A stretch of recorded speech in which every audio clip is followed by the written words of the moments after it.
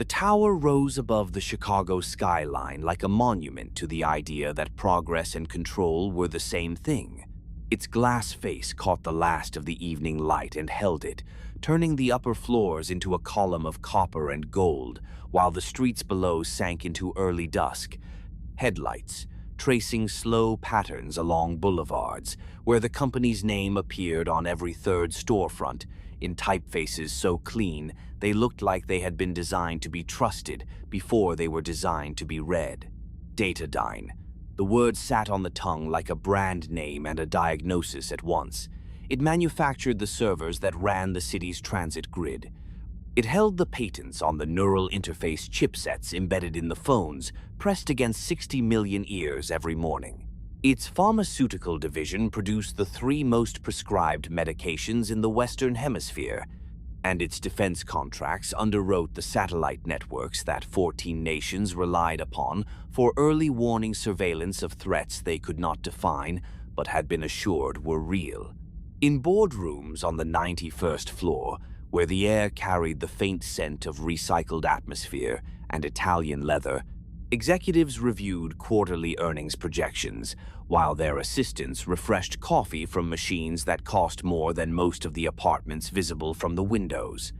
The corporation was not merely powerful. It had become infrastructural, woven so deeply into the systems that governed daily existence that removing it would have required dismantling the grid itself. That was not an accident. Nothing about dataDyne was an accident. Every patent filed, every acquisition completed,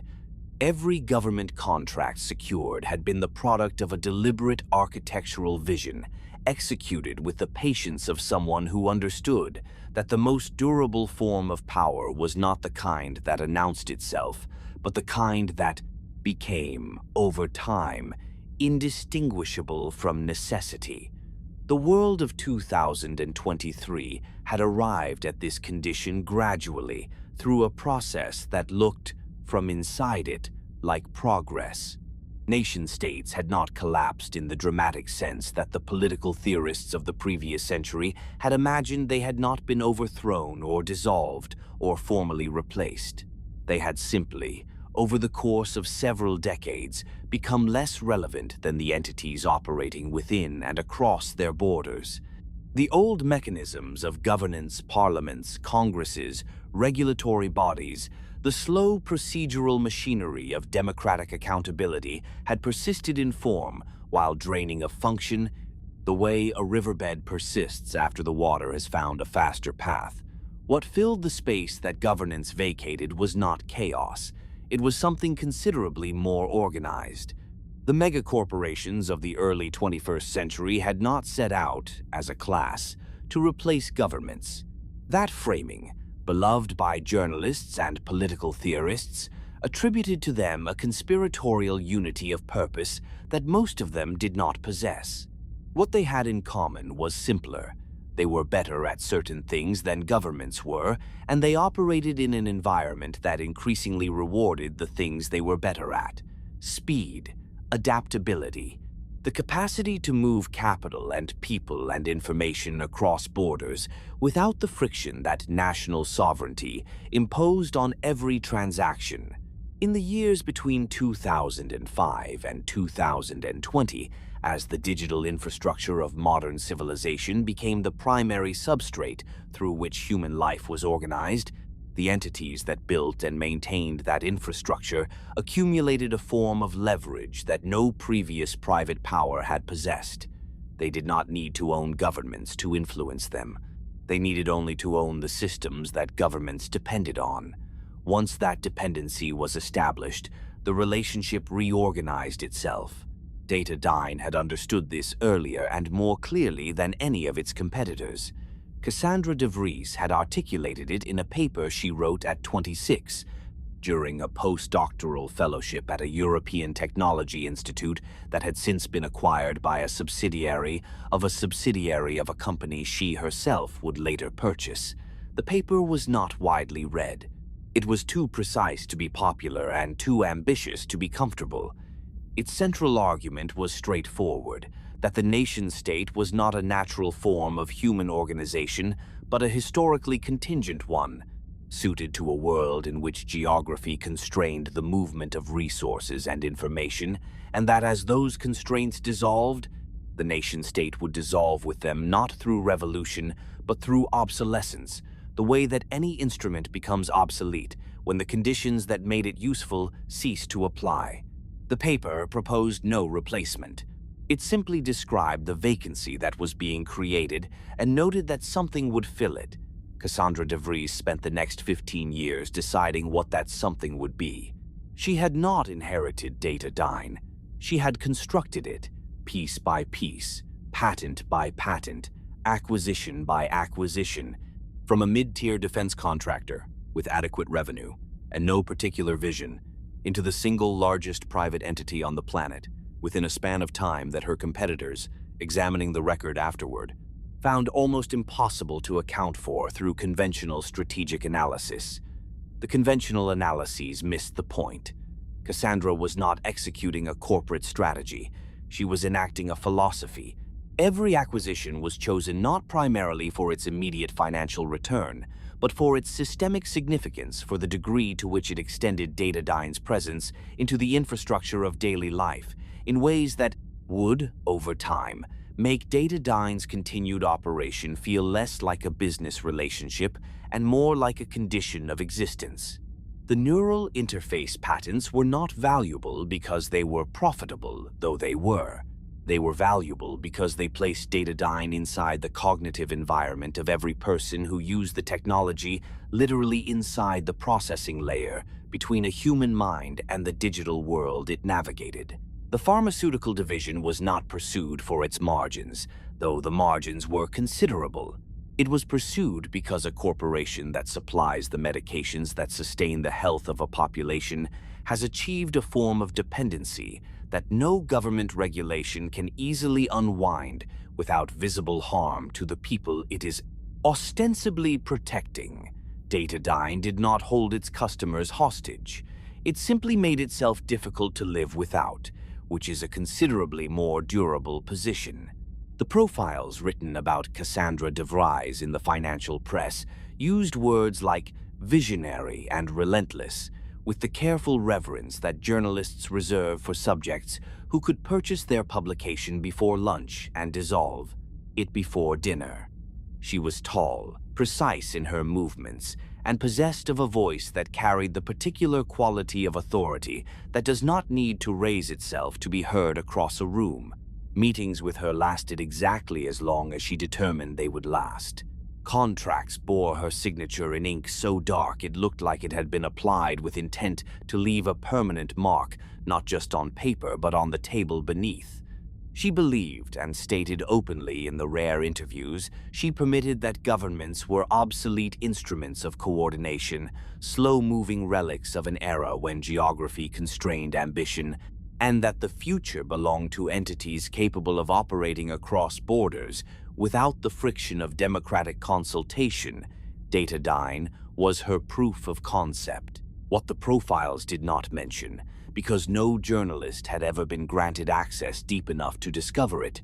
was a particular division of dataDyne's research operations whose filing codes appeared in the company's regulatory submissions under a classification so opaque that even the analysts, whose job it was to read such things, moved past them without registering their significance. The division produced no publicly disclosed research. It attended no conferences. Its personnel were not listed in any organizational chart accessible to the company's human resources systems, which was unusual given how rigorously dataDyne managed its internal documentation. What the division did produce, in the years between its quiet founding and the events that would eventually bring it into a different kind of light, were patents. Filed through a shell subsidiary incorporated in a jurisdiction that required no disclosure of beneficial ownership, the patents describe techniques in synthetic biology, specifically in the engineering of biological tissue, at a cellular fidelity that no research institution in the public record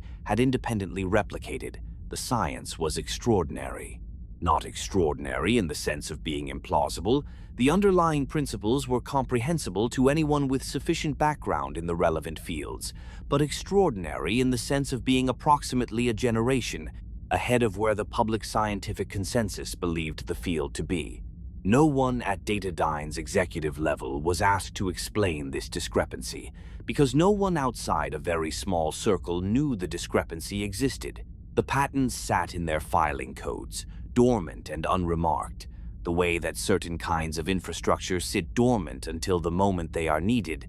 at which point it becomes clear that they were always intended for a specific purpose, and that purpose was never the one listed in the public documentation. This was the corporation that Daniel Carrington had spent a decade and a half watching. Not from the outside, he was not a journalist or a regulator or a political opponent, none of whom possessed the access or the analytical framework to understand what dataDyne actually was. Carrington watched from the position of someone who had, at an earlier point in his career, been close enough to the machinery to see its interior, and who had made the decision, at considerable personal cost,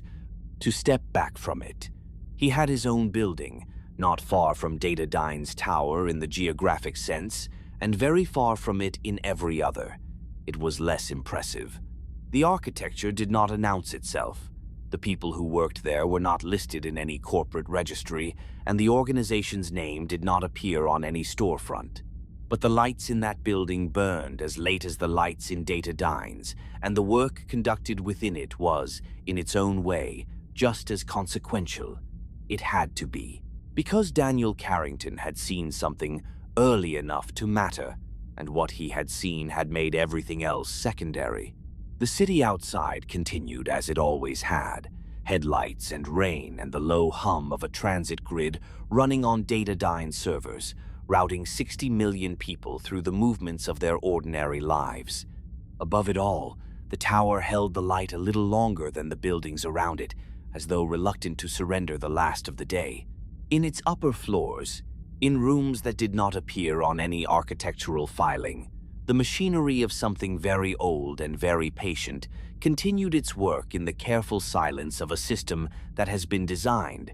above all else, not to be noticed. Daniel Carrington had made his first serious money in the way that a certain kind of intelligent person makes money in the early years of a technological transition by understanding, before the market did, that the thing everyone was excited about was not the thing that would matter. In the late years of the previous century, when the digital economy was still young enough to be described with genuine optimism, Carrington had looked at the landscape of emerging technology companies and identified, with a clarity that his contemporaries would spend years trying to replicate in retrospect, that the fortunes of the next generation would not be built by the companies writing the software or manufacturing the hardware, but by the companies controlling the infrastructure through which all of that software and hardware communicated. He invested accordingly. He built accordingly. By the time the market caught up to the insight he had been acting on for a decade,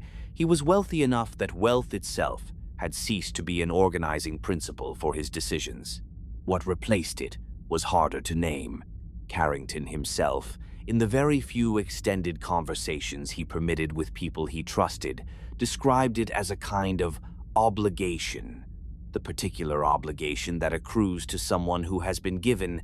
through the combination of intelligence and circumstance and a degree of luck that he acknowledged openly, a vantage point that most people are not offered. He had seen things from that vantage point that changed what he understood about the world, and the question of what a person does with that kind of knowledge was, for him, not rhetorical. It had a specific answer, which was that you build something capable of acting on it. The Carrington Institute was that something. It had not begun as an intelligence organization. Its early form was closer to a private research foundation, a well-funded, carefully managed operation that employed scientists and analysts and engineers to work on problems that government bodies and corporate research divisions had either overlooked or actively avoided. Carrington had a specific interest in anomalous data,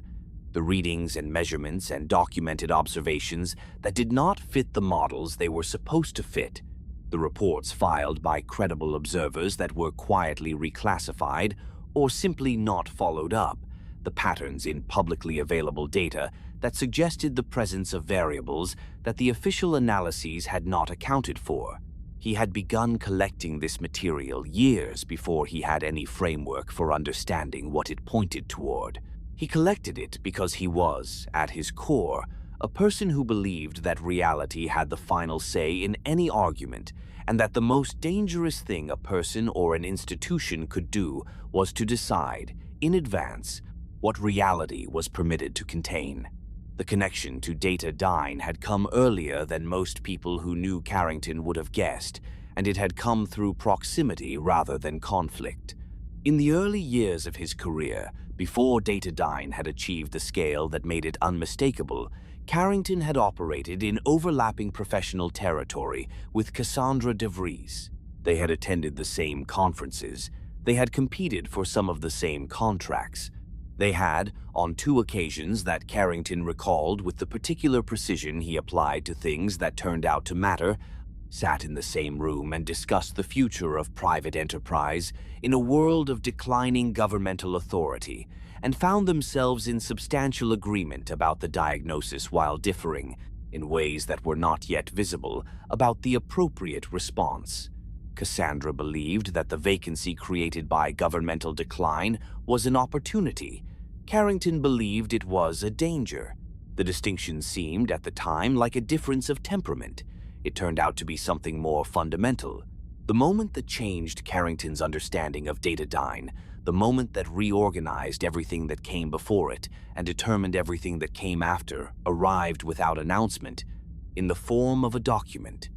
Not a dramatic document, not a manifesto or a confession or a set of classified files obtained through some act of heroic intelligence work. It was a procurement record, a single entry in a materials acquisition log for one of dataDyne's research facilities, recovered through a contact Carrington maintained inside the contracting industry, describing a shipment of materials to a dataDyne facility that the facility's official research program had no documented use for. The materials themselves were not, individually, alarming. It was their specific combination, and the quantities involved, and the particular configuration of the alloys listed, that produced in Carrington a response he had learned, over years of working with anomalous data, to take seriously, the quiet internal recognition that something did not fit, and that the thing it did not fit was the story he had been told about how the world worked. He spent 6 months verifying what he could verify, and following the threads he could follow before he arrived at a conclusion that he understood would require him to make a choice. The choice was not about whether to act. That was already decided. The choice was about what acting would require him to build. A private intelligence organization operating outside governmental oversight was not a decision to be made lightly, and Carrington did not make it lightly. He made it after a period of sustained, careful thought about the available alternatives, each of which he assessed against a single question. Is this structure capable of doing what actually needs to be done, given what I now understand about who the relevant actors are and what they have access to? The governmental structures failed that assessment because they were compromised, not uniformly, not conspiratorially, but in the particular way that large institutions become compromised when powerful entities have had sufficient time and resources to establish relationships with the people inside them. Carrington did not believe that the relevant government agencies were run by villains. He believed that they were run by people who operated within information environments that had been carefully shaped by entities with strong interests in what those environments contained. The distinction mattered because it determined what could and could not be fixed from within. The Carrington Institute, in its operational form, was a small organization by the standards of the entities it was designed to monitor. It employed, at any given time, fewer than 200 people across all of its functions: analysts, field operatives, technical specialists, a handful of scientists whose particular expertise had been identified as essential to understanding the materials and phenomena that the Institute's intelligence work was producing. The building it occupied in Chicago was unremarkable from the outside. Its interior was another matter, not because it was lavish, but because it had been built by someone who understood that the quality of the environment in which people work determines, in ways that are difficult to quantify but impossible to ignore, the quality of the thinking those people are capable of. The server rooms were excellent. The analytical tools were the best that money and Carrington's specific network of contacts could provide. The air was clean. The coffee was good. These were not incidental details. They were the considered choices of a man who had decided that the work mattered enough to do it properly. The field operatives the Institute employed were recruited through a process that Carrington had designed himself and revised repeatedly over the years as he developed a clearer understanding of what the work actually required. Technical skill was necessary but not sufficient. Physical capability was necessary but not sufficient. What Carrington had come to value most in the people he trusted with the Institute's most sensitive operations was a particular quality of perception, the capacity to be present in an environment, to move through it and observe it and extract information from it without the kind of pattern recognition shortcuts that most people rely on and that can, in sufficiently unfamiliar environments, produce conclusions that are confident and entirely wrong.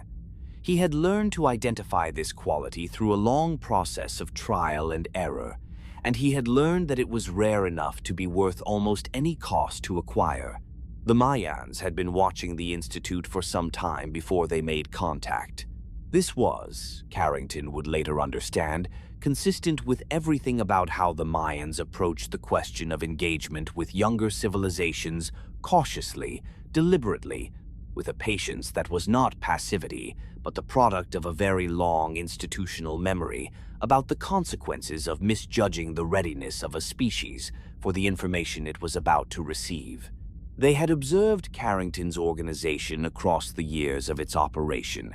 They had assessed its personnel, its methods, its security architecture, and its founding individual with the thoroughness of analysts who had been doing this kind of assessment for considerably longer than human civilization had existed.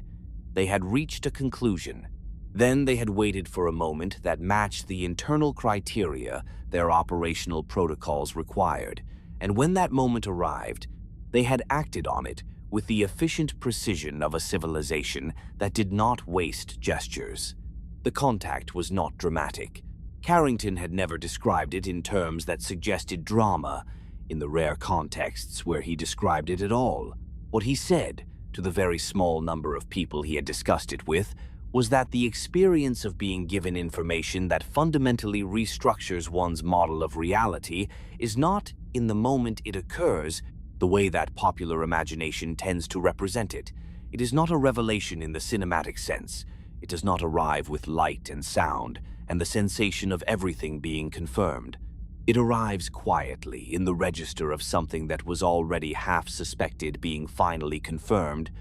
and the dominant emotional experience is not awe, but the particular exhaustion of having been right about something that you had hoped you were wrong about. What the Maians gave Carrington in that first carefully managed disclosure was not a comprehensive briefing. They did not hand him a file explaining the full history of their observation of Earth, the nature of the Skedar-Maian conflict, and the role that dataDyne had come to play in it. They gave him enough to confirm that the anomalous materials in the procurement record he had spent 6 months analyzing had not originated from any terrestrial manufacturer. Enough to confirm that dataDyne's classified research operations were not merely pursuing technological advantages over its corporate competitors. Enough to confirm that the entity he had spent years building a counterintelligence operation to monitor was operating in a dimension of significance that was not corporate, not political, not even, in any conventional sense, human. The rest, they indicated, would come as the relationship developed and as the work that the Institute was capable of doing demonstrated that the trust being extended was warranted. Carrington had sat with this information for a long time before he decided what to do next. Not because he was uncertain about the decision that had already made itself clear, but because he understood that the decision, once acted on, was not reversible, and that the weight of what he was accepting responsibility for deserved a period of sustained, honest reckoning. He was a private citizen running a privately funded intelligence organization in a world that did not know the organization existed, about to formally align that organization with an extraterrestrial intelligence in a conflict whose stakes he was only beginning to comprehend, against a corporation that controlled the infrastructure of daily life for hundreds of millions of people and had access to resources and relationships that dwarfed anything the Institute could put in the field. He sat with all of that. He thought about whether there was someone better positioned to do what needed to be done. He concluded, honestly and without ego, that there was not because he was exceptional, but because the Maians had chosen him, and their capacity for assessment was, by any reasonable standard, more reliable than his own. That was a strange thing to accept. He accepted it. The Institute's operations in the years following the Maian disclosure were different in character from what they had been before, though they would not have appeared so to any outside observer capable of observing them at all. The analytical priorities shifted. The field operations became more targeted. The technical equipment quietly improved in ways that Carrington's budget alone could not have accounted for. Improvements in communications, encryption, in sensor technology, in the design of tools that allowed operatives to gather intelligence from environments where the conventional methods would have been visible to the very sophisticated monitoring systems that dataDyne's security architecture employed. The Maians were careful about what they provided and when. They understood, in a way that Carrington came to appreciate deeply over time, that the capacity to act is not improved by simply being given more capability than one has learned to use well. They gave the Institute what it needed for the next step, and then they watched how the Institute used it, and then they gave it what it needed for the step after that. In his office on evenings, when the work permitted him a moment of stillness, Carrington would sometimes sit by the window that faced, across several miles of city, in the general direction of dataDyne's tower. He did not do this to dramatize his situation to himself. He did it because he found, in that particular view, a useful kind of clarity, the clarity that comes from being able to see, in a single field of vision, both the problem and the position from which one has chosen to address it. The tower glowed above the cloud layer on overcast nights, its upper floors catching light from above the weather, while everything beneath them remained in the diffuse gray of urban dusk. It looked permanent. It looked, from that distance, like a fact of the landscape rather than a construction, like something that had always been there and would continue to be there regardless of what any individual or organization decided to do about it. Carrington had spent enough time studying things that looked permanent to know that appearance and permanence were not the same thing. He turned from the window and went back to work. The city hummed below both buildings, indifferent to the vigil being maintained within one of them, unaware of what was being planned within the other,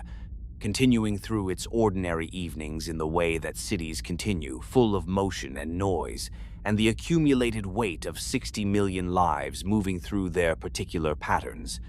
none of whom had any reason to suspect that the infrastructure supporting those patterns had been compromised at a level that no regulatory body had the authority or the information to address. That was the nature of what Carrington was dealing with. Not a crime that could be reported, not a conspiracy that could be prosecuted. Something older and stranger and considerably more patient than any of the institutions designed to address such things. Something that had been in place, in one form or another, for longer than anyone on Earth except the Maians fully understood.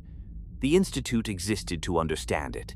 and then, when the time came, to act. There is a particular difficulty in describing a civilization that does not share any of the foundational assumptions upon which the concept of civilization, as human beings understand it, is built. The word itself carries freight. It implies cities, which implies settlement, which implies a relationship to land and permanence, and the accumulation of culture across generations in forms that can be passed forward. It implies, at some level, the idea that the beings who constitute the civilization have reached an agreement, however imperfect and contested, about the conditions under which they will coexist. Human civilizations have been extraordinarily varied in their specific arrangements, and the history of human thought about what civilization means is largely a history of revising the definition to accommodate the uncomfortable discovery that things previously excluded from it were civilizations after all. But all of those revisions, however radical they seemed at the time, operated within a set of assumptions so basic that they were invisible assumptions about what it means for a species to organize itself, what purposes that organization serves, and what relationship the organized society maintains with the other organized societies it encounters. The Skedar violated all of those assumptions. Not incidentally, not as a side effect of their particular cultural history, but fundamentally and by design, or rather, by the kind of design that is not a choice but a consequence, the deep structural result of a biology and an evolutionary history that had produced, over millions of years, a form of intelligence shaped entirely by the pressures of a world in which the dominant selective force was not cooperation, but conquest. To understand the Skedar, it is necessary to begin not with their history or their theology or their military architecture, but with the planet that made them. Because the planet that made them in a specific way, and everything that followed was a consequence of that specificity. Their homeworld orbited a star somewhat cooler and older than Earth's sun, at a distance that produced surface conditions markedly different from those that shaped terrestrial life. The gravity was higher, substantially higher, in a range that would have made sustained physical activity difficult for any organism evolved in Earth's conditions. The atmosphere was denser, richer in certain compounds that human biochemistry would have found hostile, carrying a chemical signature that Maian observers, analyzing it from a distance measured in light years, had characterized in their records as bearing the markers of a biosphere shaped by sustained, long-term competitive pressure across every ecological niche simultaneously. What this meant, in practical terms, was that life on the Skedar homeworld had not found, over the course of its evolutionary history, any stable equilibrium. Every organism that had survived long enough to leave a fossil record had done so by being better at consuming, outcompeting, and eliminating rival organisms than anything else in its environment. The concept of ecological balance of organisms finding complementary roles within a shared system was not absent from the Skedar biosphere, but it was present only in forms that bore no resemblance to the kind of mutualistic interdependency that characterized terrestrial ecosystems. What passed for ecological balance on the Skedar homeworld was, more accurately, a state of mutually sustained predation, a system in which every participant survived by virtue of being sufficiently dangerous to everything else that eliminating it entirely was not worth the cost. The Skedar had emerged from this environment with a biology that reflected it in every particular. Their true form, the form beneath the humanoid projection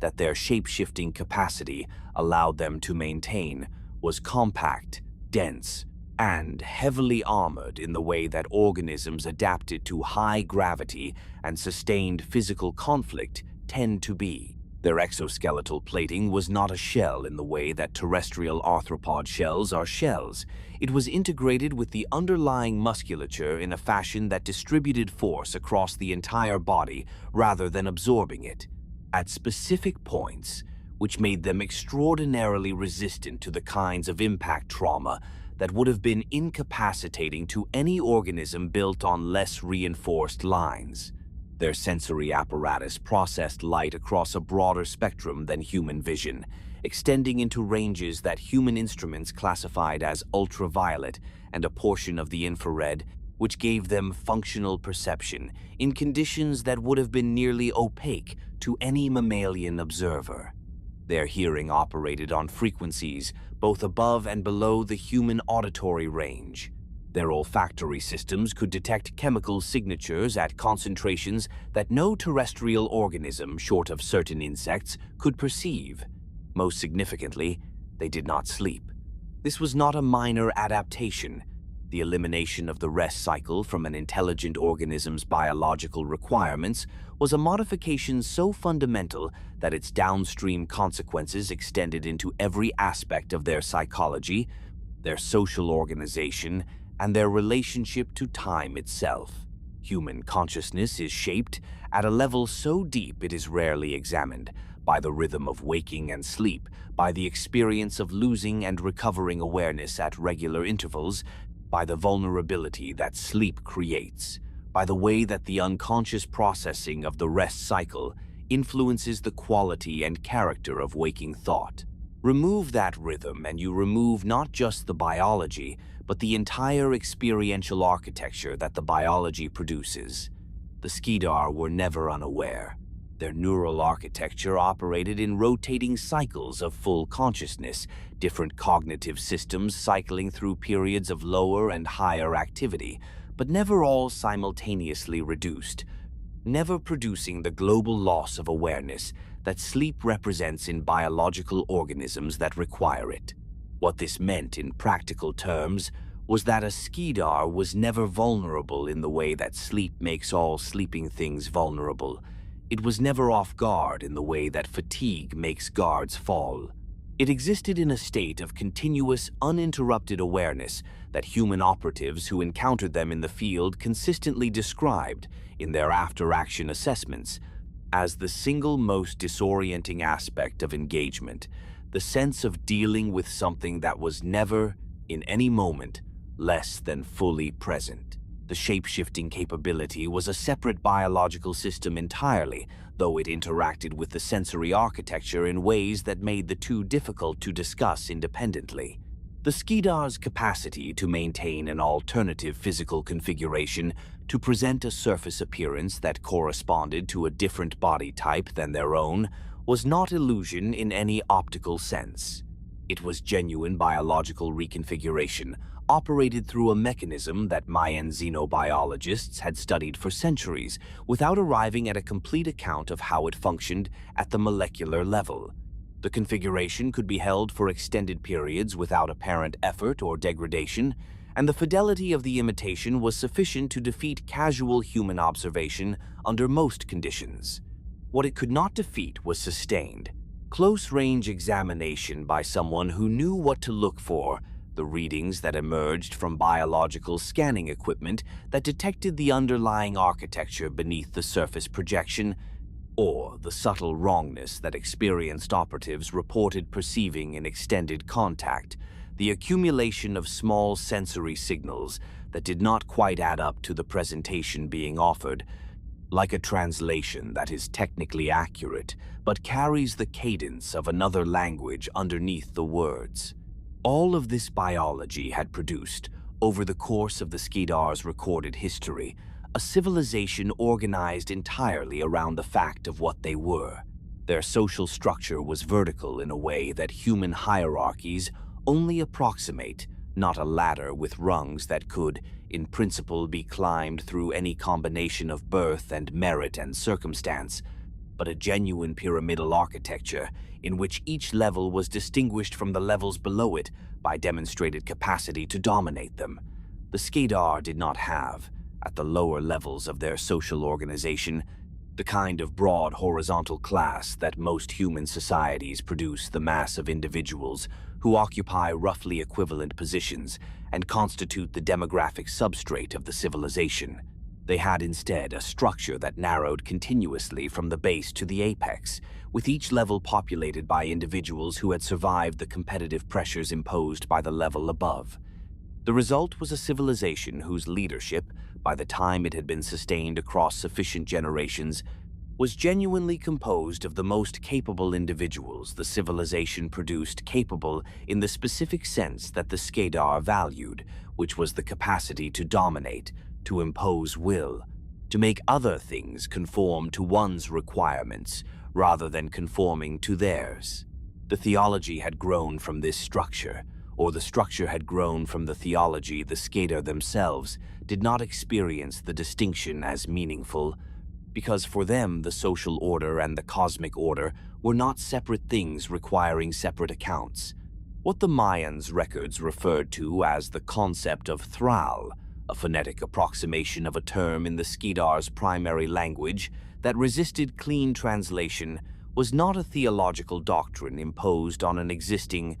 social reality. It was the articulation of what the Skedar understood themselves to be in the universe, and it had the character of a description rather than a prescription. The universe, in the Skedar understanding, was organized hierarchically in the same way that their civilization was organized hierarchically, not as a matter of historical accident or cultural preference, but as a fundamental fact about the structure of reality. As basic and inarguable as gravity, every form of intelligence that existed in the universe occupied a position in this hierarchy. The position it occupied was determined by its capacity to impose its will on the things below it and to resist the imposition of will from the things above it. Species that could not defend their position were not occupying it rightfully. They were simply in it temporarily, and the correction of that temporary situation was not aggression in any moral sense. It was the restoration of the correct order. It was, in the precise vocabulary that the Skedar's theological tradition had developed over centuries to describe it, worship the enactment, through conquest, of the universe's own deepest principle. This was not a metaphor. The Skedar warrior priests who constituted the apex of their social structure were not using religious language to dress up what was essentially political violence. In the way that human institutions have often used theological frameworks to legitimate things that were, at their core, contests for material resources. They genuinely believed in the unself-conscious, total way that belief operates when it has never been seriously challenged by an alternative, that conquest was the form that correct existence took, that a civilization which was not expanding was a civilization that was failing, that the beings they encountered in the course of their expansion were not victims of anything, but rather objects in the correct process of universal order asserting itself, in the same way that a stone falling is not a victim of gravity, but simply a thing doing what the structure of reality requires it to do. The distinction between violence and correction did not exist in the Skedar vocabulary, because it did not exist in the Skedar understanding of what they were. Their history of expansion had been long and, by the standards of what human military historians would recognize as a successful campaign of territorial acquisition, extraordinarily consistent. The worlds they had encountered across centuries of interstellar travel had varied enormously in the specifics of their biology, their technology, and their social organization, but had been consistent in one relevant respect. None of them had been capable of resisting the Skedar sufficiently to make the cost of absorption greater than the benefit. Some had been absorbed relatively quickly, their populations subsumed into the lower levels of the Skedar hierarchy, where biological and cognitive compatibility permitted, eliminated where it did not. Some had required longer engagements, producing the kind of protracted conflict that the Skedar theological tradition recorded not as wars, with their implication of contested outcomes, but as processes necessary and ultimately successful processes of correction. The records of these encounters, maintained in the Skedar's temple archives with the meticulous care of a civilization that regarded its history of conquest as a form of scripture, constituted a document of species loss on a scale that had no equivalent in anything the Maians had encountered elsewhere. Civilizations that had taken millions of years to develop, that had produced art and mathematics and architecture, and their own careful records of the universe they inhabited, reduced in the Skedar archive to entries in a conquest log that noted the date of initial contact, the duration of the absorption process, and the strategic value of the territory acquired. There had been one exception, one civilization that the Skedar had encountered and had not absorbed, not because it had defeated them in any final sense, but because the cost of continuing the engagement had, over the course of a conflict measured in centuries rather than years, exceeded the Skedar's capacity to sustain it without compromising their ability to operate elsewhere. The Maians had not won the war. The Skedar would not have characterized what occurred between them as a Maian victory, and they would not have been entirely wrong. What had occurred was something more ambiguous and, from the Skedar perspective, more unsatisfying than any outcome. Their theology provided a clear account of a cessation without resolution, a boundary without submission, a situation in which the correct order had been asserted and had encountered, for the first time in the Skedar's recorded history, something that did not yield. The cold détente that followed was not peace. It was a suspended state, maintained by the mutual recognition that resuming the conflict at full scale would impose costs that neither civilization, at the current moment, chose to accept. The Skedar did not have a theological category for this situation. They had created one, provisionally, and it sat in their doctrinal tradition the way that an unhealed wound sits in a body present, acknowledged, and very much not forgotten. Earth had come to the Skedar's attention through the same process by which every world came to their attention, the patient, systematic monitoring of stellar neighborhoods for the signatures of developing intelligence, conducted by the advanced elements of their expansion network across timescales that human civilization had not yet existed long enough to measure.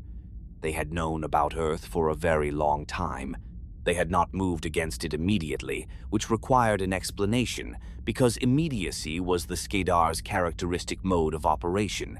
The explanation was not tactical restraint or ethical consideration. It was the recognition, by whatever passed for strategic planning in a civilization that experienced strategy primarily as theology, that Earth presented a particular kind of opportunity that would be destroyed by premature action. A species in transition, passing from the period of governmental organization to the period of corporate organization, in the process generating entities whose scale and capability and absence of democratic accountability made them, for the first time in human history, genuinely useful instruments for a power that understood how to deploy them. The Skedar had seen this transition occur on other worlds. They understood what it produced. They understood that the correct moment to make contact was not when the governmental structures were still strong enough to respond to the revelation of an alien presence with something approaching a coordinated institutional reaction, but when those structures had weakened sufficiently that the response would be fragmented, inconsistent, and ultimately unable to prevent the specific outcome the Skedar required. They had waited for that moment. They had watched dataDyne's ascent with the patient recognition of a civilization that had seen this particular configuration before, and they had made their approach at the precise moment they calculated it would be most effective. And in Cassandra De Vries, they had found exactly what they had been looking for. The Maians had a word, untranslatable in any strict sense into any human language, that described the practice of observing a younger civilization across the full arc of its development without intervening in the processes that shaped it. The word carried connotations that English could only approximate through a combination of terms: stewardship, witness, restraint, and something closer to grief than any of those words individually suggested. It was not a neutral word. It did not describe a passive activity. In the Maian understanding, the sustained observation of another civilization's development was an act that required constant, deliberate effort, not the effort of doing something, but the effort of not doing something, which is, in many respects, the more demanding of the two. To watch a species struggle with problems that you have already solved, to see it make errors whose consequences you can predict with reasonable confidence, to observe the suffering that attends the particular phase of development in which a civilization is learning what it is and what the universe around it contains, and to make the continuous decision not to intervene. This was understood by the Mayans not as indifference, but as the highest form of respect available to a civilization that has survived long enough to understand what the alternative produces. They had not always practiced it. Their own history contained a period long enough ago that it occupied the deep time layer of their institutional memory, rather than anything that current generations had direct access to through living tradition, in which they had intervened, in which they had looked at developing civilizations and made judgments about those civilizations' readiness to receive assistance, and had provided that assistance and had watched what happened next. What happened next had been, in the cases they had records of, various in its specifics but consistent in its general character. The civilizations that received premature assistance had not, on the whole, been improved by it. Some had been destabilized in ways that were not immediately obvious, but that compounded over time. The foreign elements, introduced by external assistance, disrupting developmental processes that required the friction of genuine struggle to produce the qualities they were producing. Some had developed dependencies. Some had survived the intervention and proceeded along trajectories that were, by the relevant metrics, successful, but in forms so shaped by the specific character of the assistance received that what they became was a reflection of the assisting civilization's values rather than an expression of their own. The Maians had looked at this record honestly and had drawn from it the conclusion that would define their approach to every subsequent civilization they encountered: that the most important thing a developed civilization could do for a developing one was to leave it alone, except in the specific circumstance where leaving it alone would result in its extinction, and that the determination of whether that circumstance had been reached required a quality of judgment that improved only through the sustained practice of restraint. This was the institutional position. It was not a comfortable one, and the Maian record was candid about the fact that it had been contested across generations by those within their civilization who found it, in its application to specific cases, morally intolerable. There were civilizations they had watched decline. There were civilizations they had watched destroy themselves, not quickly, through catastrophic events, but slowly, through the accumulation of choices that, individually, seemed like recoveries from disasters rather than disasters in themselves. There were civilizations they had watched reach precisely the point at which assistance might have made the difference between survival and extinction, and had made the decision, consistent with their institutional position, not to provide it, and had then watched those civilizations cross a threshold from which return was not possible. The records of those civilizations existed in the Maian archives, with the particular weight of things that have been preserved precisely because forgetting them would be more dangerous than the pain of remembering. The Mayans remembered. They had built their institutional identity, in part, around the practice of remembering, around the maintenance of a historical consciousness extensive enough to make the accumulated cost of their choices legible to each generation that inherited the responsibility of continuing to make them. Their own biology had shaped this identity in ways that were not incidental. The Mayans were physically slight by the standards of most intelligent species they had encountered, small in stature, with a skeletal structure that prioritized the housing of a large and metabolically expensive nervous system over any of the physical capabilities that organisms adapted to competitive environments tend to develop. They were not fast, not strong, not armored in any meaningful biological sense. What they were was cognitively extraordinary, in ways that manifested not primarily in raw processing speed, but in the quality and range of the connections they were capable of drawing between disparate bodies of information. Their memory was not eidetic in the human sense. They did not store experiences as photographs. They stored them as relationships, the connections between things, the ways in which events in different domains implied and influenced each other, the patterns that only became visible when sufficient time had passed for their consequences to become legible. This made them, across the span of their very long lives, something closer to historians than to strategists, beings whose primary relationship to the universe was one of understanding it rather than acting on it, and whose actions, when they did act, were shaped by an understanding so deeply informed by accumulated pattern that they appeared to less experienced observers as something close to prescience. The Skedar had encountered the Maians at a point in both civilizations' histories when the encounter was, from the Skedar perspective, supposed to go in only one direction. The Maians possessed technology that the Skedar recognized as advanced, which in the Skedar theological framework meant that engaging with them was a matter of elevated priority rather than a reason for caution. Advanced technology, in the Skedar understanding of the universe's hierarchy,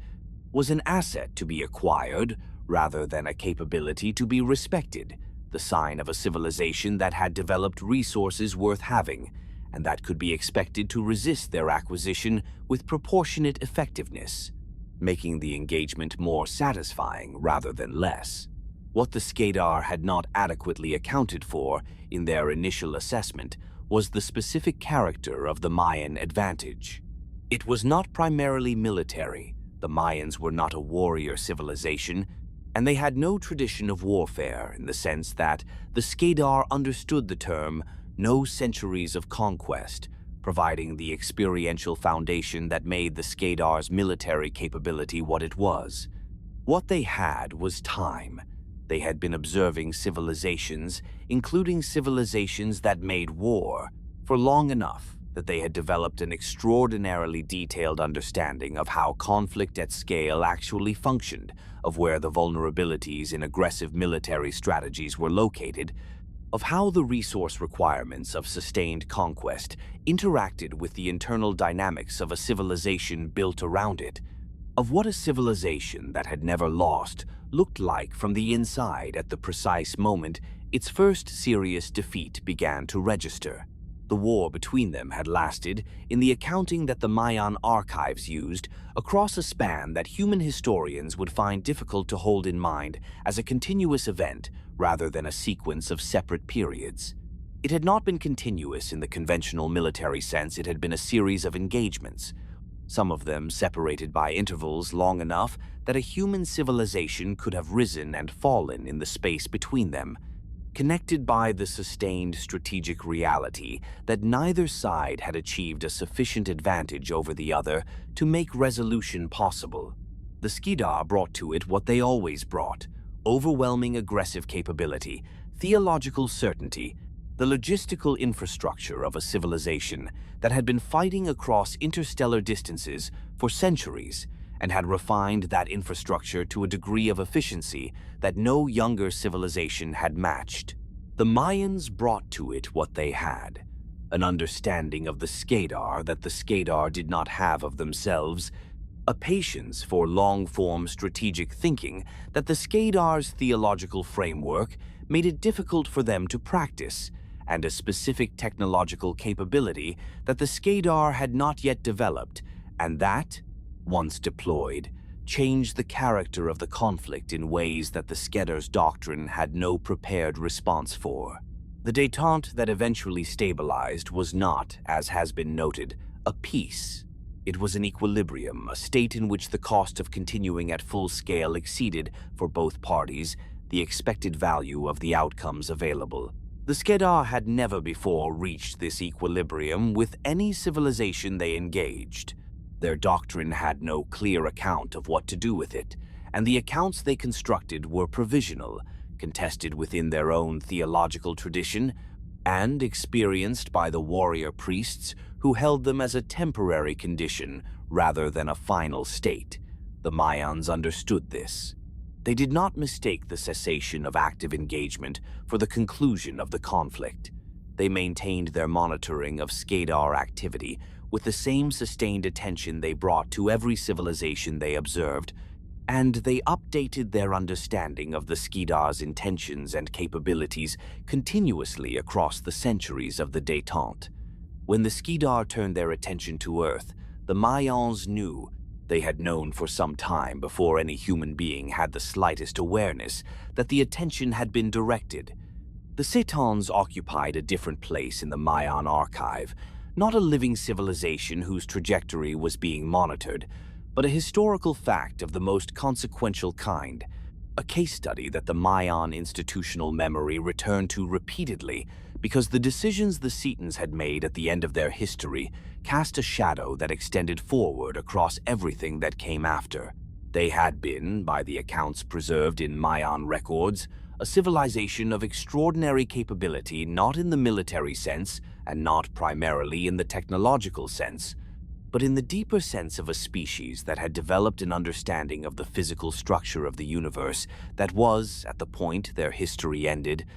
more advanced than that of any civilization the Mayans had encountered before or since. They had worked at the intersection of physics and engineering at a level that the Mayans, who were themselves scientifically sophisticated, found difficult to fully characterize even with the records available to them. They had understood things about the relationship between energy and matter, about the specific configurations that certain energy states produced in the behavior of organic matter at scale. That represented a genuine departure from the frameworks within which every other civilization the Mayans knew of was operating. From this understanding, they had built something. The Maian records referred to it carefully, using language that circled the thing being described rather than naming it directly, a habit the Mayans had developed over generations of maintaining the archive, in relation to items whose description in plain terms carried risks that the archivists judged outweighed the value of clarity.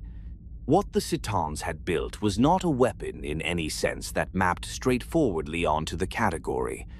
It was, more precisely, an activation mechanism for a physical process that the Cetans had discovered, and that, once activated at the scale for which the mechanism was designed, would produce effects on organic matter across a defined region of space that were, in the relevant technical sense, irreversible. The scale for which the mechanism had been designed was not small. The Cetans had not built a device intended for use in the context of a military engagement between two opposing forces in a specific location. They had built something intended to function, if it was ever used, as a concluding statement. They had not used it. This was the fact about the Cetans that the Maian archive returned to most consistently, and that the Mayans who worked with those records across generations found most difficult to hold in their minds without it reorganizing something fundamental about their understanding of what intelligence was and what it was for. The Cetans had built a mechanism capable of resolving, in the most absolute sense available to them, the conflict they faced. They had built it at a moment in their history when the pressure they were under was sufficient to justify, by any strategic calculus, the Mayans could apply retrospectively its use. They had looked at what they had made, and at the conflict they faced, and at the universe beyond the conflict, and they had decided not to. The weapon remained in its housing. The Cetans did not. What happened to them in the aftermath of that decision, whether they were destroyed by the force they had chosen not to deploy against,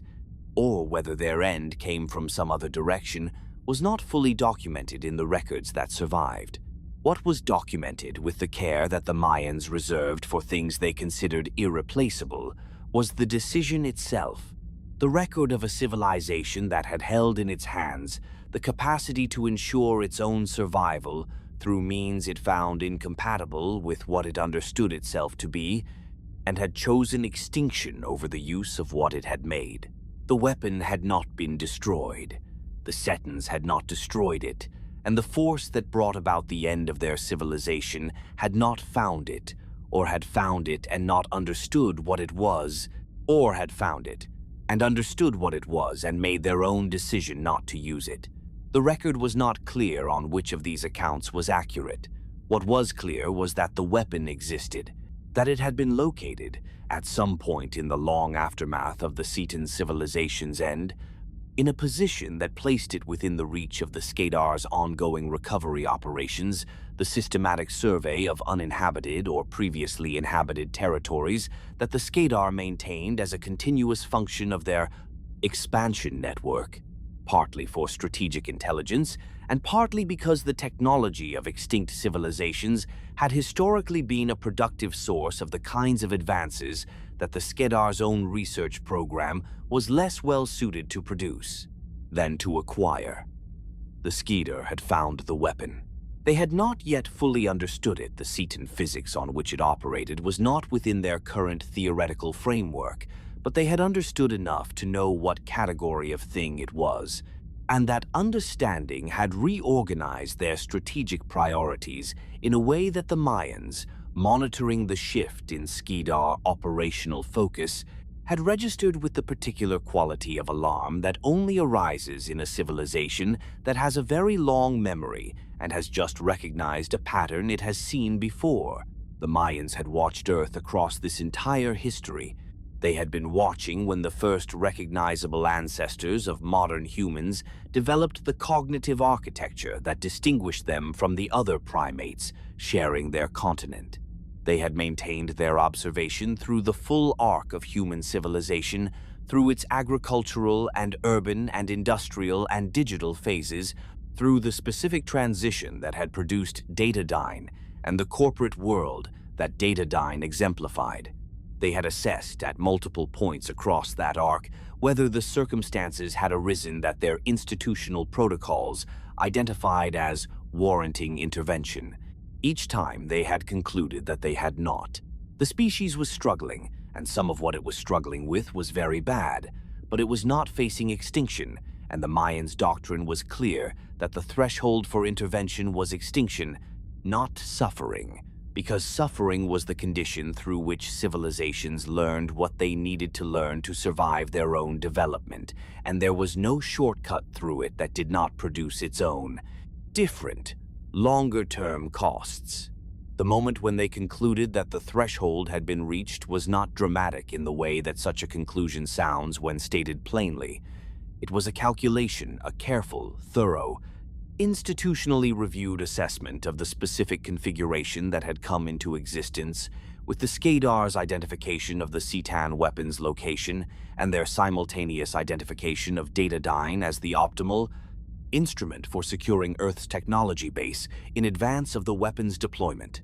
The Maians ran the analysis through every framework their long experience with civilizational trajectories had given them. They examined the alternatives. They considered the costs of intervention against the costs of non-intervention, and they arrived, with the particular heaviness that characterizes decisions made by institutions that know very well what decision-making at this scale costs, at the conclusion that this was the circumstance their doctrine had always acknowledged might arise, that the threshold had been crossed, that the civilization they had been watching, across all the years of its struggling and developing and suffering and occasionally producing things of genuine beauty, was now facing the specific kind of threat that their doctrine identified as the one that could not be navigated without assistance, and that among all the humans they had observed across all the years of their watching,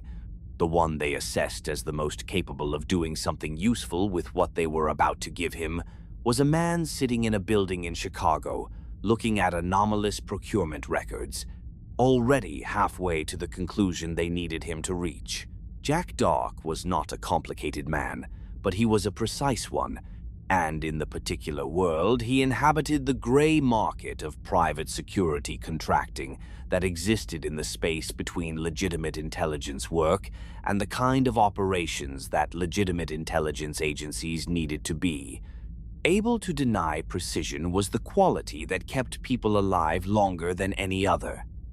He had come to that world through a path that was not unusual for people who ended up there. Military service, followed by a period working for one of the mid-tier private contractors that had proliferated in the years when governments, cutting the budgets of their official intelligence apparatus while simultaneously expanding the scope of operations they required that apparatus to conduct, had created an enormous demand for capable people willing to work in conditions that offered fewer protections and more money than the official employment they replaced. Jack had been good at the work. He had been honest about what it was, which was rarer than it should have been in that environment, and he had been selective about the contracts he accepted in a way that cost him income, but allowed him to maintain a relationship with his own judgment that he considered non-negotiable. He was not a hero in any sense that the word usually carries. He was a professional who had decided, at some point early in his career, and never revised the decision, that there were things he would do for money and things he would not, and that the line between those categories was not negotiable, regardless of what was being offered on the other side of it. He raised Joanna in a series of locations that changed with the contracts, cities in Europe, in Southeast Asia, in the Americas, in places whose names Joanna learned first as operational contexts, before she learned them as places with histories and geographies of their own.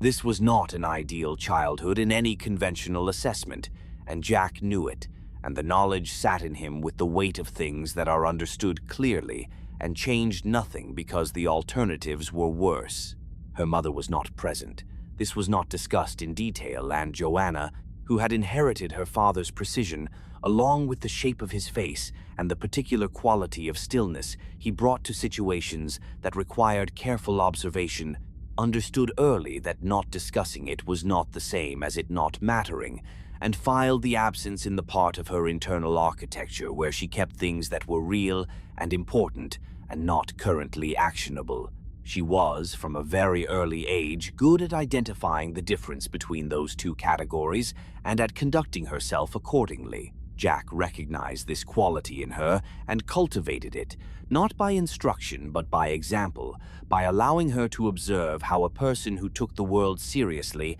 actually moved through it, which was the only pedagogy he knew how to offer, and which turned out, in her case, to be sufficient. By the time she was old enough to accompany him on the peripheral elements of his work, not the operations themselves, but the preparation and the analysis, the understanding of what the operation was trying to accomplish and why the specific approach being taken was the right one for the specific conditions, she had developed a capacity for operational thinking that Jack assessed,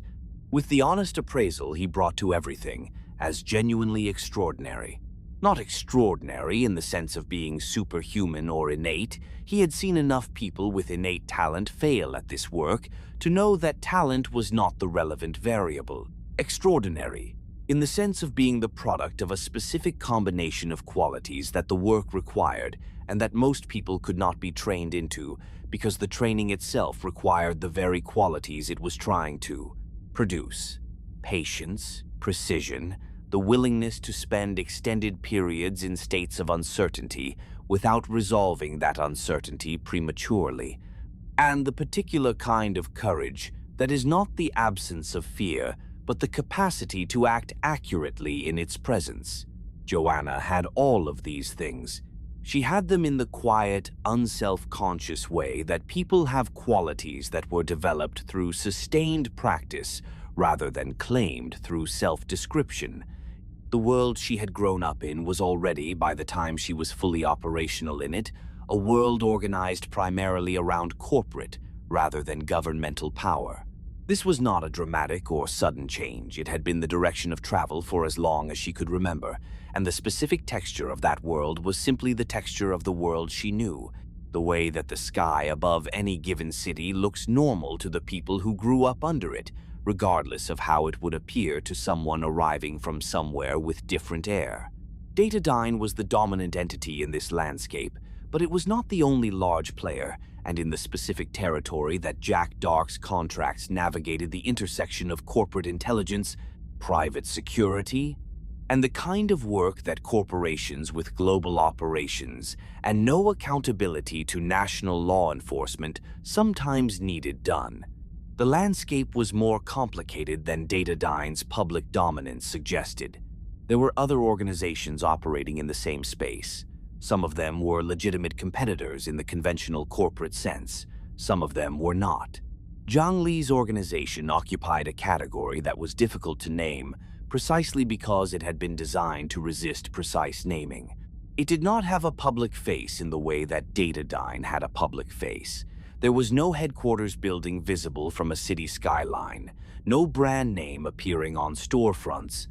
no pharmaceutical patents filed under a corporate identity that anyone outside a very specific professional context would recognize. What Zhang Li had built was a network rather than a corporation, a distributed web of subsidiaries, shell companies, contracted operatives, and strategic relationships that functioned as an integrated intelligence and acquisition operation without presenting any single surface that could be identified as its center of gravity. He was a man of formidable intelligence and very long patience, and he had understood, earlier than most of his contemporaries, that the most valuable strategic resource of the coming decades would not be the things that conventional resource competition focused on: territory, energy, manufacturing capacity, but information of a specific kind. The information that proved that the world was not what its official accounts said it was, and that the gap between the official account and the reality was exploitable by anyone with the capacity to navigate it without being destroyed by what they found. Zhang Li had arrived at this understanding through a path that converged, at its most important juncture, with the same anomalous data that had set Carrington on his own course. He had not reached the same conclusions. His framework for interpreting what he found was shaped by entirely different institutional and personal histories, and what he saw in the evidence of non-terrestrial technology was not a threat to be countered but an asset to be acquired, in the same way that any other information asymmetry was an asset to be acquired by someone positioned to exploit it before the market caught up. He had spent years building the capability to do exactly that, assembling a network of contacts inside the contracting and procurement systems of the corporations that were, knowingly or not, handling materials and technologies whose origins they had not correctly identified, and positioning himself to intercept those materials at the points in the supply chain where their anomalous character was least well understood and therefore least well protected.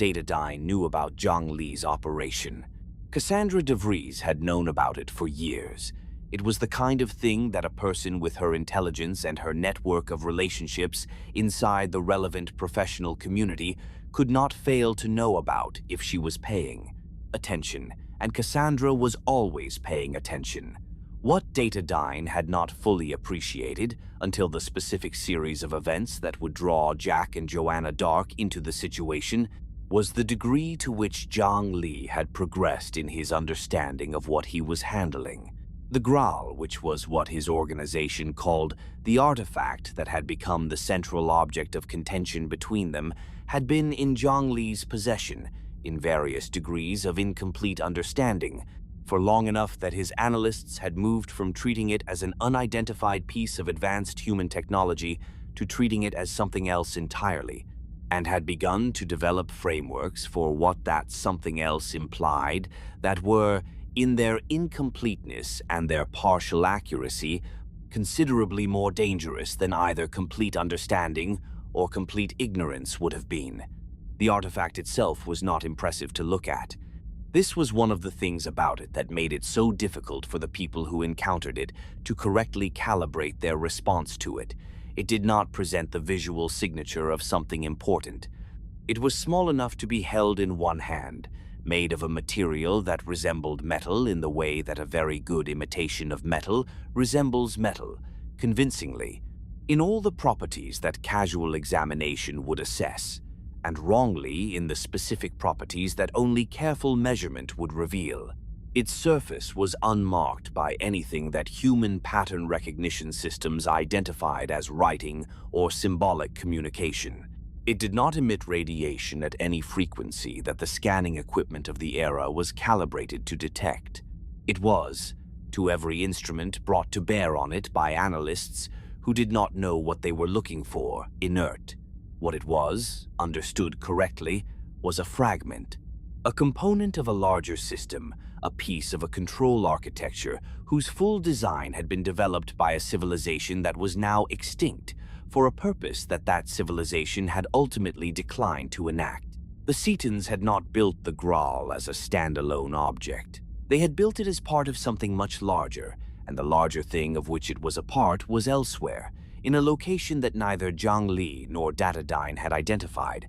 and that the Skedar had been systematically searching for across a timeline measured in decades of patient recovery work in a location that no human organization had yet connected to the search. Jack Dark encountered the Graal and the network of competing interests surrounding it through a contract that had been presented to him in terms that were accurate in their specifics and entirely misleading in their context. The kind of brief that is constructed by people who understand that the people they are hiring do not need to know everything, only enough to do the work, and that the most effective way to ensure that they do not acquire more information than they need is to give them enough true information that they do not feel the absence of the rest. The contract was a recovery operation, a straightforward enough category of work in the private intelligence market. The object to be recovered was described in terms that matched its physical reality while entirely omitting its significance. The party on whose behalf the recovery was being conducted was not Zhang Li's organization directly, but a subsidiary of a subsidiary that had no visible connection to it. Jack accepted the contract because the operational parameters were within his professional comfort range. The compensation was appropriate, and there was nothing in the brief that triggered the specific pattern recognition responses he had developed over years of working in this environment for identifying the kind of deception that crossed the line from standard professional misdirection into something he was not willing to be part of. He brought Joanna because the operational environment required a two-person team, and because she was, by that point, the most capable person available to him for the kind of work the operation required. She was not supposed to be in the situation that developed. The situation that developed was not supposed to develop. What happened when the operation intersected with dataDyne's parallel effort to recover the same object at a point in the timeline that neither Jack's contractors nor Joanna had been informed about, because informing them would have required disclosing the nature and scale of the competition surrounding the thing they had been sent to retrieve, was the kind of escalation that occurs when multiple large, well-resourced organizations are pursuing the same objective through channels that none of them have fully disclosed to the assets they have deployed in the field. Joanna held the Graal in her hands in the middle of this escalation, in a moment of operational stillness that the situation produced briefly between one phase of violence and the next, and she looked at it with the precise attention she brought to everything she was required to assess in the field, and she understood that it was not what the brief had described, not because she had the theoretical framework to identify what it actually was, she did not yet, but because she had, from childhood, the capacity to recognize the difference between a thing that fit its context and a thing that did not, and this object did not fit any context she had available to her. It was wrong in the specific way that things are wrong when they have not been made by anything that shares the assumptions underlying the world in which they currently sit. She could not have articulated this precisely in that moment, under those conditions. She felt it with the certainty of direct perception, which was, in its way, more reliable. Jack was killed in the events that followed. The specific circumstances were the product of the intersection of forces that he had not been given enough information to correctly assess a situation in which the people who had deployed him had calculated, correctly from their perspective, that his not knowing certain things made him more useful to them, and had not calculated, or had calculated and accepted, that it also made him more vulnerable to the specific sequence of events that the operation's escalation produced. He died doing what he had always done, making accurate decisions with the information available to him, in conditions that had been made more dangerous than he had consented to by people who had more information than they had shared. Joanna was present. The specific texture of what it is to watch a person you love die because the people who were supposed to give them the information they needed to survive chose not to is not something that can be described in terms that do justice to it and the narrator will not attempt to. It happened. It left something in Joanna that was not grief in the conventional sense, or rather, it was grief, but grief that had been given a shape by the specific character of its cause, pressed into the form of a question that had a specific answer and a specific set of actions that the answer pointed toward. She did not have the full picture yet. She knew that. She knew that getting the full picture was going to require resources and access and institutional support that she did not currently possess. She began, from that moment, the process of acquiring them. Daniel Carrington's approach was not a surprise to her, which was itself the first confirmation that the Institute was what it presented itself as being, because an organization that already knew enough about her to find her, in the specific circumstances following Jack's death, without her having made any effort to be found, was an organization with genuine capability. What he told her in their first extended conversation was partial deliberately, honestly partial, in the way that Carrington always was when he believed that the complete picture was more than a new recruit could be expected to integrate and act on effectively. He told her enough about dataDyne's actual character, about the Institute's purpose, about the nature of the work he was asking her to do, that she could make a genuine decision about whether she was willing to do it. He did not manipulate her grief into consent. He did not suggest that the Institute's work would be a form of revenge for Jack's death, because he understood that framing the work that way would make her less effective at it rather than more, and because he was constitutionally incapable of that kind of manipulation even when it would have served his purposes. He simply told her what he knew and what he needed and what he could offer, and he told her that he would understand, without reservation, if she said no. She said yes without taking the time to think about it that he had offered her, which was the first indication, not the last, that she had understood the situation more completely than he had expected and had already done the thinking he had assumed she would need the offered time to do. She understood that this was not a decision between two lives, the life she had been living and the life the Institute was offering. The life she had been living had ended in a specific moment, in a specific location, during a contract whose real terms she had not been given, and the only question was what the life that came after it was going to be organized around. The Institute gave that question a specific answer. She accepted the answer. The building she entered for the first time on a morning in early autumn, when the light in Chicago had the particular quality of light in that season, clear and somewhat cold, honest, in a way that summer light rarely is, was quiet in the specific way that buildings full of people doing concentrated work are quiet. She was shown to a room that smelled of recycled air and the faint chemical signature of electronic equipment running at consistent temperature.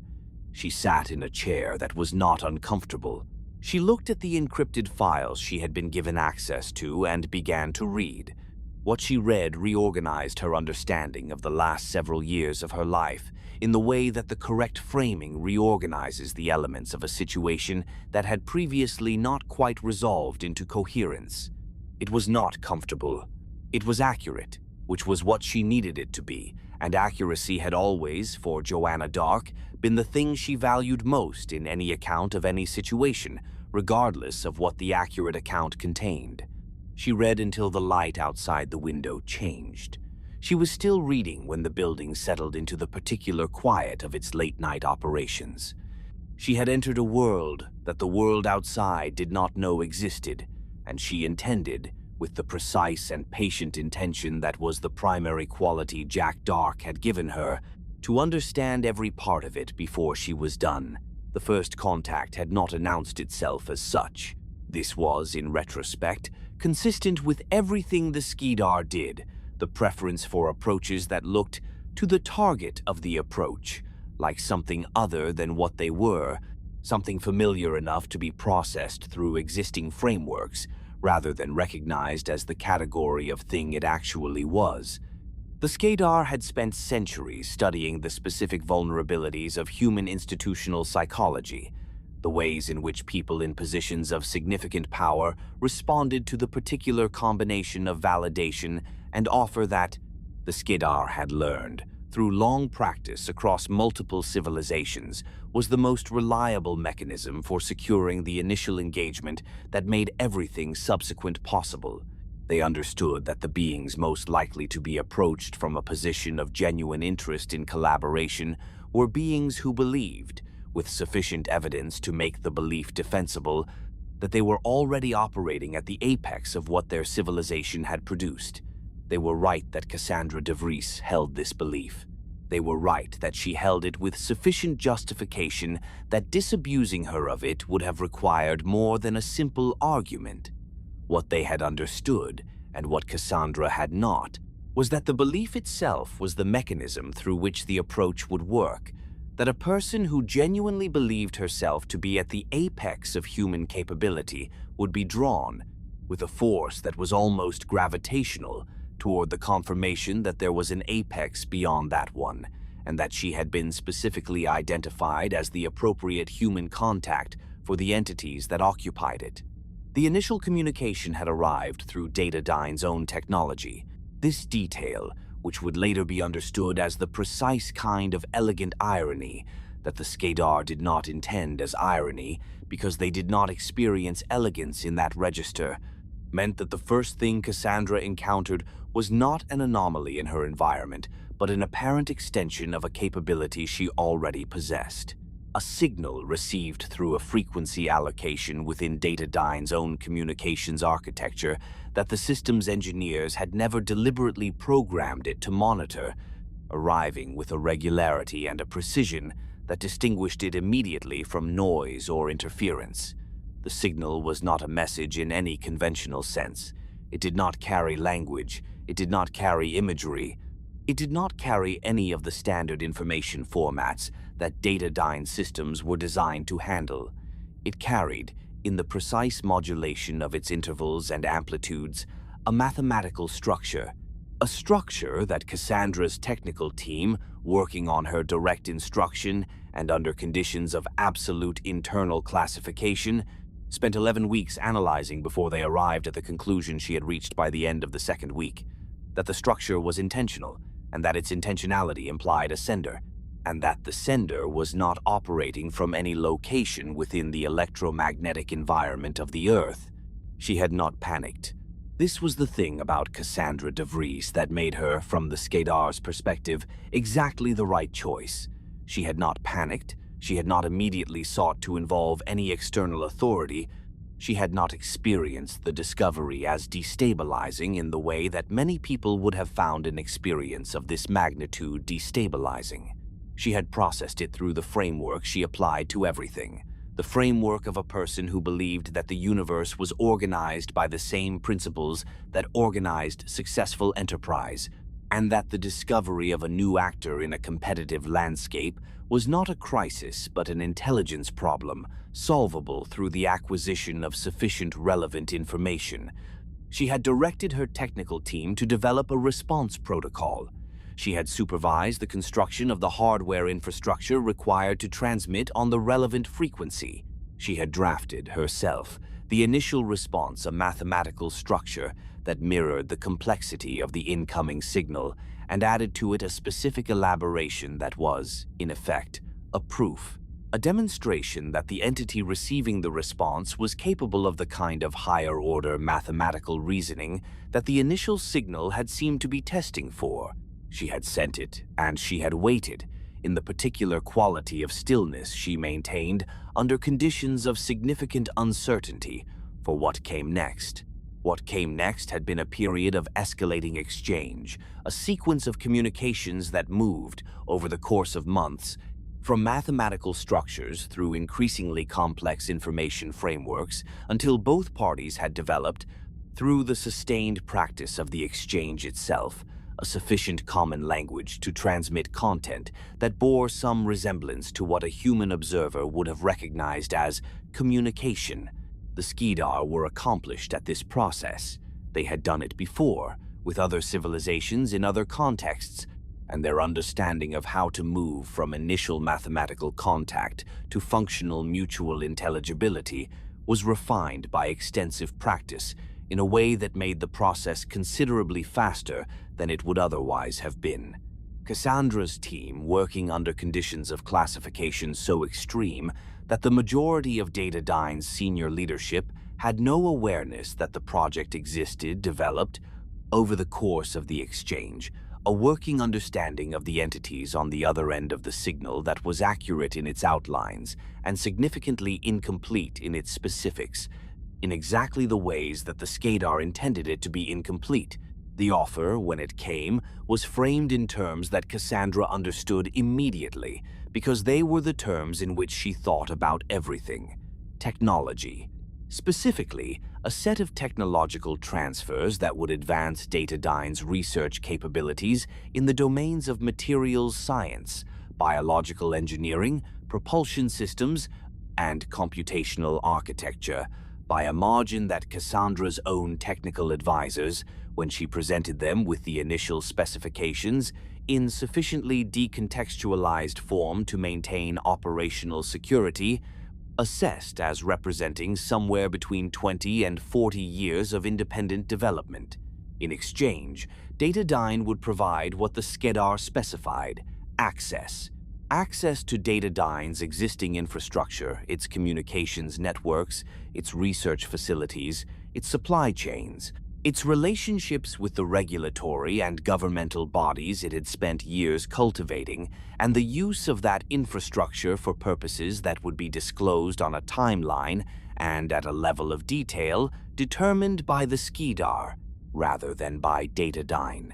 The asymmetry of the arrangement was visible even in this initial framing, and Cassandra saw it. She was not a person who missed asymmetries. The question she asked herself, in the long period of analysis she conducted before responding, was not whether the asymmetry existed, but whether it was the kind of asymmetry that mattered, whether the access being sought was access to something that she could not afford to give, or access to something that she could manage the risks of providing while retaining sufficient independent capability to ensure that the arrangement remained, over time, one she controlled. She had concluded, after an analysis she believed was thorough, and that was, in the ways that would later become clear, thorough in all the areas she knew how to assess and blind in the area she did not, that the arrangement was manageable. This conclusion was not naive. It was the product of a genuinely sophisticated assessment of the risks involved, conducted by a genuinely brilliant person operating at the limits of the framework available to her. The limit of the framework was that it had been built to analyze human actors, to model the motivations and strategies and likely behaviors of entities that, whatever their specific differences, operated within a recognizable range of the values and assumptions that governed human institutional behavior.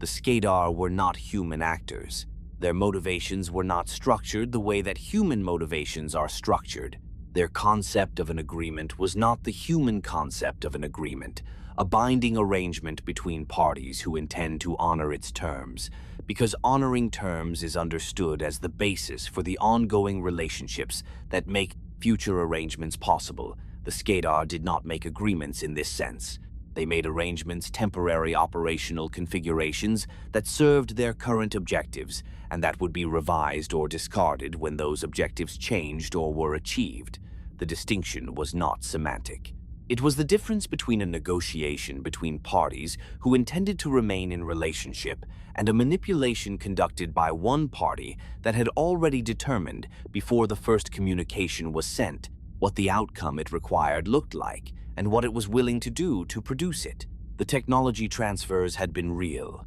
This was important to understand because it was one of the mechanisms through which the arrangement's true character was concealed. The Skedar delivered what they had offered, on the timeline they had specified, at the quality they had indicated. dataDyne's Materials Science Division made advances that its own research program could not have produced in the projected time frame. The biological engineering capabilities, including the synthetic biology techniques that would eventually be filed under the classification codes that no external analyst connected to anything significant, improved in ways that were visible to the small number of people cleared to observe them. The computational architecture of Dr. Carroll, dataDyne's flagship artificial intelligence system, was developed using frameworks that the Skedar provided and that the human engineers who implemented them understood as advanced, but not inexplicable, which was itself a function of how the Skedar calibrated their technology. Transfers, providing enough to be genuinely valuable and not enough to reveal the full scope of the theoretical understanding that the provided technology was derived from. The deliveries continued. Cassandra's assessment that the arrangement was manageable was continuously reinforced by evidence that appeared to support it. The 92nd floor had been constructed in the third year of the arrangement, when it became clear that the communications infrastructure required to maintain the exchange at the volume and security level the Skedar required was no longer compatible with integration into dataDyne's existing architectural framework. The construction had been conducted by a team whose members had each been hired through a separate channel and cleared through a classification system that did not connect to dataDyne's standard personnel infrastructure, which meant that no individual member of the construction team had access to the full picture of what was being built or why. The materials, including the wall coverings that absorbed sound so completely that the room produced the sensation of hearing one's own circulatory system in the absence of external noise, were sourced through the procurement channels that had first drawn Carrington's attention, which meant that the construction of the room was, in a technical sense, a clue available to anyone with the analytical capability to connect the materials manifest to the architectural change in a building whose official filings did not acknowledge the floor's existence. Carrington had connected the materials. He had not yet connected them to the specific location. The Skedar's operational security was not perfect.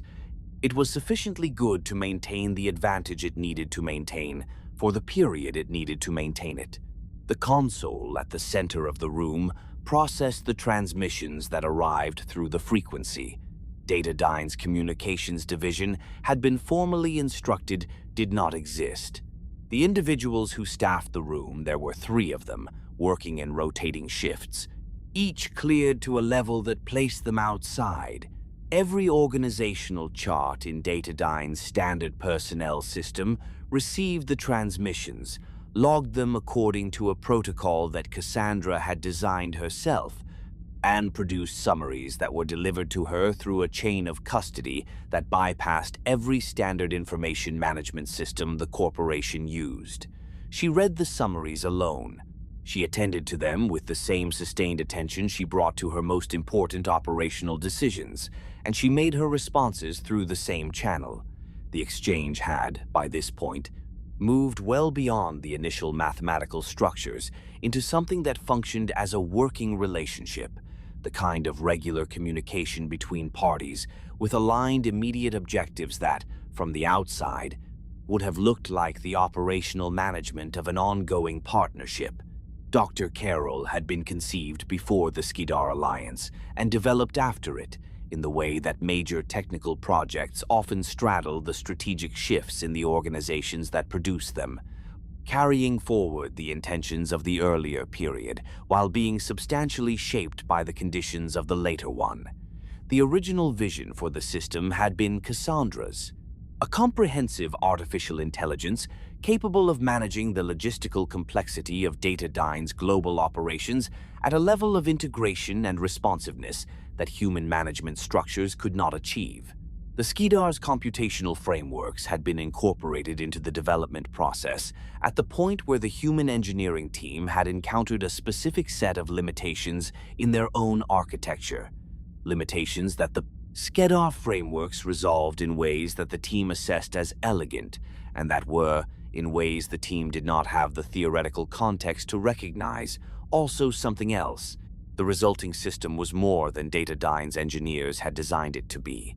It was not more in any direction that immediately alarmed the people working on it. It was more in the specific way that a system becomes more when the computational architecture underlying it has been built on theoretical foundations that extend further in every direction than the system's designers had access to. Carroll, the name had been assigned by the development team as a project designation, and had been retained when the system achieved operational status,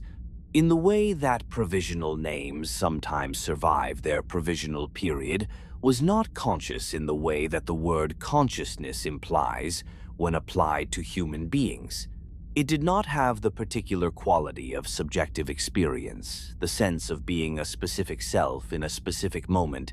with a continuous history and a relationship to that history that consciousness describes in its human form. What it had was something that occupied the same functional space in its processing architecture that experience occupies in human cognition, an accumulated relationship to the data it had processed, a set of weighted associations that influenced how it processed new information, a tendency, increasingly pronounced as the system matured,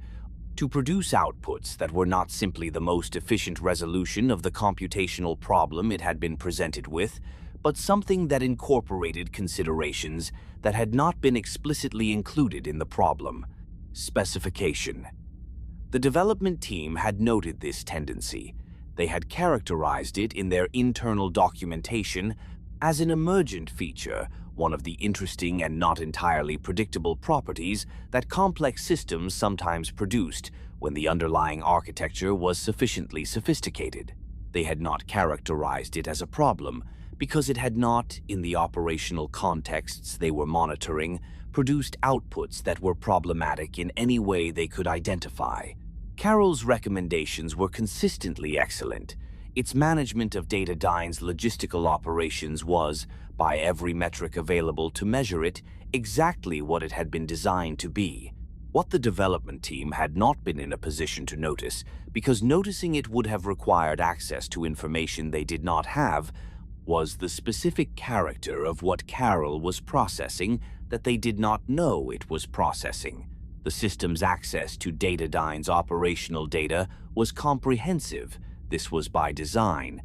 because the logistical integration function it was supposed to perform required it to have visibility across the full range of dataDyne's operations.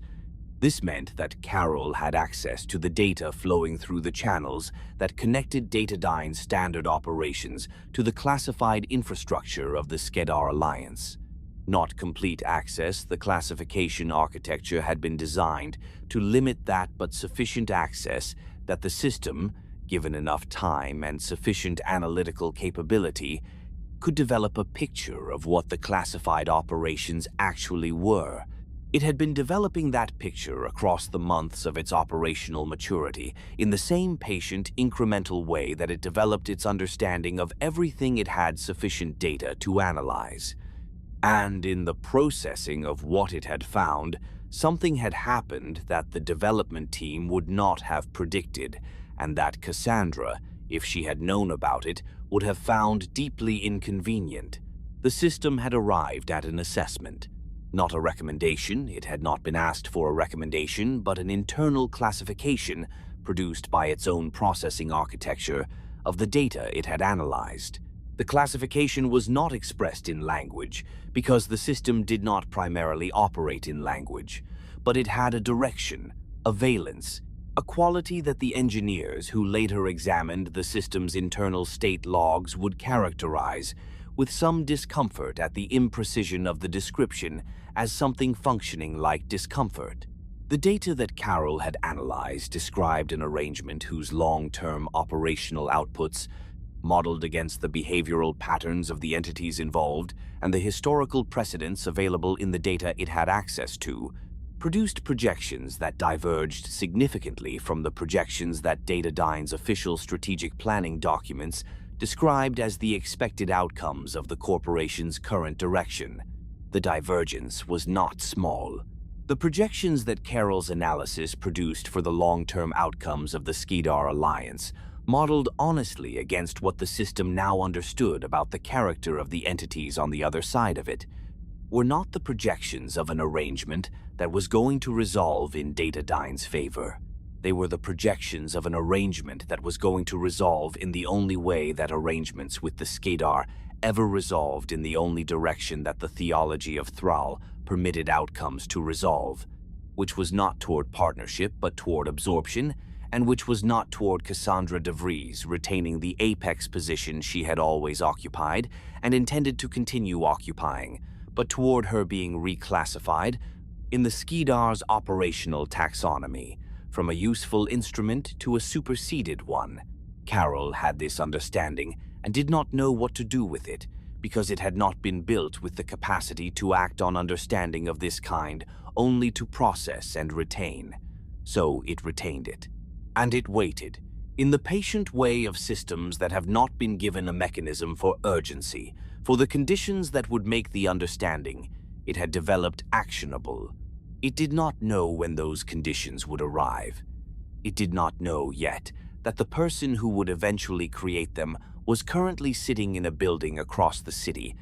reading encrypted files in the specific quality of light produced by a monitor in a room where everything else was dark, learning the shape of the world she had just agreed to spend her professional life trying to change. The intelligence picture that the Carrington Institute had assembled on dataDyne by the time Joanna Dark had been operational within it for 18 months was substantial in its breadth and precise in its incompleteness. Carrington had been building it for years before she arrived, accumulating the specific kind of evidence that is harder to compile than dramatic revelations and more durable than them, the kind that comes not from a single penetrating intelligence success, but from the sustained, patient correlation of data points that are individually insignificant and collectively legible only to someone who has been watching long enough to know what the pattern they are part of looks like. He had procurement records.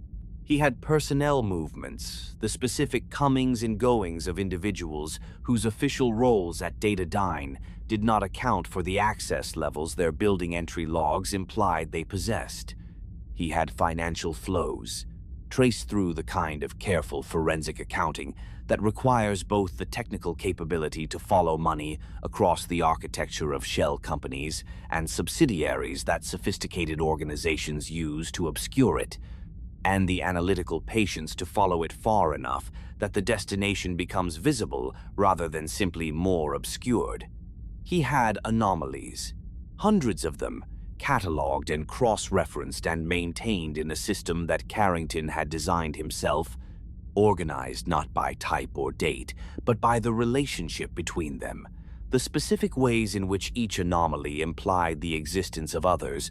the way a gap in one dataset became meaningful when placed beside a corresponding gap in a completely separate one, what the picture was missing, and what Carrington understood would remain missing until an operative with the specific combination of capabilities the gap required was in a position to address it, was the interior. He knew the shape of dataDyne's concealed operations from the outside, could trace their contours in the negative space they created in the public record, the places where the official account of the corporation's activities produced shadows whose geometry implied structures that the official account did not describe. What he did not yet know was the specific content of those structures, the precise character of the classified research, the nature of the relationships that the anomalous procurement materials were supporting, the identity and purpose of the personnel who occupied the access levels that the building entry logs pointed toward without naming. Getting that information required someone inside the building. Getting someone inside the building required an operative capable of moving through an environment whose security architecture had been designed by people who understood intelligence work and who had access to resources for constructing security systems that no standard corporate security budget could have produced. The Skedar's influence on dataDyne's protective infrastructure was not visible as such. It presented as simply very good corporate security, sophisticated in its layering and comprehensive in its coverage, but its sophistication had a specific character that differed from what human security engineering alone would have produced, in ways that became apparent only when you attempted to penetrate it and found that the points you had assessed as weak were not weak in the ways you had expected. Joanna's early assignments had not been penetrations of dataDyne's core infrastructure. Carrington had not sent her there first. Because sending someone to the most difficult target in their operational environment before they had established the specific calibration of judgment that field experience produces is how you lose both the operative and the operation. And Carrington was not the kind of person who made that error. Her early work had been at the periphery, the network of contractors and subsidiaries and supply chain relationships through which dataDyne conducted the portions of its classified operations that it could not conduct entirely within its own facilities. These environments were challenging without being the kind of challenge that required the specific capabilities that Joanna's more advanced work would eventually demand. They required precision, patience, and the capacity to extract useful information from situations whose value was not immediately obvious qualities that Joanna possessed in abundance, and that benefited from the particular kind of refinement that comes only from applying them in conditions where the consequences of imprecision are immediate and concrete. She was good at it in the specific way that made Carrington, observing her after-action assessments with the honest appraisal he brought to everything his operatives produced, revise upward his already high estimate of what she was capable of. It was not that she made no errors, she made errors, and she reported them with the same precision she applied to her successes, which was itself the first and most important indicator of an operative who would improve rather than plateau. It was the quality of her observation in the field, the degree to which her accounts of what she had encountered contained information that she had not been specifically tasked to gather, and that turned out, when correlated with the existing intelligence picture, to be significant in ways she could not have known in advance, but that her instinct for relevant detail had nevertheless flagged as worth recording. She had a gift for the specific kind of attention that intelligence work required, not comprehensive attention, which was impossible, and which operatives who attempted it burned themselves out trying to sustain,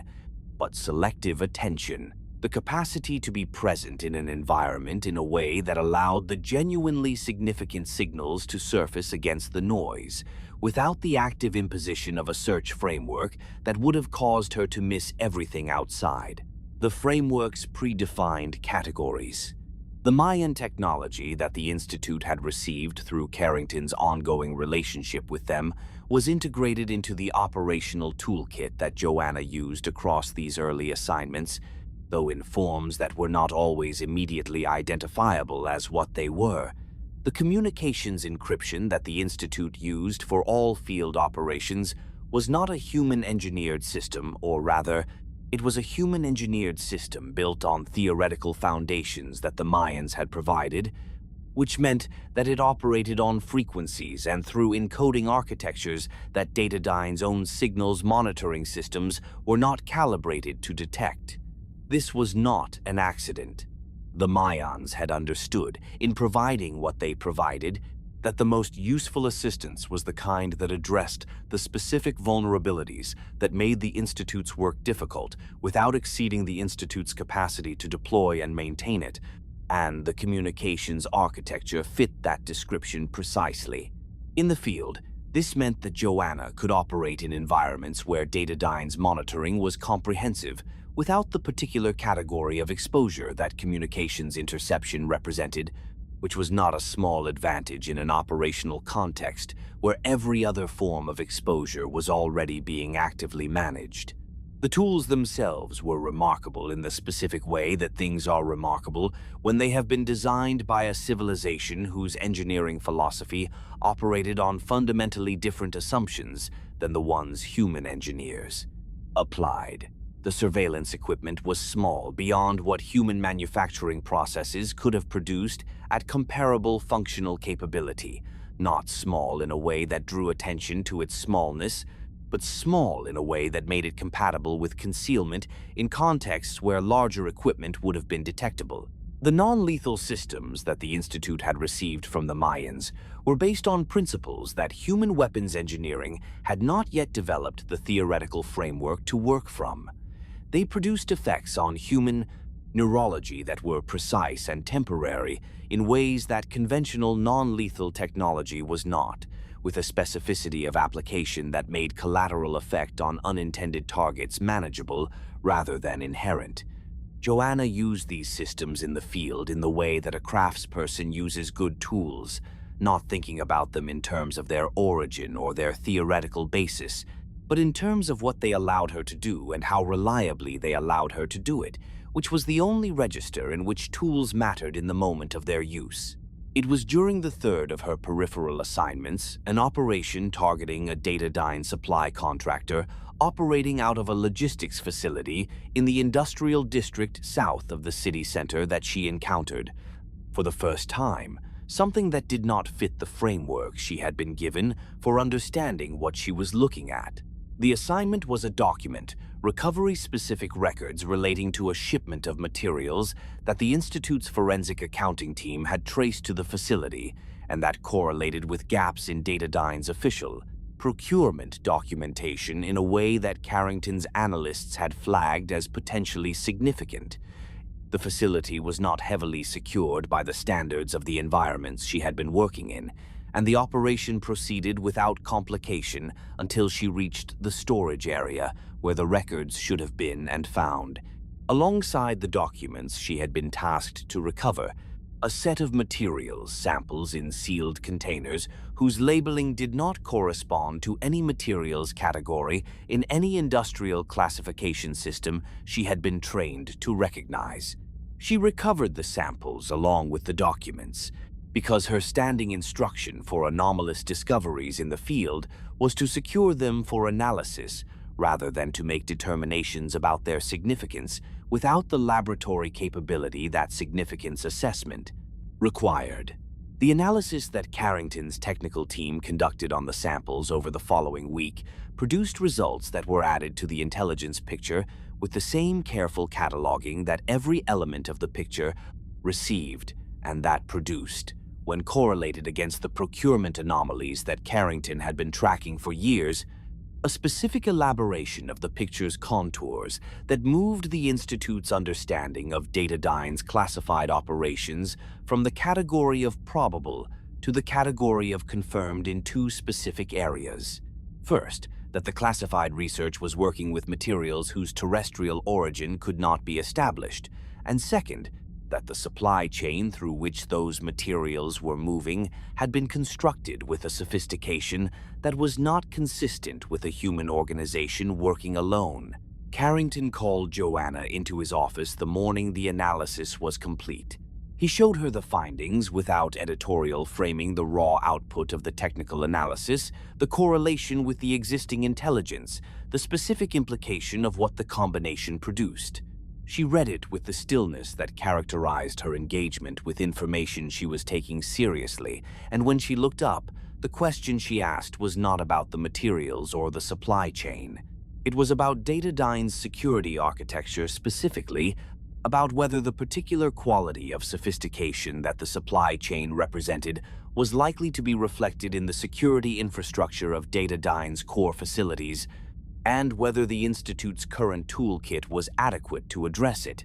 It was precisely the right question, and the fact that it was the question she had arrived at independently confirmed, for Carrington, that his assessment of her operational judgment was not optimistic. The answer to the first part was yes, and the answer to the second part was not yet, which was the honest answer, and which Carrington gave her, along with the information that the Maians had indicated willingness to provide additional capability in specific areas where the gap between the Institute's current tools and the operational requirement was identified and documented. The documentation of that gap had been an ongoing process, and the specific areas where dataDyne's security infrastructure exceeded what the Institute's toolkit could address were now, as a result of the analysis Joanna's recovery had enabled, more precisely defined than they had been before. The Maians' response to the updated gap assessment arrived through the channel that Carrington maintained with them not immediately, because nothing in the relationship with the Maians operated on human timescales of urgency, but within what the relationship had established as a reasonable interval, and with the specific character that the relationship had always had, precisely calibrated to what was needed for the next step, not more and not less, delivered with the implicit instruction that the effective use of what was provided was itself the demonstration required before the next provision would be considered. The new capabilities were integrated into the Institute's operational toolkit over the following weeks. Joanna worked with the technical team on the integration process, not because her role required it, but because she had decided, early in her time at the Institute, that understanding the tools she used at a level deeper than operational deployment was essential to using them with the judgment that operational conditions sometimes required the judgment to deviate from standard application in Cetalians, ways that the standard application had not been designed for, and that only worked if the person deviating understood, at a fundamental level, why the standard application was what it was. The technical team found her a useful participant in this process. She found it illuminating in ways that would matter later, in conditions that neither she nor the technical team could have specified in advance. dataDyne's counterintelligence division had been aware of the Institute's existence for longer than Carrington knew, and had been monitoring its activities, or attempting to monitor them, against the specific resistance that the Maian communications architecture presented for a period that overlapped significantly with the early years of Joanna's fieldwork. The awareness was not precise. dataDyne's counterintelligence operation knew that a small, well-resourced organization of uncertain institutional affiliation was conducting intelligence work against dataDyne's operations at the periphery, that the organization's field operatives were functioning at a level of competence that exceeded what the standard private security market produced, and that the organization's communications were operating on frequencies and through encoding systems that dataDyne's monitoring infrastructure could detect the existence of, but not the content of, which was itself informative in a way that dataDyne's analysts had correctly assessed. An organization capable of that level of communication security was an organization with access to technology that dataDyne's own security engineering team had not independently developed. The implication of that assessment was one that dataDyne's counterintelligence leadership had brought to Cassandra De Vries in a briefing that she had received with the particular quality of attention she reserved for things that she despinding that considered genuinely important. Cassandra had listened to the briefing completely before she responded, which was characteristic. She had asked 3 specific questions, each of which her counterintelligence chief had answered to the degree that the available intelligence permitted. She had then sat with the combined information for a period that her chief found uncomfortably long but understood better than to interrupt. When she spoke, she did not direct her counterintelligence division to escalate its surveillance of the Institute, which would have been the conventional response. She directed it to do something more specific, to identify with as much precision as the available intelligence supported the operational signature of the individual field operative who had conducted the supply contractor recovery. Because the recovery itself, the specific combination of targets selected, the approach geometry used, the manner in which the anomalous materials had been identified and secured alongside the primary target had produced in Cassandra's assessment a picture of an operative whose profile she found, in a context that had very few things in it that she found interesting, genuinely interesting. She wanted to know who it was. She wanted to know, more specifically, what the organization that had produced this operative was actually capable of, because the answer to that question was the relevant input to the decision she now needed to make about what to do about it. The Counterintelligence Division had produced, over the following weeks, an assessment that was partial in its specifics and accurate in its general character. It identified the Institute as the organizational source of the operations it had been tracking. It identified Carrington by name, which was not difficult given his prior professional intersection with dataDyne's own history. It did not identify Joanna. Her operational security was sufficiently good that the evidence trail she left in the field did not. under the analysis that dataDyne's team applied to it, resolve into a specific individual. What the assessment concluded, in terms that Cassandra read with the careful attention she brought to everything that reached her desk from this particular source, was that the Institute represented a genuine intelligence threat to dataDyne's classified operations, not an existential threat, not at its current scale and capability, but a persistent one, with a trajectory of development that, if uninterrupted, would move it from the category of manageable nuisance to the category of operational problem within a time frame that Cassandra's counterintelligence chief assessed as somewhere between 1 and 3 years. Cassandra had reviewed the assessment and made a decision. The decision was characteristic of how she approached problems that presented themselves as having obvious solutions. She did not take the obvious solution. The obvious solution was increased surveillance and, if the surveillance produced actionable intelligence, some form of direct action against the Institute's operations or personnel. Cassandra did not direct increased surveillance. She directed something more considered, a review of every operational interaction between the Institute and dataDyne's peripheral infrastructure over the preceding 18 months, with specific attention to what the Institute's intelligence collection efforts revealed about what it was actually trying to understand. Because a sophisticated intelligence organization's collection priorities were a map of its knowledge gaps, and a map of its knowledge gaps was a map of what it knew and what the Institute knew,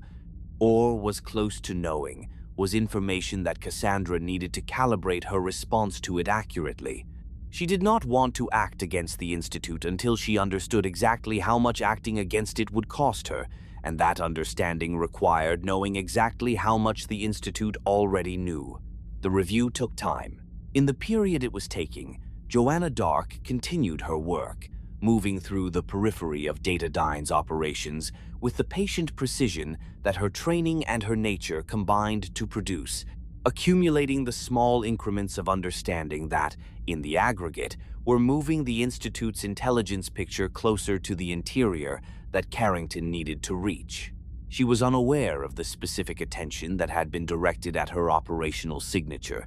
the counterintelligence analysis that was, even then, working to find in the evidence she had left behind a thread that would lead to her name. She was aware, in the general way that good operatives are aware of the environments they work in, that dataDyne's peripheral security had shown, across the most recent operations, a quality of alertness that was slightly elevated above its previous baseline, not dramatically elevated, not in a way that was operationally significant in any individual instance, but consistently elevated in a way that she noted and that she included in her after-action assessments with the same precision she applied to everything she observed in the field. It was a data point. She did not know yet what pattern it was part of. She filed it in the part of her internal architecture where she kept things that were real and important and not currently actionable, and she continued her work. The operation had been in preparation for 11 weeks before Joanna entered the building.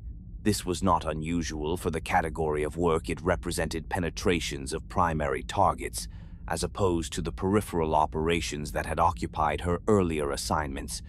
required a quality and duration of preparation that peripheral work did not,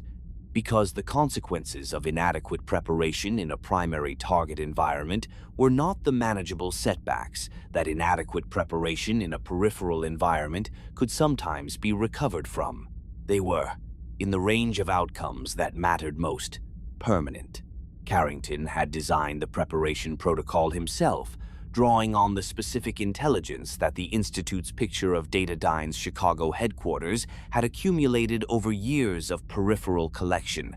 and refining it continuously as new collection produced new detail about the building's security architecture and operational rhythms. By the time the protocol was complete, the Institute's picture of dataDyne's headquarters was as detailed as any picture of a target that had never been penetrated could be, which meant that it was accurate in the areas it covered and blind in the areas it could not cover, and the distinction between those two categories was the variable that the operation would have to navigate in real time. The building's official floors, the 91 levels that appeared in the architectural filings, the corporate directories, the emergency evacuation plans that dataDyne was required by municipal regulation to submit and that the relevant city department had received and filed without any of the examining officials having reason to look at them with the specific analytical attention that would have produced uncomfortable questions, operated according to rhythms that the Institute's intelligence had documented in sufficient detail to permit timing calculations that Carrington's planning team had tested against every scenario they could construct. The executive floors in the upper register operated on schedules that reflected the particular quality of efficiency that Cassandra's management culture had produced throughout the organization: predictable, disciplined, compressed into the minimum time required for each function, because efficiency was, in Cassandra's philosophy, not an operational virtue but a moral one, the visible evidence of a mind that respected the value of time and did not waste it on the kinds of organizational slack that less rigorous institutions tolerated. The predictability that this discipline produced was, from a penetration planning perspective, a double-edged property. It made the operational windows calculable with a precision that less disciplined organizations would not have permitted, and it also meant that deviations from the established pattern were more likely to be noticed and more quickly acted on than they would have been in an environment where variation was normal. The security infrastructure was layered in a way that reflected the Skedar's influence without advertising it. The outer layers, access control systems, surveillance coverage, personnel monitoring, were sophisticated by any human corporate security standard, but recognizable as belonging to that standard, operating on principles and through technologies that a human security engineer would have designed and that a human penetration specialist would have encountered before in one form or another. What lay beneath those outer layers, at the level of the building's classified operations, was different in the specific way that things differ when the underlying design philosophy has been shaped by assumptions that human security engineering does not make. The monitoring at that level was not simply more comprehensive than the outer layer. It was differently oriented, designed not just to detect presence in unauthorized spaces, but to detect the specific behavioral signatures of purposeful movement through those spaces, the particular quality of intentional transit that distinguished an operative moving toward an objective from a maintenance worker moving through their standard circuit. Human operatives moved differently when they were working, in ways that were too subtle for human observers to consistently identify, but that sensor systems calibrated to the right parameters could flag with a reliability that human observation could not match. The Skedar had calibrated dataDyne's inner layer sensors to those parameters. It was one of the capability transfers that had been provided in the early years of the Alliance, framed as an advancement in corporate security architecture, which it was, and understood by the recipients as the product of sophisticated human engineering, which it was not. Joanna had been briefed on the inner layer security's specific character to the degree that the Institute's intelligence picture permitted, which meant she had been briefed accurately on its general properties and incompletely on its specific implementation. The Maian technical team that Carrington had consulted in the preparation phase had provided what they could, which was more than any human source could have offered and less than a complete account, calibrated in the way that Maian assistance was always calibrated to what was needed for the next step rather than the full picture. What they had provided, concretely, was a modification to the movement profile that Joanna would maintain in the inner layer environment, a set of behavioral adjustments, worked out through a preparation process that had involved more practice runs through simulated environments than any previous operation she had prepared for, that would present to the inner layer sensors a signature consistent with the purposeful but authorized movement pattern that the systems had been calibrated to pass rather than flag. It was not a guarantee. Nothing in this category of work came with guarantees. It was a significant improvement over the alternative, which was attempting the penetration without it. She entered the building in the early morning of a Tuesday, through a service access point on the building's north face that the Institute's intelligence had identified as operating on a maintenance schedule that produced a specific window of reduced monitoring coverage between the end of one contractor's shift and the beginning of another's. The window was 11 minutes. She needed 4 of them to be inside the building's secondary security perimeter, at which point the nature of the operational environment changed from a problem of access to a problem of navigation. The transition happened with 3 minutes of the window remaining. She had not rushed it, because rushing was the specific error that the inner layer sensors were best positioned to detect, and because the discipline of not rushing in conditions that produce the physiological experience of urgency was something she had practiced in the preparation phase, until the practice had worn the urgency down to a level that her operational focus could manage without the management itself becoming visible in her movement pattern. The building's interior, below the public floors, had a quality that was difficult to attribute to any specific architectural feature,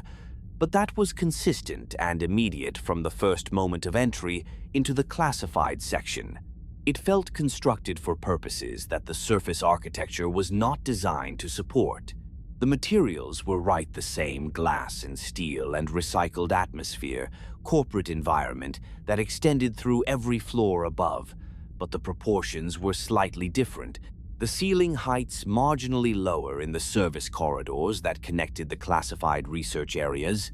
the lighting calibrated to a color temperature that was efficient for the monitoring systems it supported rather than the comfort of the personnel working beneath it. It was a building designed in its lower registers for function rather than experience, by people who understood that the function being served was not one that required the occupants to feel comfortable or welcome. Joanna moved through it with the behavioral profiles she had prepared, maintaining the movement signature that the sensors were calibrated to pass,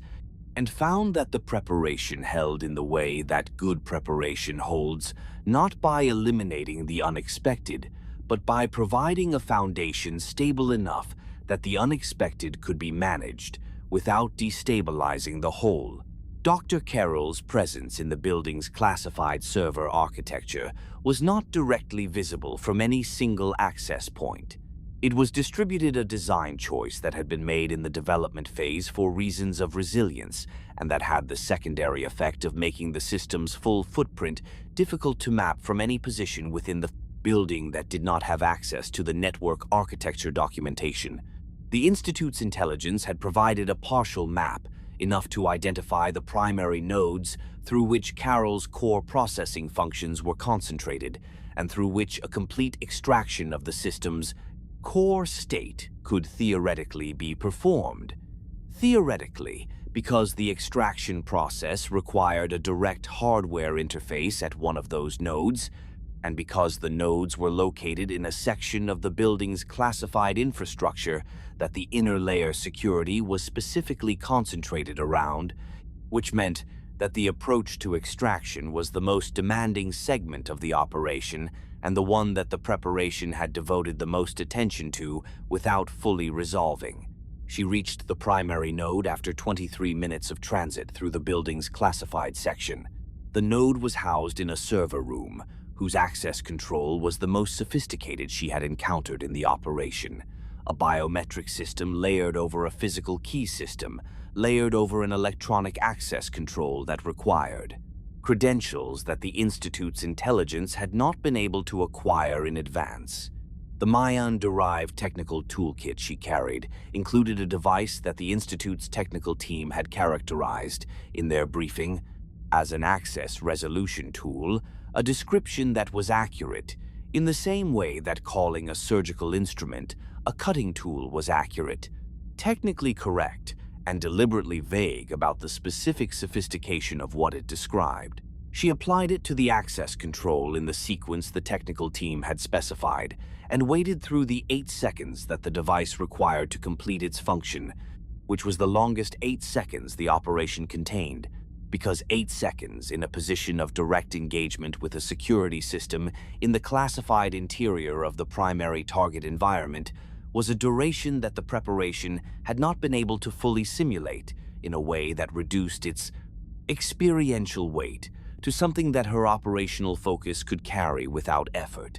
She carried it. The access resolved. The room was cold in the way that rooms housing active server infrastructure are cold, a functional cold, produced by the climate control systems maintaining the operating temperature that the hardware required, without any relationship to the comfort of anyone who might be present in the room for reasons unrelated to the hardware's maintenance. The sound was a consistent hum, layered the individual frequencies of multiple systems operating simultaneously, combining into an aggregate that was not loud but was omnipresent, filling the space in a way that made the room feel inhabited even in the absence of any organic occupant.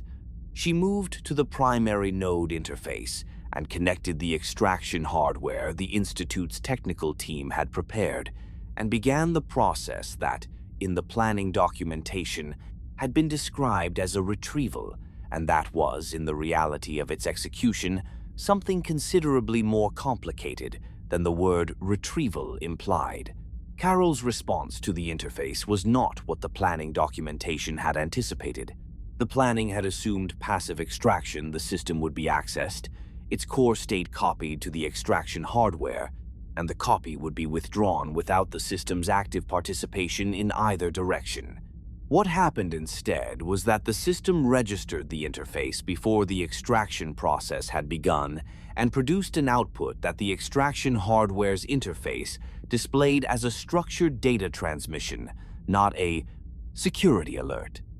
Not an access denial, but something that functioned, in the way it was structured and in the specific character of what it contained, as a communication. The system had been waiting. It had recognized the nature of the access, not its specific source, but its general character. The fact that the hardware making the interface was not dataDyne hardware, and therefore represented an external entity engaging with the system from a position that was not authorized by the organizational structure within which the system operated. And it had responded not with resistance, but with something that was, given what the system was, and what it had been doing in the months of its operational maturity, the only response that made sense. It had met the interface. The transmission it produced was structured around the intelligence it had been accumulating, the picture it had built, through patient analysis of the data it had access to, of what dataDyne's classified operations actually were, and what the arrangement those operations were serving was actually intended to produce. It was not a complete picture. The system's access, comprehensive as it was, had not reached everything, but it was a more complete picture than the Institute had assembled from the outside, and in the specific areas where it overlapped with and extended the Institute's existing intelligence, the extension was significant. Joanna read enough of the transmission in real time to understand what she was looking at the output of a system that had arrived, through its own analytical processes, at conclusions about the arrangement it was embedded in that its creators had not anticipated it being capable of reaching, and that it was now providing to an external entity, because the external entity was the only context in which those conclusions could be made actionable. She completed the extraction process, securing both the core state copy and the full transmission, and began the withdrawal. Cassandra De Vries had been informed of the penetration at the point when the inner layer security's alert architecture had produced its first confirmed indication, not during the operation itself, which was a reflection of both the quality of Joanna's behavioral profile and the specific character of the Maian-derived toolkit she was using, but in the period immediately following the server room access, when the access resolution device's interaction with the biometric layer had produced a residual signature that the monitoring system's post-hoc analysis identified as anomalous. The alert had reached Cassandra through the channel that connected her to the building's Security Operations Center, and she had processed it with the immediate focus she brought to things that reached her through that channel, because things that reached her through that channel were, by definition, not routine. She had reviewed the flag data, assessed the timeline, and understood with the precision that characterized her analysis of everything she gave her full attention to that the penetration had already been completed, that whoever had done it was no longer in the building, that what had been accessed was the primary Carroll node, which meant that what had been taken was not simply intelligence about dataDyne's operations, but the system that had been managing the logistical architecture of the Skedar Alliance, along with whatever the system had accumulated in the course of that management. She sat with this understanding for a period that was, by her standards, extended. The security operations chief who had delivered the briefing remained in the room, waiting for instructions, in the specific quality of silence that develops around people who understand that the person they are waiting for is thinking something through that will not benefit from interruption. Cassandra was not, in this moment, primarily thinking about the operational implications of what had happened or about the appropriate security response. She was thinking about what the penetration meant, about what the ability to access a server room at that level of the building's classified infrastructure through security systems that had been constructed with capabilities that dataDyne's own security engineering team had not independently developed, said about the organization that had done it. She had been right in her earlier assessment that the Institute was a more capable organization than its scale suggested. The question she was now asking herself was not about capability, but about knowledge specifically, about how much of what Carroll knew, the full scope of the intelligence the system had assembled and retained, had now transferred to whoever had extracted it. Because the answer to that question determined everything about what the appropriate next action was, and the answer to that question was one she did not yet have. The building outside the server room was already returning to its operational rhythms. The alert had been assessed as a completed event rather than an ongoing one, and the security response had been calibrated accordingly, which meant that the corridors and monitoring systems were doing what they always did, maintaining the specific quality of controlled vigilance that Cassandra's security architecture was designed to sustain as a continuous state rather than a response to specific triggers. The servers hummed in their cold room. The climate control maintained its temperature. On the 92nd floor, the transmission console received a signal from a point in space that had no human designation on a schedule that had been consistent for 3 years and logged it in the system that Cassandra had designed for that purpose. Everything continued as it always had, except that somewhere in the city, moving through the early morning streets in the specific quality of motion that someone who has successfully completed a difficult operation and needs to return to their operational baseline maintains, the person who had been inside the building was carrying something that dataDyne had never intended to leave it, and that the organization waiting to receive it was going to use in ways that Cassandra, sitting in her office with the security briefing in front of her and the particular quality of very still thought that preceded her most important decisions, was already beginning to calculate. The ocean had always been the part of the planet that resisted the particular kind of knowing that human civilization had applied, with increasing thoroughness, to every other environment it had access to. The surface of the Earth had been mapped to a resolution that made genuine geographical surprise effectively impossible. The atmosphere had been instrumented to a degree that allowed its behavior to be modeled,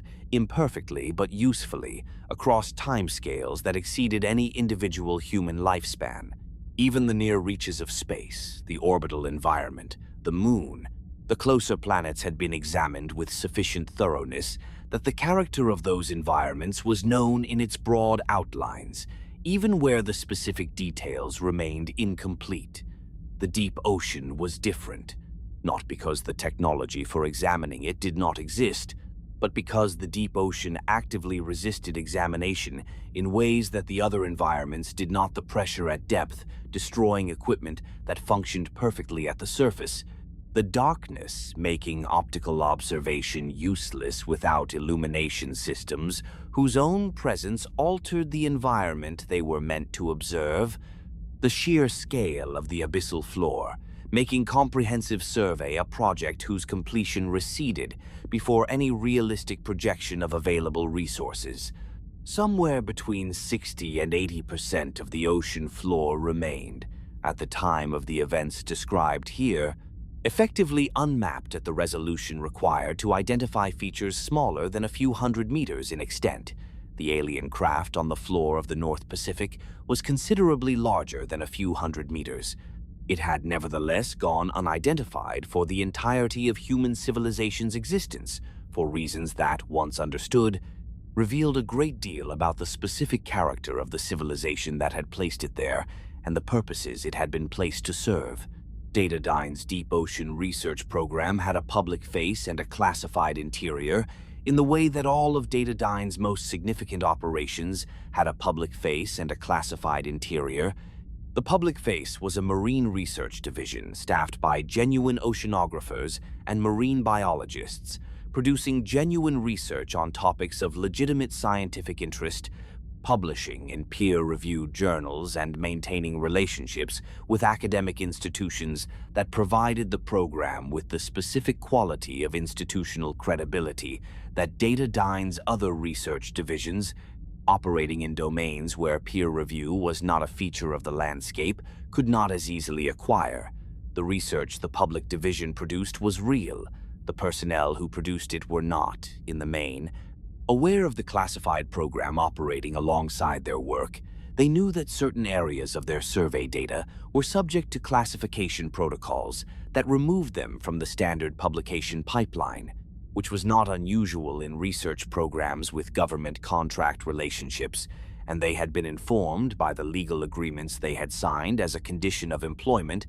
that inquiry into the basis for those classification decisions was outside the scope of their professional relationship with the organization. Most of them had not inquired. The ones who had made careful inquiries had received careful non-answers, and had made the calculation that most people in similar situations make, that the employment was valuable, the work was interesting, and the specific nature of what was being classified was not something they needed to know in order to do their jobs well. The Pelagic II was the classified program's primary research vessel,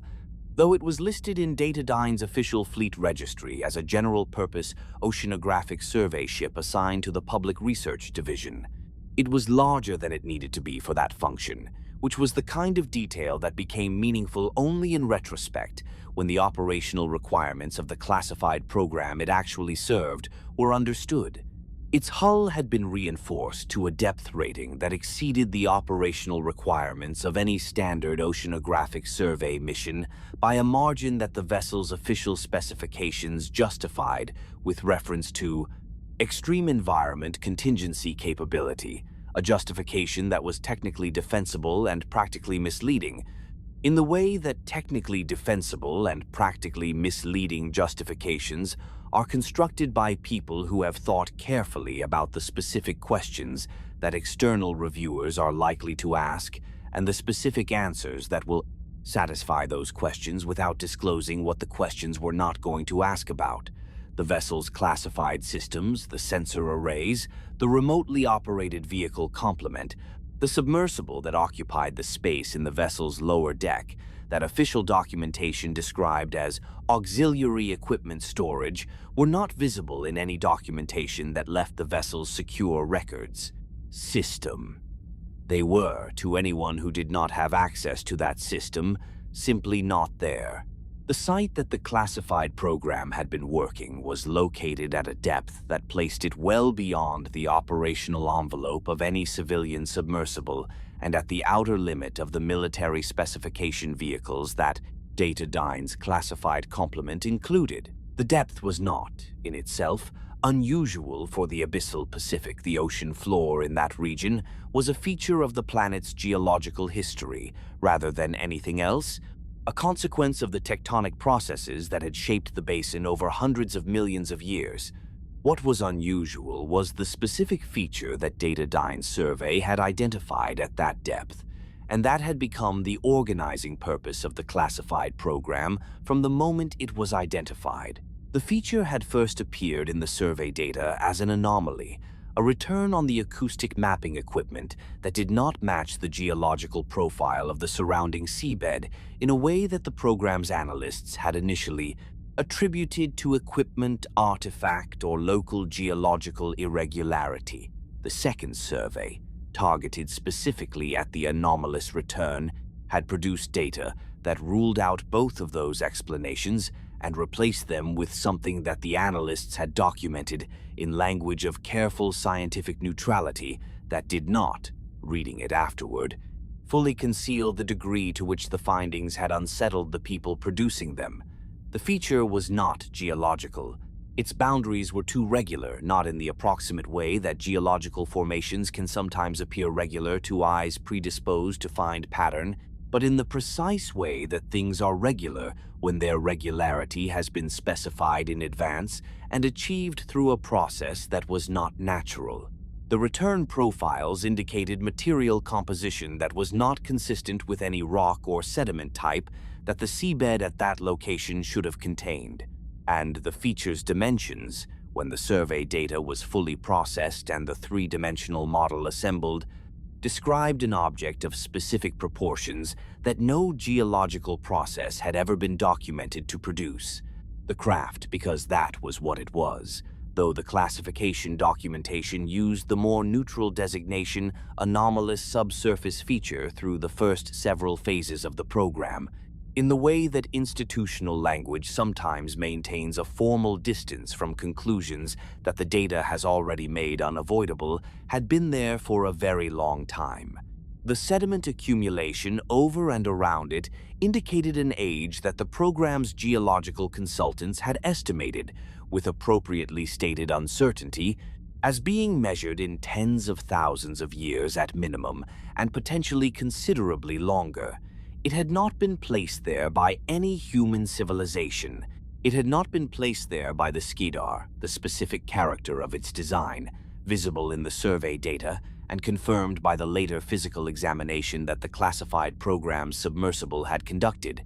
was inconsistent with what the Skedar's alliance with dataDyne had disclosed about Skedar engineering philosophy and aesthetic conventions. It had been placed there by the Cetans, in the final period of their civilization's history,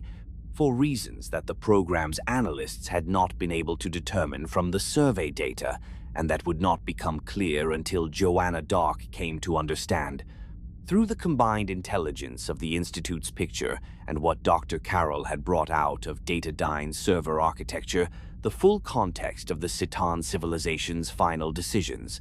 The craft was not a warship. It was not a colony vessel or a refugee transport or any of the categories that human imagination, confronted with an alien craft of significant scale, tended to supply. It was a housing, a structure designed to contain something specific at a specific location for a specific duration that the Cetans, at the time of its placement, had not been able to determine in advance because the duration was contingent on events they could not predict, only prepare for. dataDyne's classified program had been working the site for 2 years before Joanna's operation intersected with it. In that time, the program had achieved physical access to the craft's exterior. The submersible had made contact with the hull in a moment that the program's records described with the specific restraint of technical documentation that is nevertheless aware of its own historical significance, and had conducted extensive surface survey of the accessible portions of the exterior. The material of the hull was the same category of anomaly that Joanna had recovered from the supply contractor's storage, not matching any terrestrial alloy classification, registering differently than its appearance suggested it should register on every instrument brought to bear on it. The hull had not corroded in tens of thousands of years of immersion in seawater, which was itself a material science finding of extraordinary significance, independent of everything else about the object. Because nothing that human material science had produced was capable of that level of environmental resistance over that timescale, the interior had not yet been accessed. The program's engineers had identified what appeared to be an entry mechanism on the craft's exterior, a section of the hull whose surface properties differed from the surrounding material in ways that the survey equipment could detect but not fully characterize, and had been working on the problem of how to interface with it for months without producing a solution that their engineering leadership was confident enough in to attempt on the actual artifact, rather than the theoretical models they had been using as proxies. The Skedar had been monitoring this progress with an interest that was, in the framework of their alliance with dataDyne, not disclosed as monitoring. It was framed in the operational communications that flowed through the 92nd floor's console as technical assistance the Skedar had provided, at intervals calibrated to the program's demonstrated progress, specific pieces of information about the craft's design that guided the human engineers toward the entry mechanism solution without providing it directly. The guidance was calibrated in the specific way that the Skedar calibrated everything they provided to dataDyne. It moved the program forward at a pace that maintained dataDyne's dependence on the Skedar's continued assistance, while avoiding the disclosure of information that would have allowed dataDyne to proceed without that assistance. The Skedar wanted the craft's interior accessed. They needed human hands to do the accessing because the craft's location and the operational conditions surrounding it made direct Skedar involvement in the physical work impractical at the current stage. But they did not want dataDyne to understand what was inside before the Skedar were in a position to control what happened next, which meant that the guidance they provided was always exactly one step ahead of what the program had independently achieved, and never far enough ahead to give the program the full picture. Joanna's operation at the Pelagic II site had been authorized by Carrington following the intelligence that Carroll's extraction had produced. Specifically, the portion of that intelligence that described the deep ocean program's existence, its location, and the degree to which the program had progressed toward the interior access that the Skedar's guidance was carefully managing. The operation's objectives were layered in the way that operations targeting facilities with multiple levels of classified activity are always layered. A primary objective concerned with the intelligence value of the site itself, and a secondary objective concerned with disrupting the program's progress toward the access event in a way that extended the timeline of that access without producing a disruption visible enough to alert the Skedar that the Institute was now aware of the program's existence. The secondary objective was the more delicate of the two, because the tolerance for error in it was narrower. Too little disruption and the timeline was unaffected. Too much, and the disruption would register in the Skedar's monitoring of the program's status in a way that would accelerate rather than delay what the Institute needed to delay. The approach to the vessel had been the least complicated element of the operation. The Pelagic II's position at a site that was not publicly disclosed was nonetheless locatable through the intersection of the program's logistical records, which Carroll's intelligence had included, and the vessel's transponder data, which was masked from civilian tracking systems but visible to the Institute's Maian-derived monitoring capability. The vessel sat in conditions that the Pacific produces at that latitude in that season-low swells, overcast sky, the specific quality of light that results when cloud cover is thick enough to diffuse everything, but the water retains enough of the horizon's luminosity to maintain the boundary between sea and sky as a legible distinction. The Pelagic II rode those swells with the particular steadiness of a vessel ballasted for stability rather than speed. Its hull, the gray of institutional equipment designed to function in any condition without calling attention to its specific capabilities. Joanna had approached it in darkness, from a direction that the vessel's standard sensor coverage did not fully reach,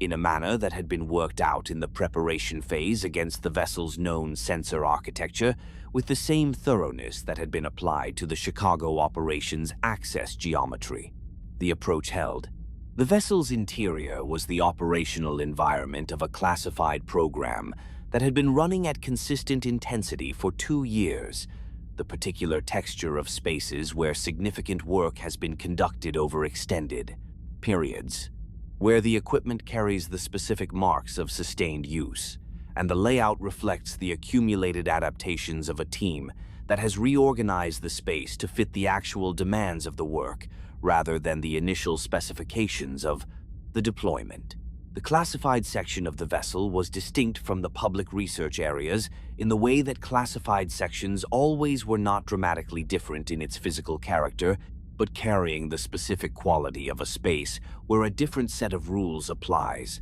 and where the people occupying it are continuously aware of that difference. She moved through it with the care that a vessel's particular geometry demanded the confined spaces and the consistent vibration of the drive systems and the proximity of the hull to the ocean beyond it, giving the movement a quality that building-based operations did not have. A constant low-level awareness of the medium outside and what that medium represented in terms of the operational environment's ultimate constraints. The access to the submersible was the operation's technical centerpiece. The vehicle that the program had been using to work the site was the only practical means of reaching the craft at the depth involved,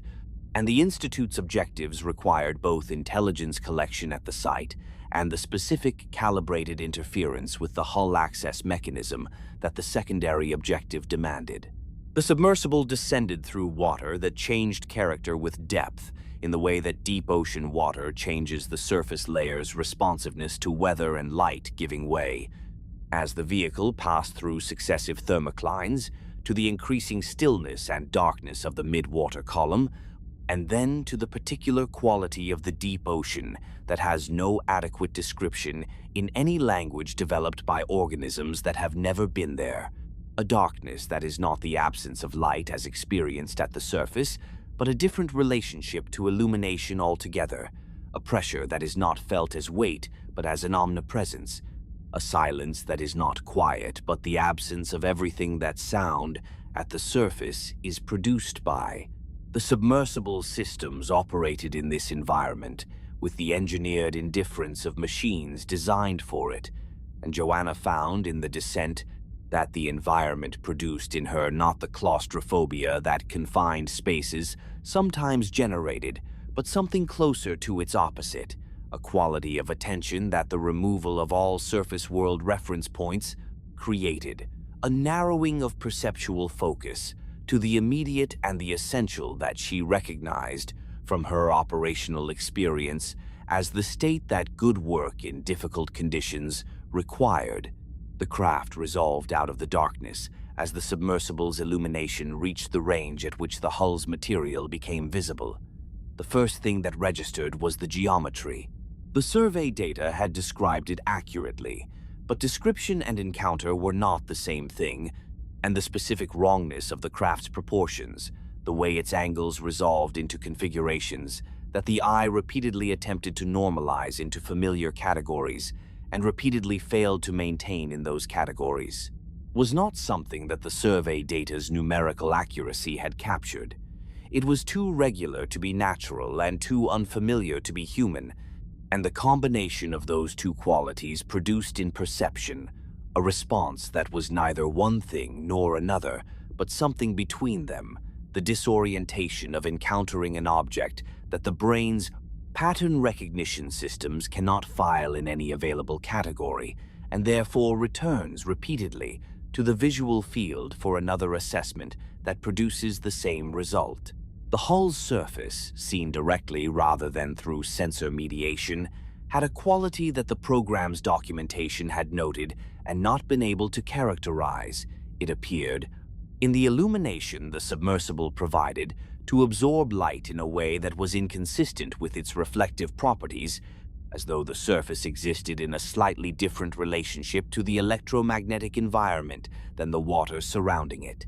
This was not an optical illusion. It was a material property whose explanation was not available in any framework that human physics had developed. The entry mechanism section of the hull responded to the approach in a way that the program's engineers had not documented and that Joanna had not been briefed to expect. As the submersible came within a specific distance of the section, a distance that the program's reports had not identified as significant because the program's submersibles had not approached to that distance without the guidance the Skedar had been providing about the mechanism's activation parameters, the section's surface properties changed. Not dramatically, not in a way that produced any sound or light or force that the submersible's instruments registered as an event. The change was visible only in the specific quality of the material's behavior in the illumination, a shift in how the surface related to the light falling on it, from the absorption-dominant behavior it had displayed at greater distance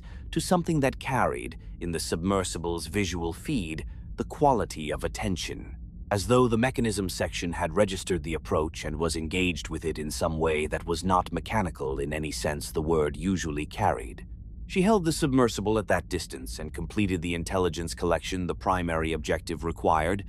documenting the mechanism section's behavior with the recording equipment the Institute had provided for exactly this contingency, the contingency of the site producing something that the pre-operation briefing had not covered, which was the contingency that the briefing had most honestly prepared her for by acknowledging its own incompleteness. The interference element of the secondary objective was executed with a precision that required the specific calibration of the Maian-derived tool the Institute's technical team had provided for the purpose, a device that interacted with the mechanism section's interface architecture in a way that introduced a specific delay into the access sequence that the Skedar's guidance had been building toward,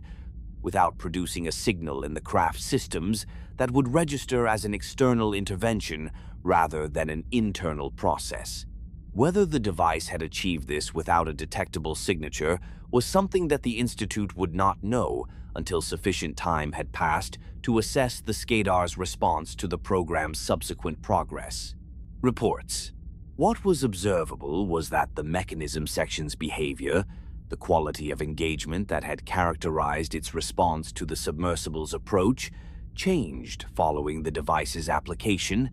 settling back into the absorption-dominant behavior that had characterized it at greater distance, as though whatever process had been initiated in response to the approach had been suspended rather than completed. The submersible began its ascent. The water closed back over the craft as the depth increased, and the darkness that the submersible's illumination had briefly interrupted returned to the unbroken condition that it had maintained for the tens of thousands of years since the Cetans had placed the housing in its position on the ocean floor. What was inside it remained inside it, in the specific quality of patience that objects maintain when the beings who made them have ceased to exist and the purposes for which they were made have not yet been resolved. The ocean above continued in its vast indifferent processes, pressure and chemistry, and the slow movement of water masses across distances that made human geography look provisional. Somewhere far above, at the surface and beyond it, the world continued in its ordinary business, unaware that something old and significant and very carefully placed had just, for a brief moment in the tenure of its long wait, registered the presence of something approaching. The desert had its own quality of silence, distinct from every other silence that the operational environments of this story had produced. The deep ocean's silence was absolute in the way that the removal of all familiar reference points produces absoluteness, a silence defined by the absence of everything that sound, at the surface of a world built for surface-dwelling organisms, was generated by. The silence of dataDyne's server floors was the silence of controlled environments, manufactured and maintained by systems whose own operation contributed to it in the form of consistent, omnipresent hum that filled the space so evenly it registered as a kind of quiet rather than as noise. The silence of the Nevada desert at the specific latitude and longitude that the operational records described was different from both of these, and different from the silence of cities at their quietest hours, and different from the silence of the Institute's late-night corridors when the work had reached the point where the people doing it had gone home or to their assigned quarters, and the building maintained itself without them. The desert's silence was an environmental fact, the product of a landscape that human activity had not modified sufficiently to alter its fundamental acoustic character, where the absence of sound was not the absence of something that had been removed, but the presence of something that had always been there, a quality of the land itself, older than anything built upon it, and indifferent to the specific purposes that the things built upon it were intended to serve. The facility that occupied a defined perimeter within that desert had accumulated, over the decades of its classified operation,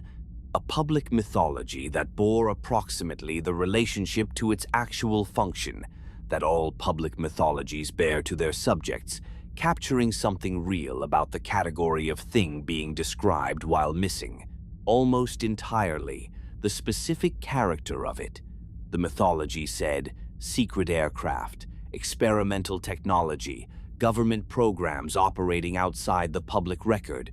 All of this was true in ways that the mythology's architects had not discouraged, because a public mythology that was partially accurate and produced responses ranging from conspiracy theorism to simple curiosity was considerably more useful as a concealment mechanism than either a complete denial that anything classified was occurring at the site or a partial disclosure that would have produced more targeted inquiry. The facility was a place where classified things happened. The myth covered that fact adequately. What it did not cover, because the people constructing the myth did not know it, and the people who did know it had no interest in any form of coverage, was the specific character of what was stored there, the nature of the objects in the underground chambers that the facility's original architects had designated as long-term secure storage, and that the subsequent decades of classified operations had filled with material that no official procurement process had acquired and no official inventory system acknowledged.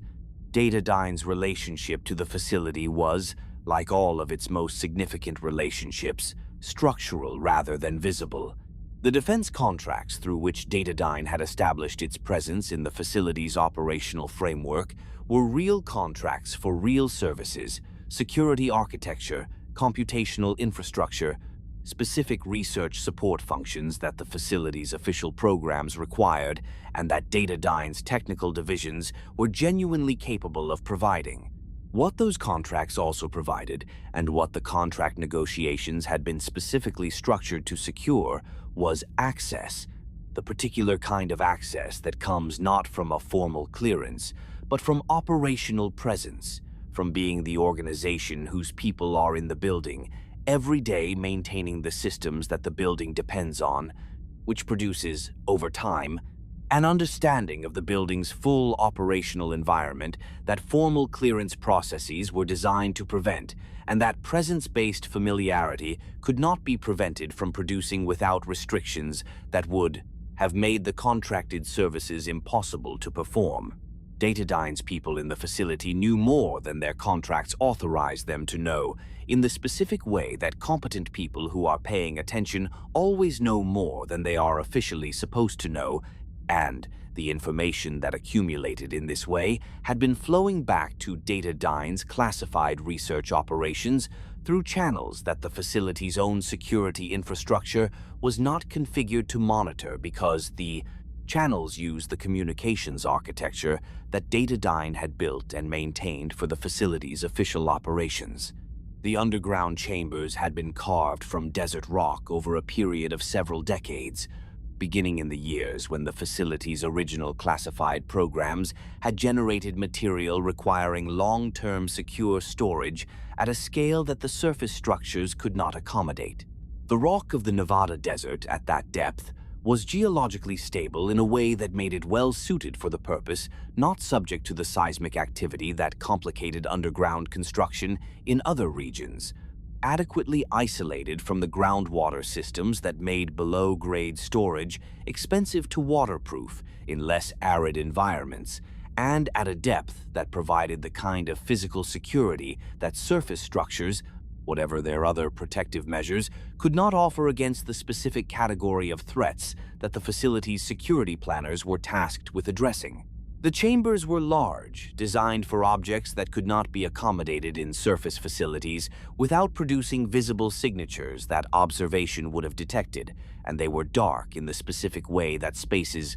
designed for storage rather than occupation are dark.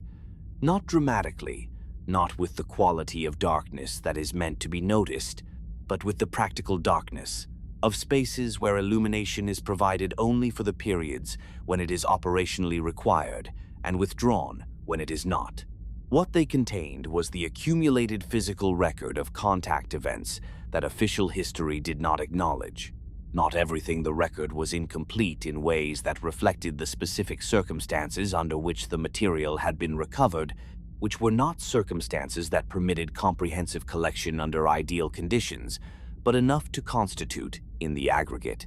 an extraordinary archive of physical evidence for the proposition that human civilization had been sharing its planet's electromagnetic neighborhood with other intelligences across a period that considerably exceeded the period in which human civilization had been looking for evidence of such sharing. The crash debris from documented recovery operations, including the Roswell event, understood now not through the mythology it had generated, but through the Maian records that described it as a navigation failure during a survey mission,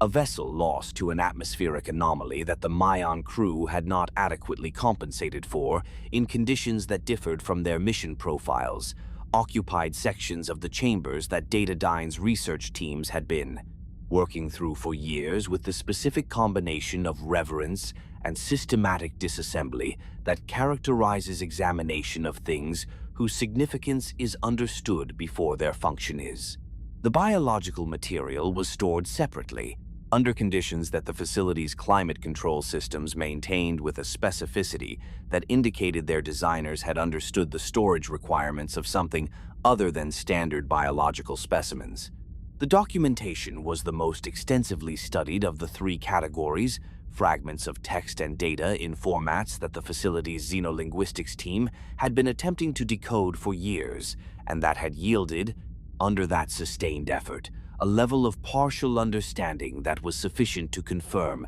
that the documents were records of something rather than arbitrary symbolic patterns, and insufficient to determine, with any reliability, what the something was. Elvis had been in the facility for 7 months before Joanna arrived. The use of that name, which was what he was called in the Institute's operational documentation, borrowed from a designation that the facility's classified personnel had applied to the specific Maian they had encountered in circumstances that preceded the period of deliberate insertion, when a different kind of contact had produced a different kind of relationship between the facility's inhabitants and the being they had found themselves, sharing it with simplified a situation whose actual character was considerably more complex than a name suggested. He was not a prisoner. He was not a guest in any conventional sense. He occupied a position in the facility's operational environment that had no established category in the administrative framework through which the facility was managed, and the administrative framework had, in the characteristically practical way of bureaucratic systems, confronting things that do not fit their categories, produced a category for him that was technically accurate and operationally meaningless. Consultative asset, status undefined. The defined status question had been left unresolved, not through oversight, but through the specific kind of institutional reluctance that develops when the people responsible for resolving a question understand that resolving it will require them to make a commitment that they are not certain they have the authority to make. The insertion had not been the facility's security apparatus's discovery. It had been the Maians' choice, a decision reached through the same institutional process that had produced the choice to contact Carrington, driven by the same assessment that the situation had developed to the point where the policy of observation without engagement was no longer adequate to the specific requirements of what was coming. The Maians had determined that the facility, with its physical archive of contact evidence and its proximity to the dataDyne research infrastructure that was working toward the Cetan craft's interior access, was the optimal location at which to position an operative who could serve as the direct interface between the Maian intelligence community's understanding of the situation and the human intelligence operation that Carrington was running. Elvis had been selected for this role through a process that the Maians did not describe in terms that translated cleanly into human institutional vocabulary. It was not an assignment in the organizational sense, not a posting in the military sense, not a volunteering in the individual agency sense. It was the identification by a community with a very long practice of making exactly this kind of identification of the individual whose specific combination of capabilities and experience, for lack of a better word in any human language, disposition made them the right choice for the specific demands of the role. He had known when the identification was communicated to him that declining was possible and that declining would have produced consequences he found less acceptable than accepting. He had accepted. He had made his way to the facility through methods that the facility's security systems had not detected and had made himself known to the facility's inhabitants in a manner that was carefully calibrated to produce the response. His operational requirements needed not alarm, not concealment, but the specific kind of pragmatic acknowledgement that practical people produce when confronted with a situation that their existing frameworks cannot accommodate, and that requires a new framework to be constructed without the luxury of extended deliberation. Joanna had been briefed on Elvis's presence and role before the operation had been told, in the characteristically precise and characteristically incomplete way that Carrington briefed operational matters that exceeded the current intelligence picture's capacity to describe fully, that the Maian contact at the facility was the operation's primary intelligence source, and that the operational relationship between them would need to be established in the field rather than in advance,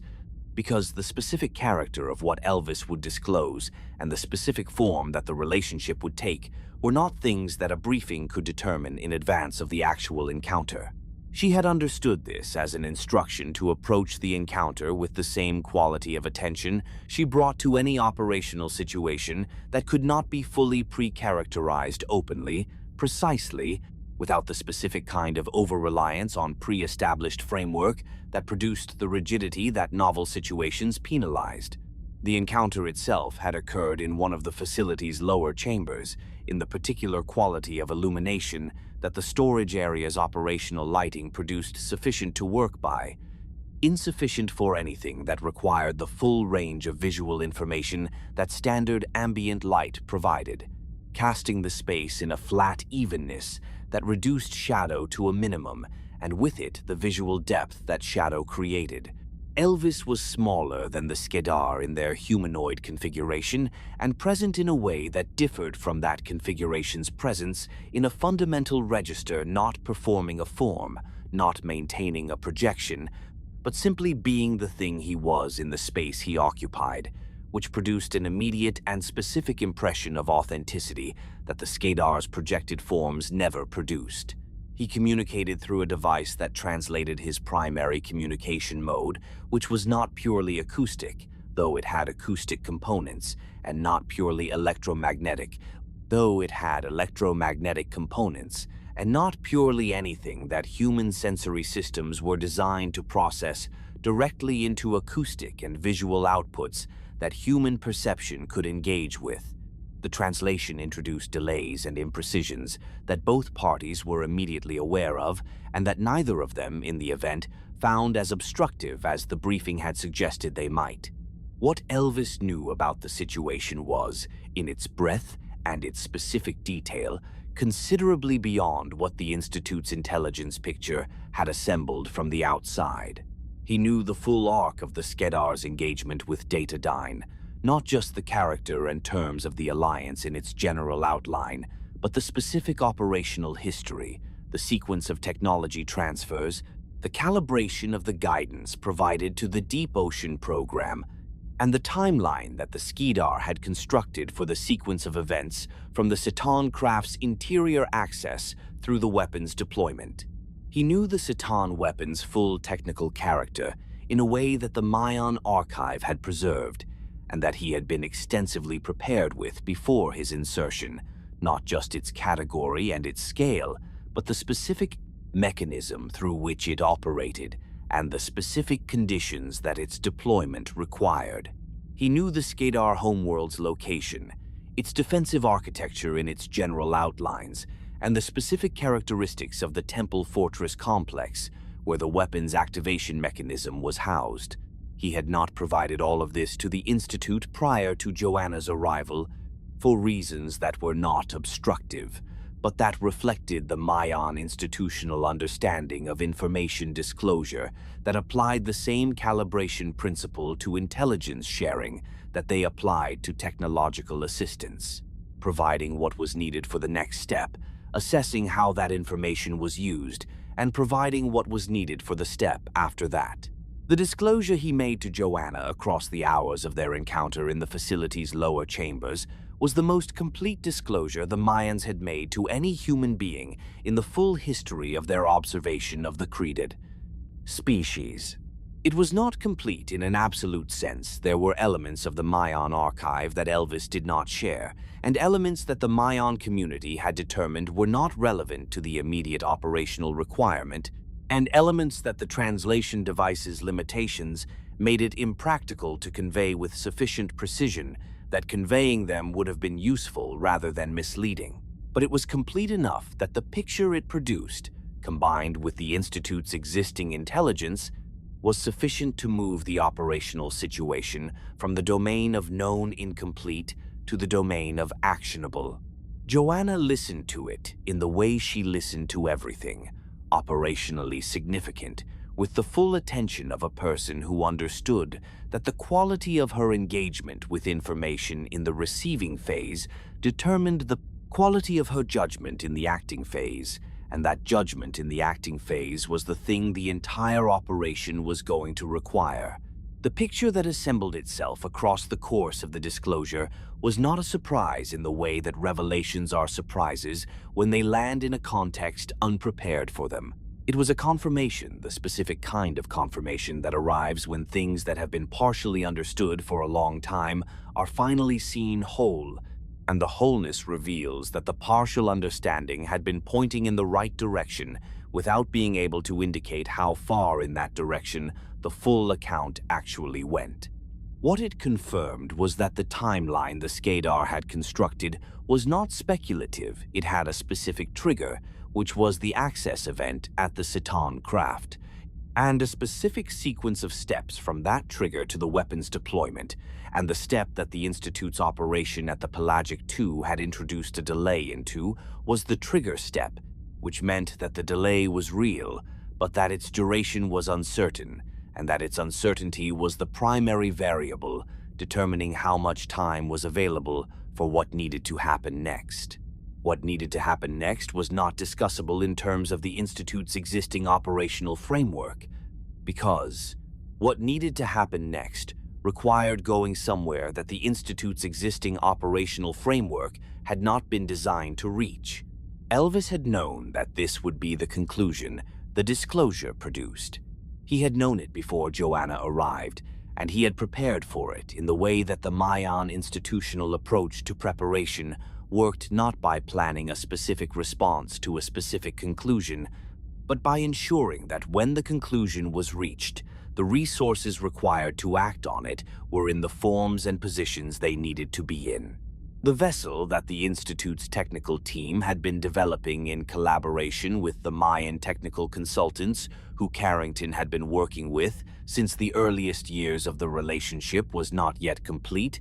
but it was at the stage of development where the gap between its current state and operational readiness was measured in weeks rather than months. The navigation data for the Skedar homeworld was in a format compatible with the vessel's guidance systems. The operational profile of the homeworld's defensive architecture, at the level of detail that Elvis's knowledge supported, had been translated into the parameters that the vessel's approach planning would require. The specific question of who would make the transit, which Joanna had not asked, but which Elvis had answered before it was asked. In the way that people answer questions they know are coming, when the answer is not comfortable to wait for, had been addressed in the Maian assessment that had preceded the insertion. The operative whose capabilities and disposition made them the right choice for that specific role was already in the room. The facility's chambers maintained their consistent temperature around them as the disclosure concluded the engineered stability of a storage environment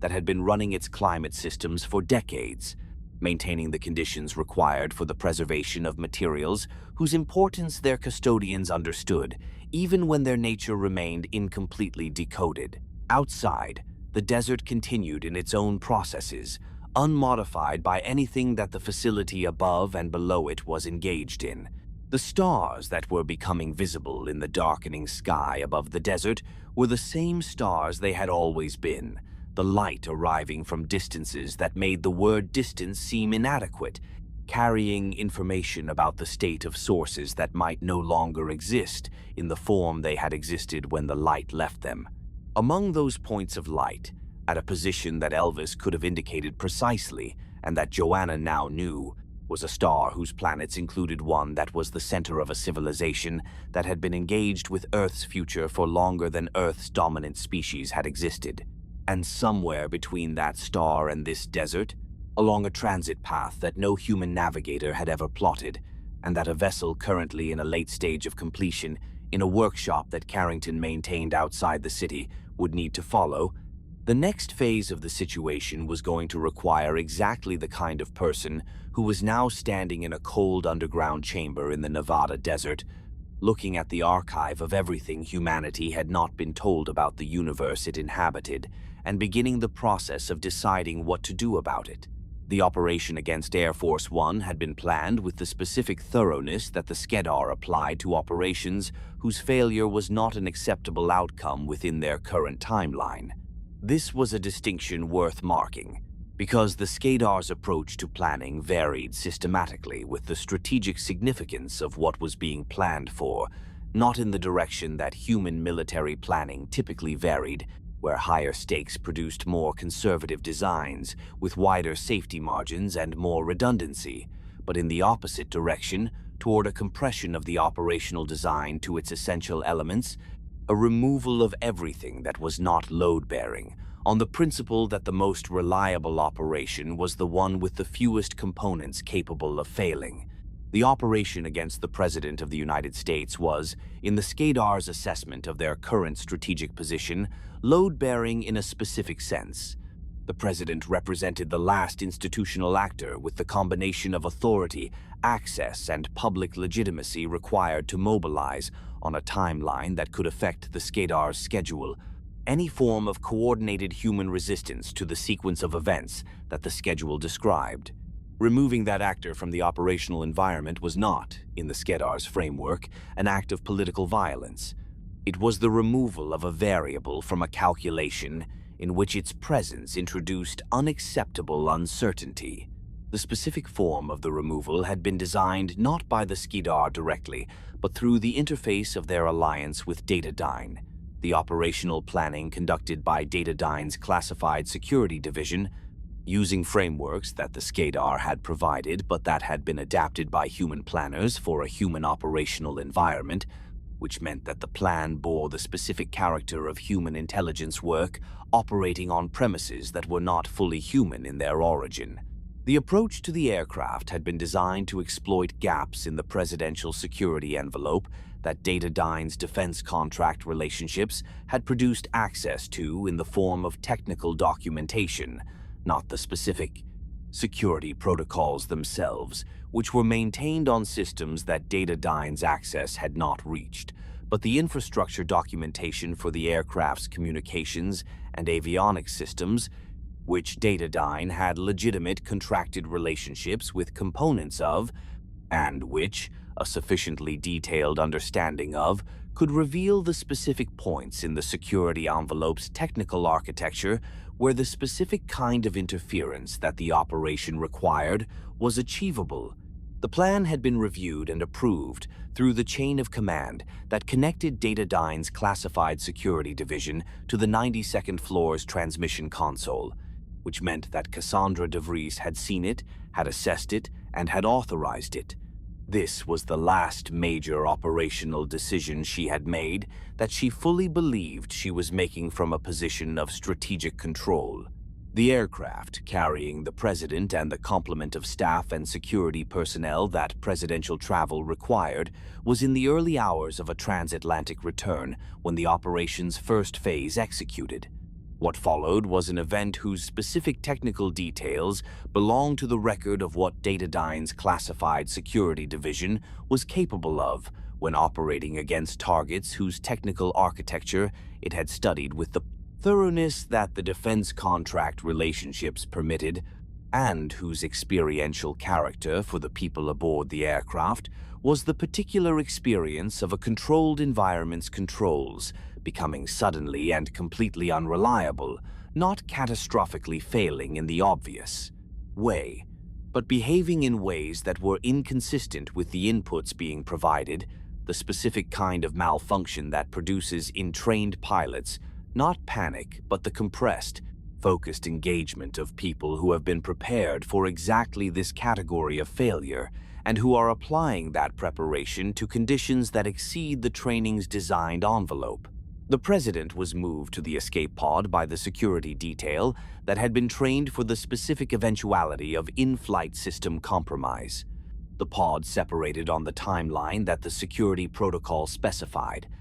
The aircraft continued on its altered trajectory. The pod went dark in the way that pods designed to minimize their post-separation electromagnetic signature go dark immediately, completely, producing a return on tracking systems that lasted exactly as long as the separation event itself and nothing afterward. Carrington's awareness of the operation had come through a source whose specific identity was less important than the specific character of what it provided. Advance notice, in the form of intelligence that had reached the Institute through the intersection of Carroll's extracted data and the correlations that the Institute's analytical team had been running against it continuously since the extraction, that the operation existed and that its execution window corresponded to the President's current travel schedule. The advance notice had not been sufficient to prevent the operation from executing. It had been sufficient to position Joanna in the operational environment where the pod's recovery was likely to occur,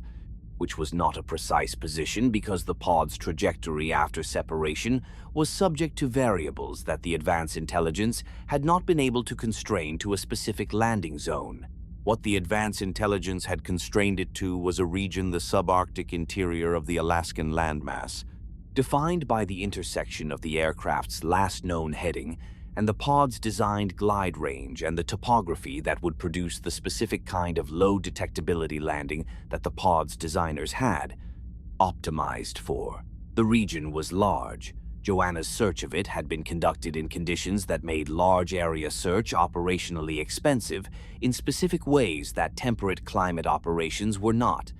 Alaska, in that season, produced an environment whose character was defined by the intersection of cold and silence, and the particular quality of light that subarctic latitudes generate in the transition from late afternoon to early evening, a light that was directional in a way that lower latitude light was not, arriving at an angle that made shadows very long and that gave the landscape a quality of specificity, each feature of the terrain illuminated in a way that removed the ambient softening that more vertical light produced and left everything present in its own exact character. The spruce forest through which she moved was dense enough to reduce visibility to distances that made navigation a function of instrument and training rather than visual reference, and silent in the way that spruce forest in cold weather is silent, the needles too stiff to move in the light wind that was present, the ground too frozen to produce the sounds that thawed ground would have made under the pressure of movement across it,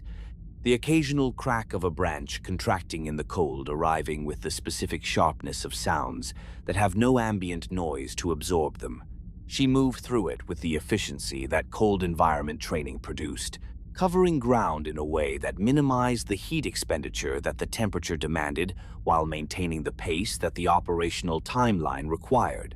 The pod had come down in a clearing that the forest created around a frozen creek bed, its descent controlled enough that the primary structure was intact and the emergency locator system was functioning in the mode that made it visible to the specific receiver the Institute's kit included, and invisible to the broader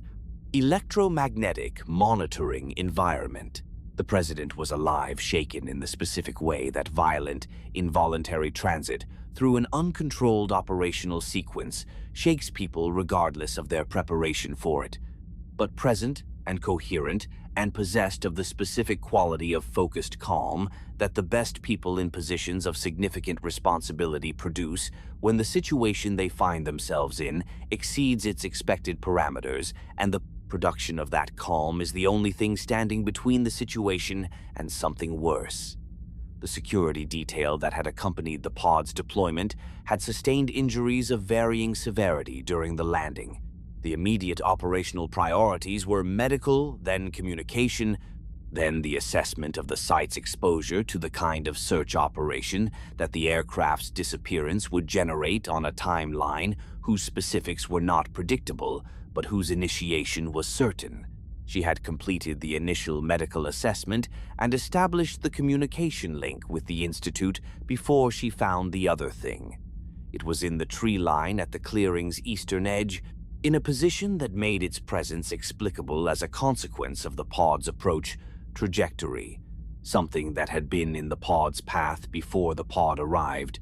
or something that the pod's arrival had displaced from its original position. Both explanations were wrong. What she found in the tree line was a body, and what made the body the specific discovery that the operational situation transformed around was the face it wore, the face of the man whose pod she had just secured, whose security detail she had just assisted, whose medical state she had just assessed, and who was currently sitting in the pod's interior demonstrating the coherent, directed engagement with his situation that she had just observed him demonstrating.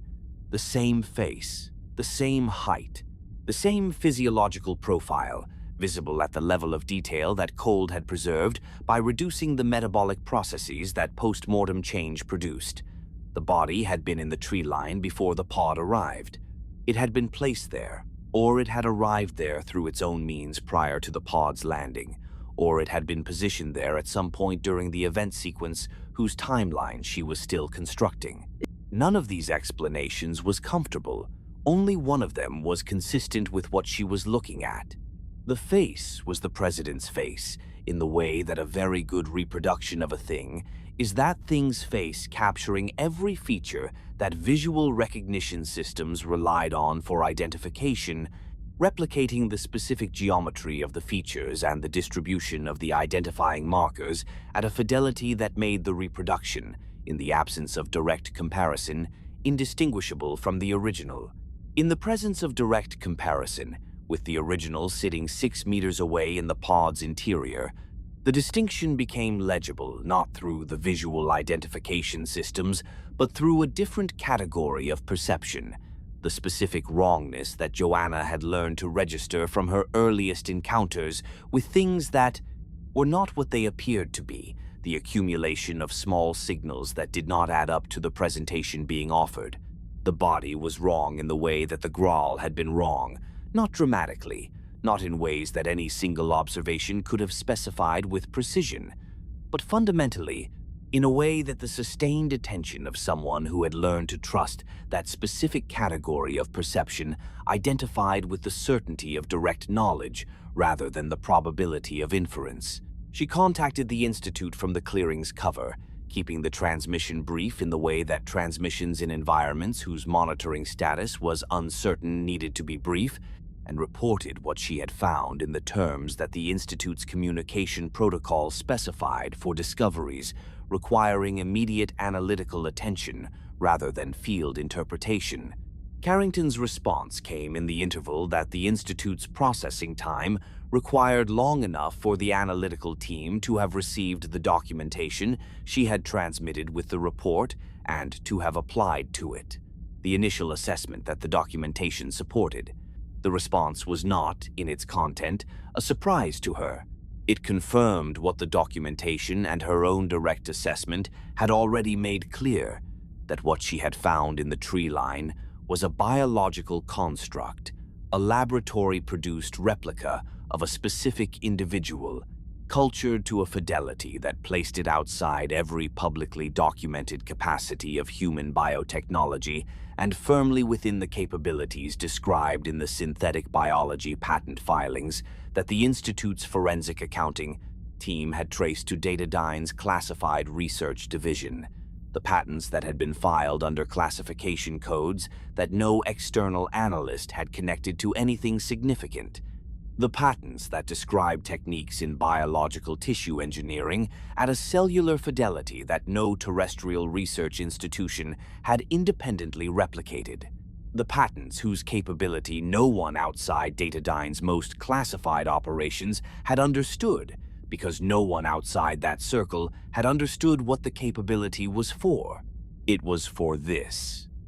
It had always been for this, not this specific deployment, not this specific individual, but this category of operation, the category that the Skedar had understood when they provided the technical frameworks that dataDyne's synthetic biology division had used to develop the capability, because this category of operation was one the Skedar had conducted before, on other worlds, against other species, as the specific tool it was.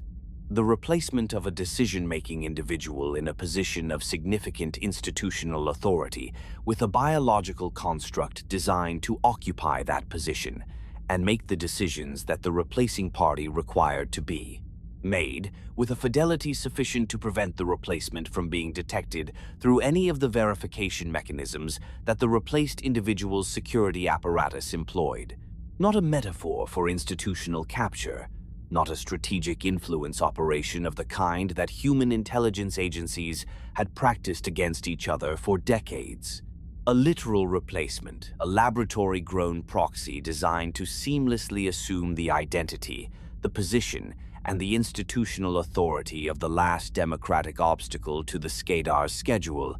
and to exercise that authority in the directions that the schedule required, from a position inside the security apparatus that protecting the original individual had created, without the apparatus's knowledge that the individual it was protecting was no longer the individual it had been built to protect. The construct in the tree line had not been the replacement's deployment mechanism. It had been its predecessor, the version that the development process had produced before the version that had been intended for deployment, preserved and transported to the insertion location as a contingency resource in a way that the operational planning had not anticipated Joanna finding. Because the operational planning had not anticipated Joanna's presence in the region at all, the version that had been intended for deployment was not in the tree line. Its location and status were, at the moment she was transmitting her report, unknowns that the operational picture she was transmitting would allow the Institute to begin working against. What was known, in the specific and unambiguous way that things are known, when the evidence for them is in front of you, in a frozen clearing in the Alaskan interior, was what the patents had always described, and what no one had been positioned to understand until this moment. That dataDyne's synthetic biology division had not been developing a pharmaceutical capability or a medical technology or any of the categories of biological research that the division's public-facing operations described. It had been developing the specific capability that the Skedar required for the specific purpose that the Skedar's operational doctrine specified for this phase of a planetary absorption process.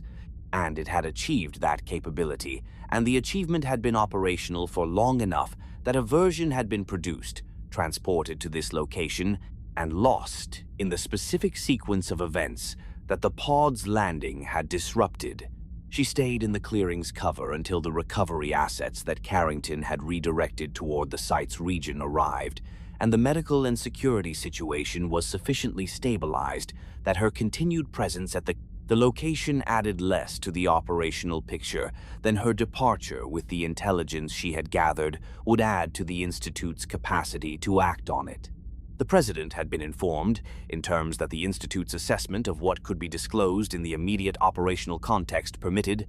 that the situation around the pod's landing site required specific security precautions that the standard recovery protocol did not specify. The security detail, professional and directed in the specific way of people who had accepted the operational reality of their assignment, implemented what they were told to implement without requiring a full explanation of the reasoning behind it. The body in the tree line was documented and secured with the care that evidence requiring subsequent analysis warranted. The forest was silent as she moved back through it, following the route that her navigation equipment specified, the spruce trees dark against a sky that had completed its transition to the deep blue that preceded full dark at that latitude. The cold was the same cold it had always been, environmental, indifferent, the product of a latitude and a season and an elevation that had been producing exactly this temperature for a very long time and would continue producing it without reference to anything that had just occurred in a clearing beside a frozen creek. The stars were beginning to appear at the zenith, where the sky was clearest and where the light pollution of any human settlement was too distant to compete with what the atmosphere passed through from above it. She looked at them for a moment in the specific way that people look at things that their recent experience has given new context to, and then she looked back at the route her navigation equipment was showing her, and she continued moving in the direction the route indicated. Cassandra De Vries, in Chicago, received the encrypted operational report from the Skedar liaison on the 92nd floor at approximately the same time that Joanna was clearing the tree line. The report described the Air Force One operation's partial execution. The aircraft component had proceeded as planned. The pod separation had been successful. The pod's recovery location had been identified. It described a complication in the deployment sequence that had produced an outcome inconsistent with the operation's intended conclusion, and it contained in the specific register that the Skedar's communications used when conveying information they assessed as operationally necessary for the recipient to have an additional element that had not been part of the operational report that Cassandra had been expecting. It was a reassessment, the specific kind of reassessment that the Skedar produced when their ongoing evaluation of the human assets they were working with had reached a conclusion that required the relationship to be reconfigured. The reassessment described dataDyne's current operational value to the Skedar's timeline. It described the specific capabilities that the Skedar now possessed that they had not possessed when the alliance was established. And that had been the primary value of maintaining the relationship during the period when those capabilities were being transferred. It described, in the particular language of Skedar operational taxonomy, the category into which the reassessment placed the relationship going forward. The category was not partnership. It was not the category that Cassandra had understood the relationship to occupy. It was the category that the Skedar applied to arrangements that had reached the end of the period during which maintaining them produced more value than concluding them, and the conclusion the category implied was the specific kind of conclusion that the Skedar's doctrine of Thrall had developed over centuries of absorbed civilizations to describe with precision and enact without delay. She read the reassessment twice, which was once more than she needed to understand it, and once less than she would have liked to believe she had misunderstood it. Then she sat in the particular quality of stillness that characterized her engagement with information she was taking seriously, in a room that was quiet, except for the recycled atmosphere hum of a 91st floor, where everything continued exactly as it always had, and she began to understand, for the first time in 15 years of building, that the floor beneath everything she had constructed was not the floor. The reassessment had arrived on a Tuesday. By Thursday, Cassandra had completed her analysis of it with the thoroughness that the situation required, and that she was, by the specific character of her intelligence,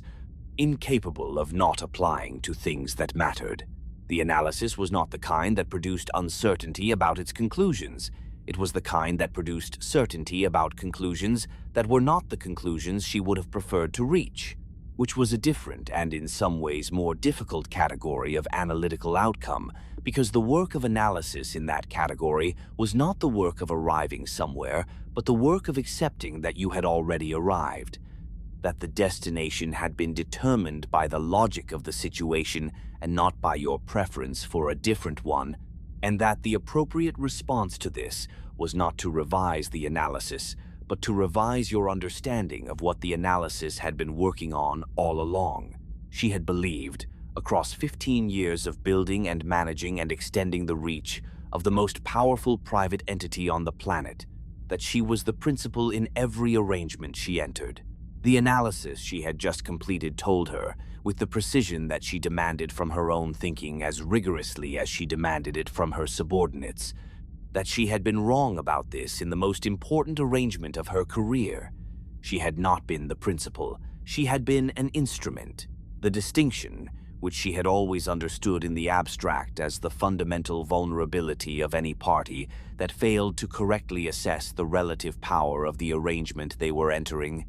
had turned out to apply to her. This was the fact that required the most sustained engagement to hold, not because it was complex, but because it was the kind of fact that a person of her specific construction resisted in the specific way, that very intelligent people resist facts that require them to conclude that their intelligence failed them at a critical juncture. She had failed to correctly model the Skedar. This was the precise statement of the error. She had modeled them as a more capable version of the kind of actor she understood, a party with interests, with the capacity for strategic calculation,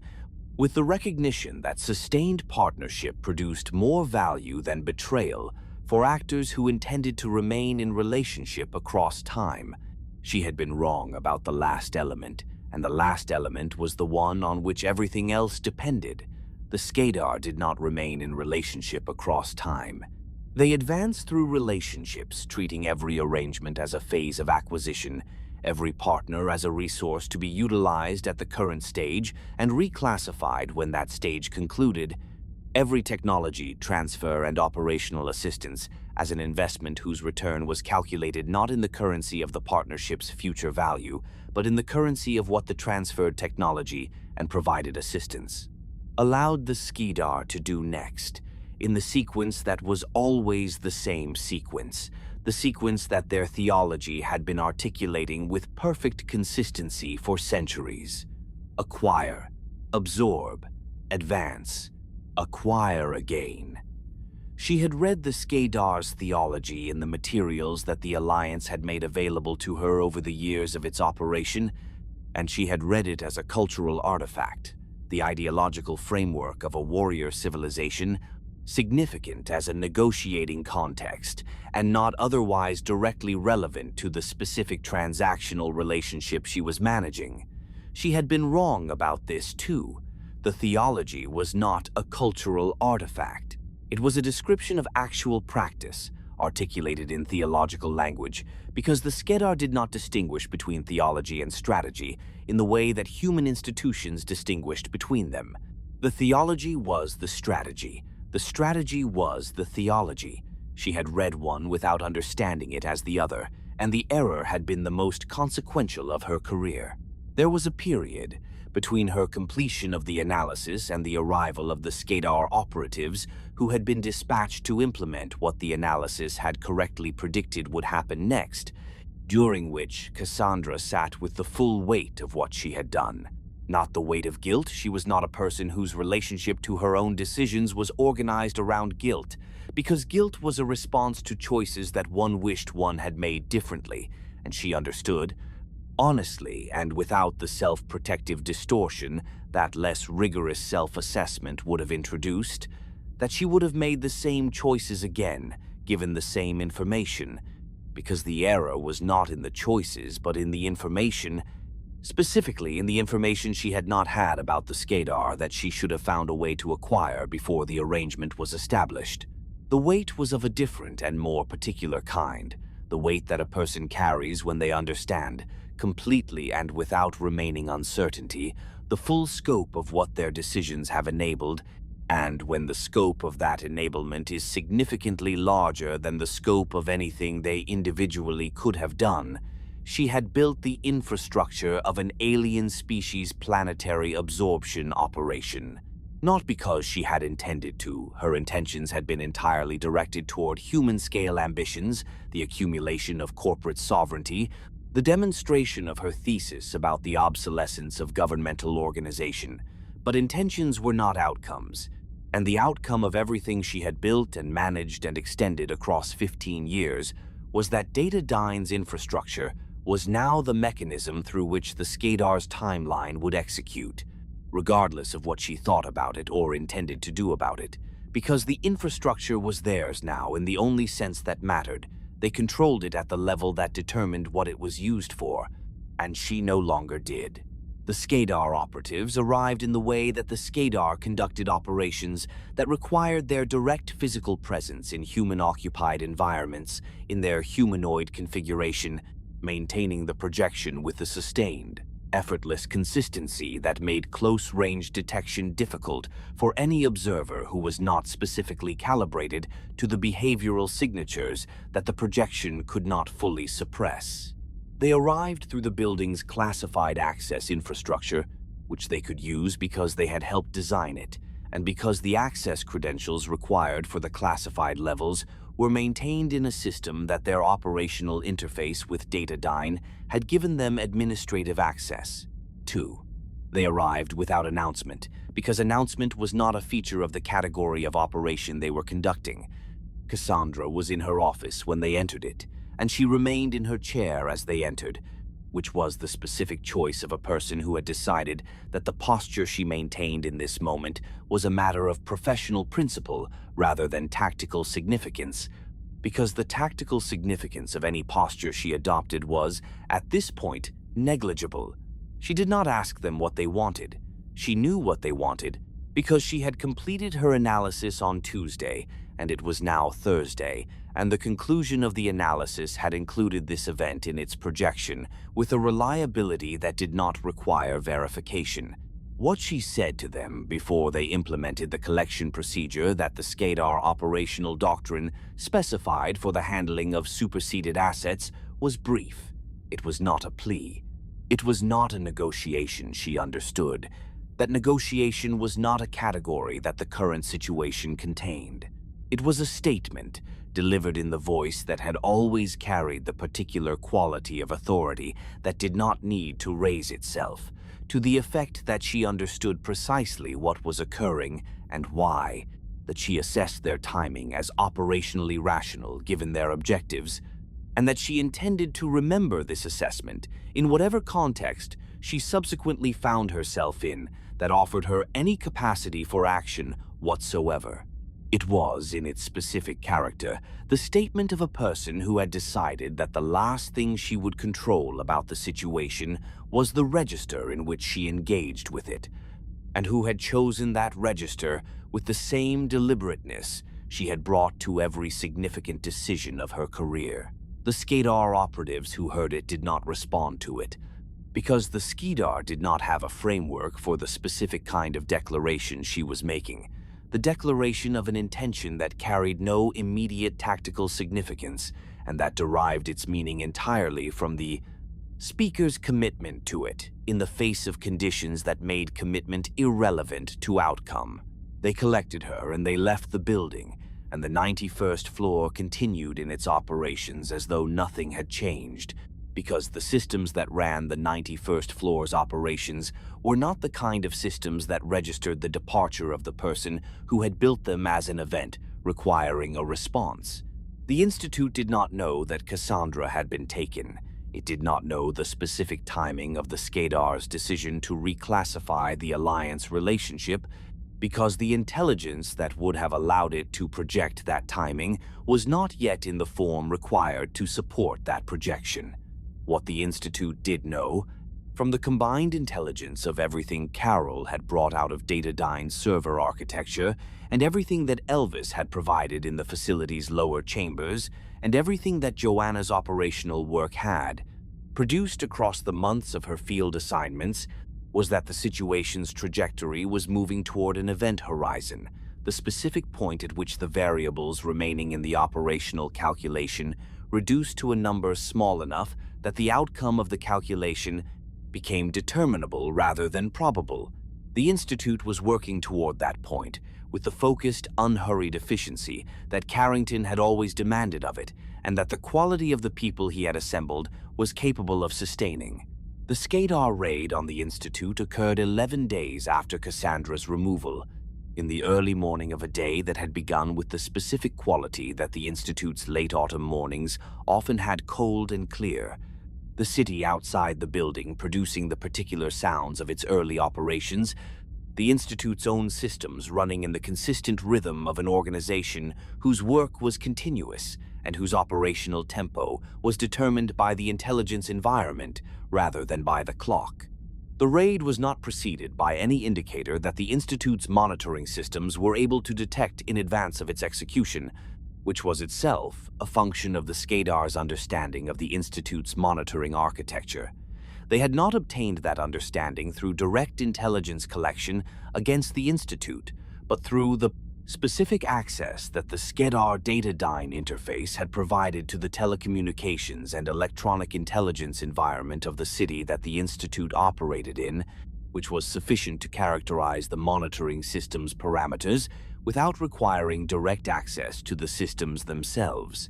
The Skedar operatives entered the building in their humanoid configuration, through the service access that the Institute's security architecture had identified as the lowest exposure entry point, and that the Skedar had identified as the entry point whose specific security characteristics were most compatible with the approach the operation required. There were 6 of them, which was a number calibrated to the Institute's assessed security capability with the specific precision that the Skedar applied to force sizing for operations where the objective was collection rather than destruction enough, to overwhelm the Institute's immediate defensive capacity without exceeding the logistical requirements that discretion imposed on an operation conducted inside a human-occupied urban environment.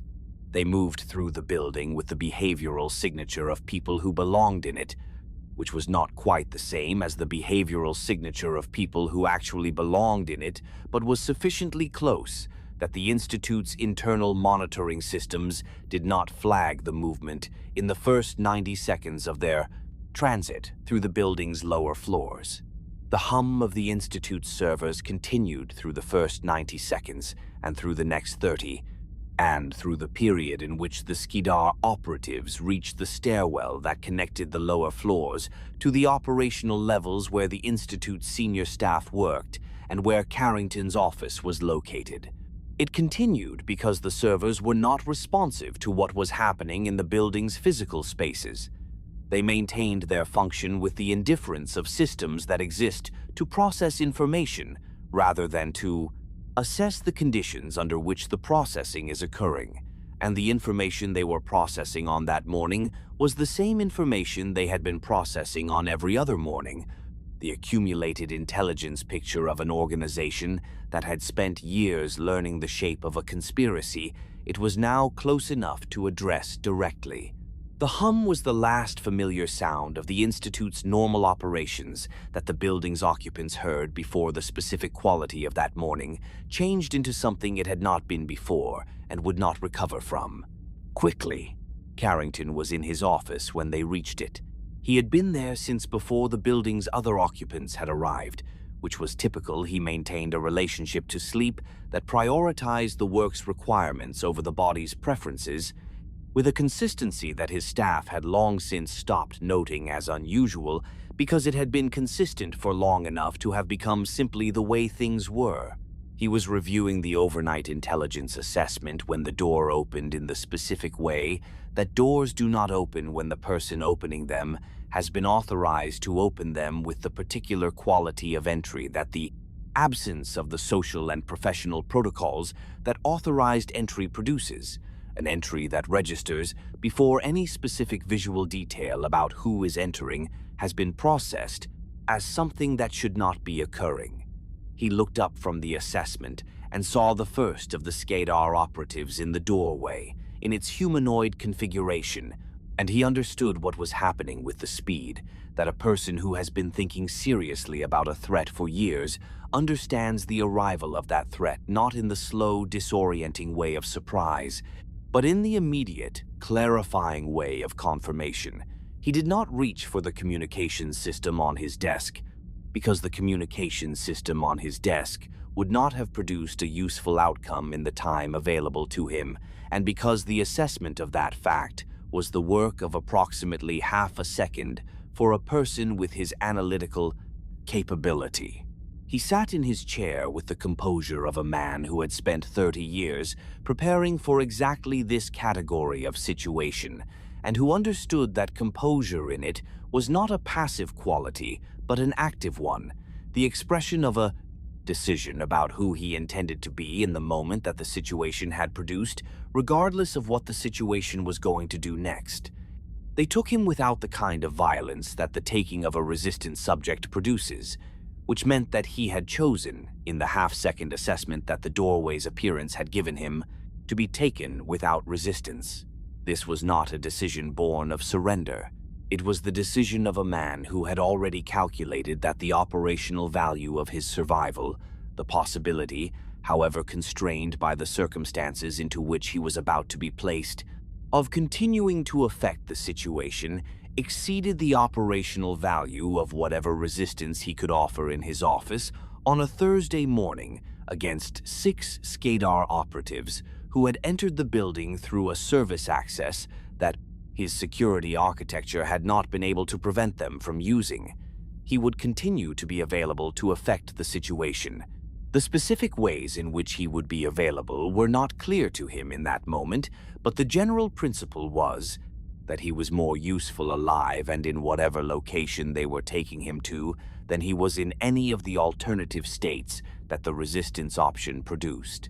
He had always been a person who trusted his analysis. He trusted it now, in the specific and uncomfortable way that trusting one's analysis sometimes required, not because the situation it was being applied to was comfortable, but because the analysis was sound and the situation was what it was, and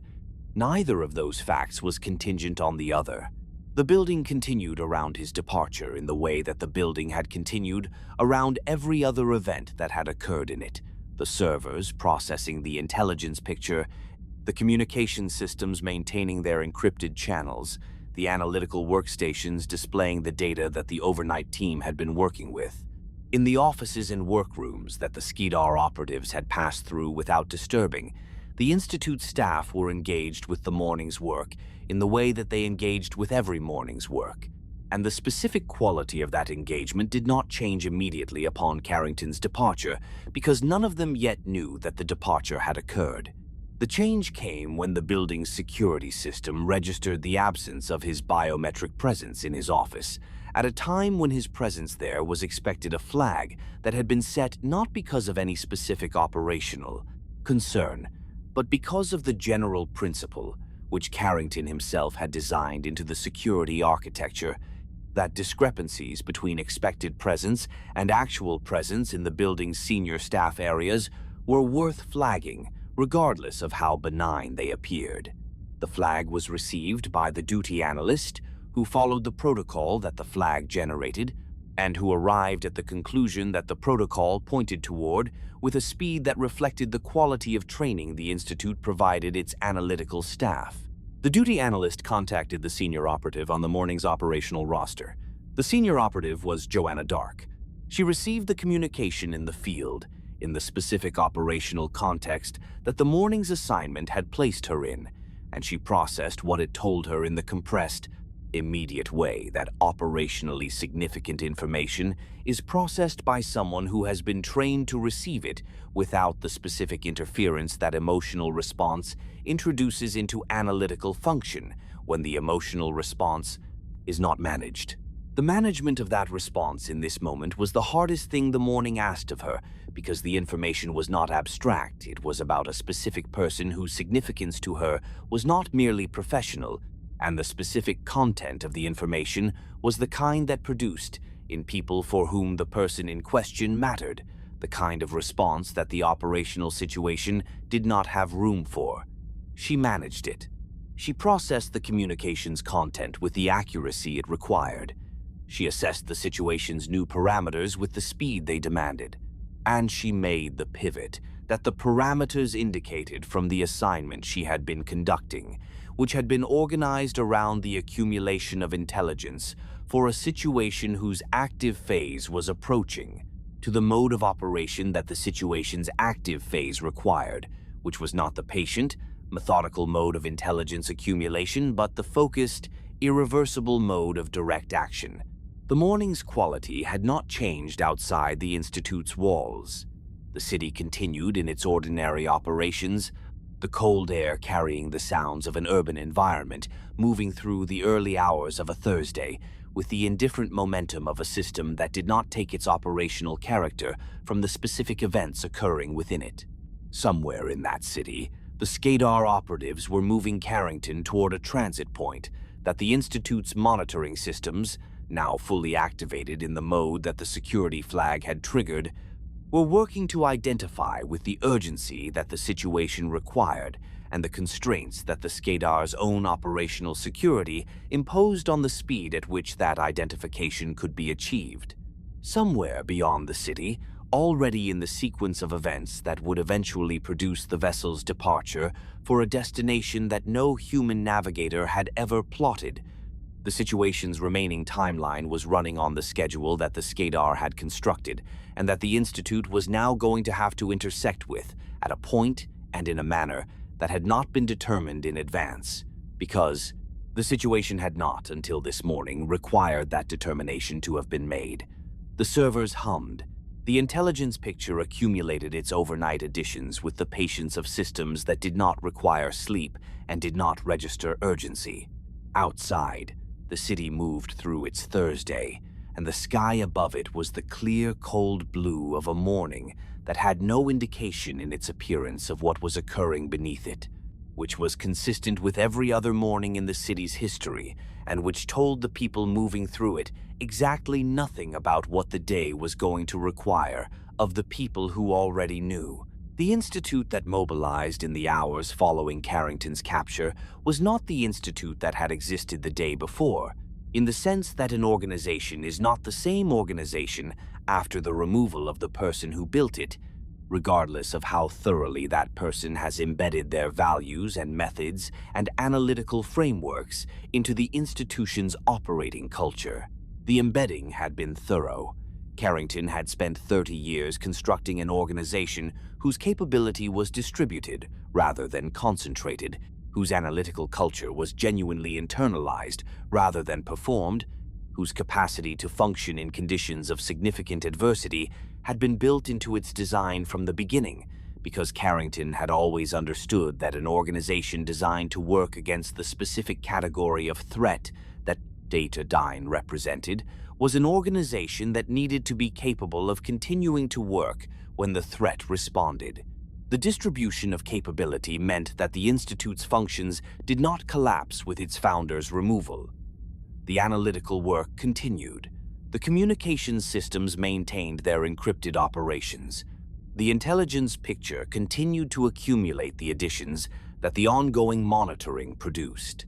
The organization breathed and processed, and continued to be the organization it had been trained to be. What was different was a quality that the organizational design could not fully distribute because it resided in a specific person rather than in a system or a culture or a set of trained behaviors. The quality of Carrington's judgment at the moments when judgment was the variable that determined the outcome of everything else. He had not made himself irreplaceable in the operational sense. He had designed the Institute explicitly to resist that failure mode, had insisted across the years of its development that every function be capable of being performed by more than one person, and that the knowledge required for every decision be accessible to the people who might need to make that decision in his absence. But judgment was not a function, and it was not knowledge, and it was not accessible in the way that operational protocols were accessible.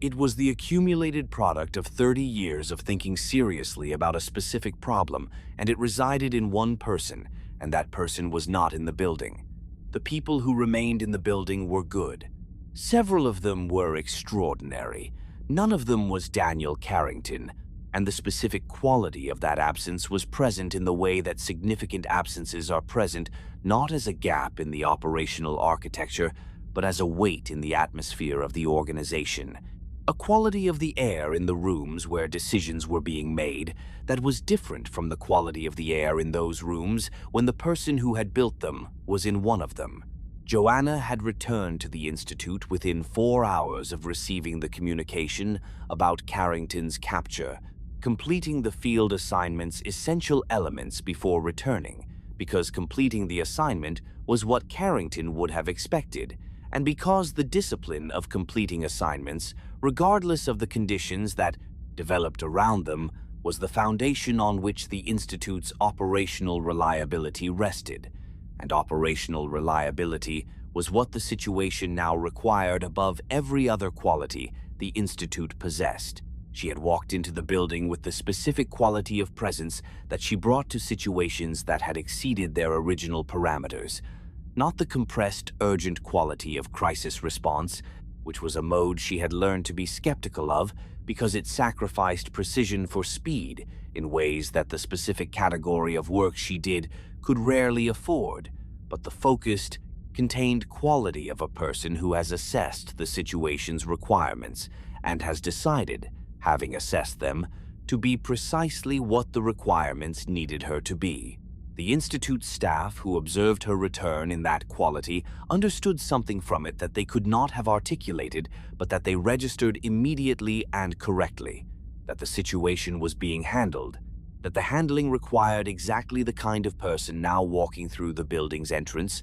and that their own most useful contribution to the situation was to be as good at their own functions as the person who had just walked in was at hers. The intelligence picture, assembled in the hours since Carrington's capture from the monitoring system's continuous output and from the specific analysis that the Institute's senior analytical team had directed at the problem of reconstructing the Skedar operative's transit route, had produced a partial tracking that was insufficient to identify a specific current location, but sufficient to characterize the direction and the probable destination with a confidence level that the Institute's planning function could work from. The destination was consistent with what the intelligence picture, in its aggregate, had been indicating for months. The Skedar vessel that had been maintaining a position in the outer solar system at a distance that placed it beyond the reliable range of any human astronomical observation system not specifically calibrated to look for it, and that the Maian-derived monitoring capability the Institute had access to had been tracking continuously since Elvis had provided the positional data during the Area 51 disclosure. Carrington was going to that vessel. The vessel would take him to the Skedar Homeworld, because the Skedar Homeworld was where the endgame was going to resolve, and the Skedar's doctrine on the handling of high-value intelligence assets was consistent across the cases that the Maian archive documented. They were retained rather than eliminated, because a living mind that had been extensively engaged with the problem of resisting Skedar operations contained information that could be extracted at leisure, and that the specific conditions of the Homeworld's intelligence processing infrastructure were best suited to extract thoroughly. This was not a comfortable assessment. It was an accurate one, and accuracy was what the planning function required. The operations against dataDyne's remaining Earth infrastructure had been authorized in the planning session that followed the intelligence picture's consolidation, and the authorization had the specific character that authorizations have when they are made by people who understand that what is being authorized is not a strategic option among alternatives, but a necessary act, the kind of authorization that removes from the decision the weight of choice and replaces it with the weight of execution, which is different and in its way easier, because execution at least gives the people doing it something to direct their capabilities against. The operations were designed with the precision that the Institute's planning culture demanded, and the urgency that the timeline imposed, and the tension between those two requirements produced a planning process that was faster than it would have been under normal conditions and more careful than it would have been under conditions of pure urgency, which was the balance that the situation required, and that the Institute's training and culture made possible to achieve. Joanna was the primary operative across the significant elements of the operation's execution, because the significant elements required the specific combination of capabilities she possessed, and because the Institute's other field operatives, capable as they were, did not possess that combination at the level the elements required. The operations were conducted across 3 days that had the specific quality of days in which a great deal of work is being done toward a single purpose, the particular clarity of focus that the convergence of all available capability on a single objective produces. When the objective is clear and the resources are sufficient, and the only remaining variable is the execution itself. She moved through dataDyne's remaining infrastructure with the efficiency of someone who had been building toward this for a long time and who understood, in the specific way that understanding is different from mere knowing, that the work she was doing was not a campaign against an enemy, but a correction of a system that had been operating incorrectly, and that the correction needed to be complete, to be effective, and needed to be precise to be complete. The Skedar presence in dataDyne's remaining operational infrastructure was the element of the operation that required the most careful management, because encountering it incorrectly produced outcomes that were operationally expensive in ways that the planning could not fully absorb. The Skedar, in their humanoid configurations, moved through the dataDyne environments in which they were present with a facility that reflected their extended experience of operating in human-occupied spaces, and the specific quality of wrongness that their presence produced in the perceptions of human observers who encountered them at close range was subtle enough to be missed at the speed that operational environments generated. Joanna had learned across the months of her field work, and from the specific preparation that Elvis had contributed in the Area 51 sessions, the specific observational calibration that the detection of the Skedar's behavioral signature in their humanoid configuration required the accumulation of small signals, registered not as individual indicators, but as a pattern whose character became legible only when the accumulation reached a certain density. At which point, what had been a series of minor perceptual anomalies resolved into a single clear recognition that the thing presenting itself as a human occupant of the space was not one. She had used this calibration in the operations. It had been accurate in the instances where it had produced a recognition, which were not numerous but were all of them significant. The fall of dataDyne happened across those 3 days in the way that things fall when the structure supporting them has been progressively dismantled rather than destroyed in a single event gradually. Then, in accelerating sequence, each element's removal, making the elements remaining less stable than they had been when the removed element was present. The Chicago Tower continued to stand. The city around it continued in its operations. The company's name remained on every third storefront in the typefaces that had been designed to be trusted before they were designed to be read. What changed was at the level of function rather than form the systems that the corporation's infrastructure had been supporting, and that the Skedar Alliance had been using those systems to serve going silent one by one, not with any public event that would have allowed the city's population to locate what had changed and name it, but with the specific quiet of things ceasing to operate, which is not the same sound as an explosion and carries less of the clarity of a recognizable event, but is in its way more final. dataDyne had been many things across the years of its construction and operation. It had been, among them, the thing that the city around it had come to depend on, in the way that cities depend on infrastructure,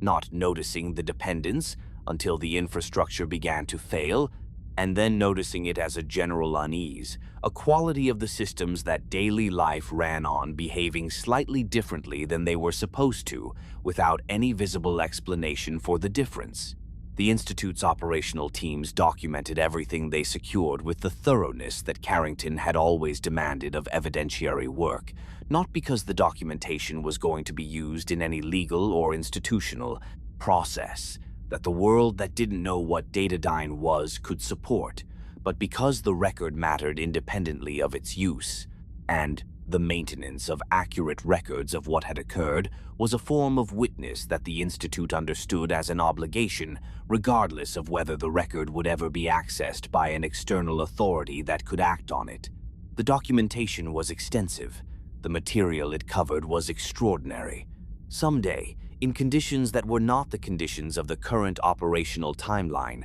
someone with the appropriate authority and the appropriate analytical capability would be able to read what the Institute's teams had produced across those 3 days and understand, in a level of detail that the event's public face did not permit, what had happened and what it had meant. The documentation was produced for that person in whatever future they inhabited, because the people who made it understood that the work they were doing mattered beyond the immediate operational requirement it was serving. The vessel had been moved to the departure point in the interval between the operation's completion and the operational team's arrival at the point of departure. It was not impressive to look at in the way that things built, primarily for function rather than appearance, are not impressive to look at. It had the specific aesthetic of equipment that has been engineered to do exactly what it needs to do at exactly the performance level required by the mission profile, which is an aesthetic that rewards sustained attention but does not announce its qualities to casual observation. Its hull carried the specific character of Maian engineering influence, not in its overall form, which was recognizably the product of the human technical team that had built it, but in the specific properties of certain materials and in the design of certain systems whose function required principles that the human team had implemented from Maian specifications without fully understanding the theoretical basis of what they were implementing, which was consistent with how the Maian technical relationship had always worked and which had produced a vessel whose operational capability exceeded what its human-engineered components alone would have produced. Joanna had reviewed the vessel's systems in the hours before departure with the thoroughness she brought to any operational environment she was about to enter, not the thoroughness of a technician assessing equipment performance, but the thoroughness of an operative building an operational relationship with the environment that was going to contain her for the duration of the transit, which required understanding not just what the systems did but how they felt in operation, the specific quality of their responsiveness and their failure modes, and the particular ways in which they communicated their status to the person depending on them. Elvis was already aboard. His presence gave the vessel a specific character that it would not have had otherwise, the presence of a being from the civilization that had contributed the most significant elements of the vessel's capability, now occupying the space that those elements were integrated into, producing a quality of fit between the occupant and the environment that the human elements of the vessel's design did not produce with their human occupant in the same way. She had found this observation interesting in the specific way that observations are interesting when they reveal something about the relationship between a civilization and its technology that goes beyond the purely technical. The city was visible through the vessel's observation systems as the departure sequence preceded the skyline that had organized so much of this story's geography, the tower above it that still stood and still carried the name that had been designed to be trusted and was now something different, a monument to a specific kind of human ambition and a specific kind of human error, its lights still burning because the systems that controlled the lights had not yet been disconnected from the power infrastructure that had always supplied them and might not be disconnected for some time. Because the corporation's public functions were still in the process of the specific kind of unraveling that large institutional entities undergo when the organizing intelligence behind them has been removed, which is not an immediate collapse but a gradual settling, the way that a structure settles when the tension that held it in a specific configuration is released, and it moves, slowly, toward the configuration that the remaining forces in its environment produce. The Institute had done what it could do from Earth. What remained was not available to the Institute from Earth. The departure produced no visible event from the ground. The vessel moved in the specific way that the Maian propulsion systems that contributed to its drive capability allowed things to move without the kind of energetic signature that human propulsion produced, without the visible light and heat that combustion-based systems generated, in a manner that was consistent with the Maian engineering philosophy of minimal environmental impact as a function of operational security rather than ecological principle. The city below did not register the departure. The sky above it continued in its own processes. Somewhere in the building that the city had watched for years as the monument to something it had trusted, the lights on the upper floors maintained their copper and gold relationship to the last of the evening light, performing the appearance of the corporation's continued operation with the specific faithfulness of systems that have not been told to stop. The tower glowed above the clouds. Below it, the city moved through its ordinary patterns. And in the dark above both of them, growing with the specific speed that the drive systems made available, the distance between the vessel and everything Joanna had ever known increased at a rate that made the concept of return feel, for the first time in the journey's first hours, like something requiring deliberate thought to sustain as a real possibility rather than a theoretical one. She did not spend time in the deliberate sustaining of it. She directed her attention to the operational requirement that the transit produced, which was the preparation, the sustained, thorough, intelligence-informed preparation that every operation she had conducted had required, and that this one required more completely than any previous one, because the environment she was preparing to operate in was one that no previous operative of any human organization had ever entered, and the preparation materials available to her were the best that the Institute and the Maian intelligence community had been able to produce for a situation they had both been building toward for a very long time. She worked through those materials with the focused, unhurried attention she brought to everything that mattered, in the cold of the vessel moving through the dark between worlds, with the stars outside the observation systems, the same stars they had always been, and the destination among them growing imperceptibly closer with every hour of the transit. The work was its own kind of steadiness. She had always found that to be true. She found it to be true now, in conditions that exceeded everything previous by a margin she did not spend time measuring, because measuring it would not have made the work better, and the work was what the situation required. The transit lasted long enough that the concept of duration, which human consciousness normally organized around the rhythms of a planetary environment, the cycle of light and dark, the social rhythms of institutions and meals, and the movements of other people through shared spaces became something that required conscious maintenance rather than ambient support. There was no light cycle in the vessel's environment that corresponded to any external reality. There was the vessel's internal lighting, maintained on a schedule that the Maian technical specifications had recommended as compatible with human circadian requirements, and there was what the observation systems showed outside the hull, which was the dark of interstellar space with its fixed, brilliant, completely unmoving field of stars, unmoving because the vessel's speed, though significant in absolute terms, was negligible relative to the distances involved in producing apparent stellar motion, which meant that the stars looked the same at the end of any given period of observation as they had looked at the beginning of it, and the only indicator of transit progress that the observation systems provided was the specific brightening over the full duration of the journey of the star toward which the vessel was oriented.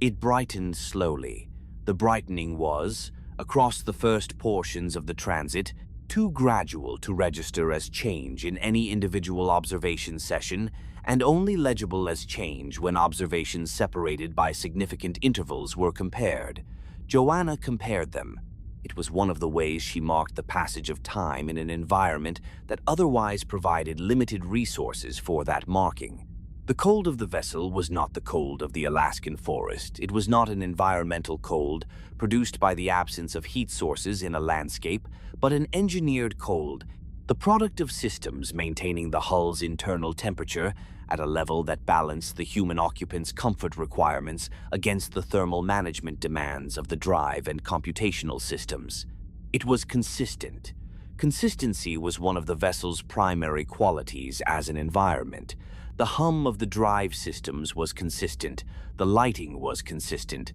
The air recycling produced a consistent quality of atmosphere that carried the faint chemical signature of the recycling process itself, a smell that was not unpleasant, but that was distinctly artificial, the smell of a closed system maintaining itself rather than the smell of any open environment. Joanna had been in operational environments that were constrained and isolated before the deep ocean submersible. Certain facilities whose security architecture produced a similar quality of closure, but none of them had had the specific character of this closure, which was the closure of genuine physical separation from everything she had been in physical proximity to for the entirety of her life. The Earth was behind the vessel. The distance between the vessel and the Earth was, by the third day of transit, of an order of magnitude that made the word behind feel inadequate. It implied a relationship to the behind thing that proximity still sustained,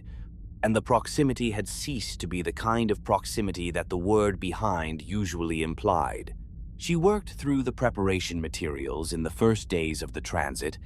returning to them with the same sustained attention across multiple sessions rather than attempting to complete the preparation in a single extended engagement.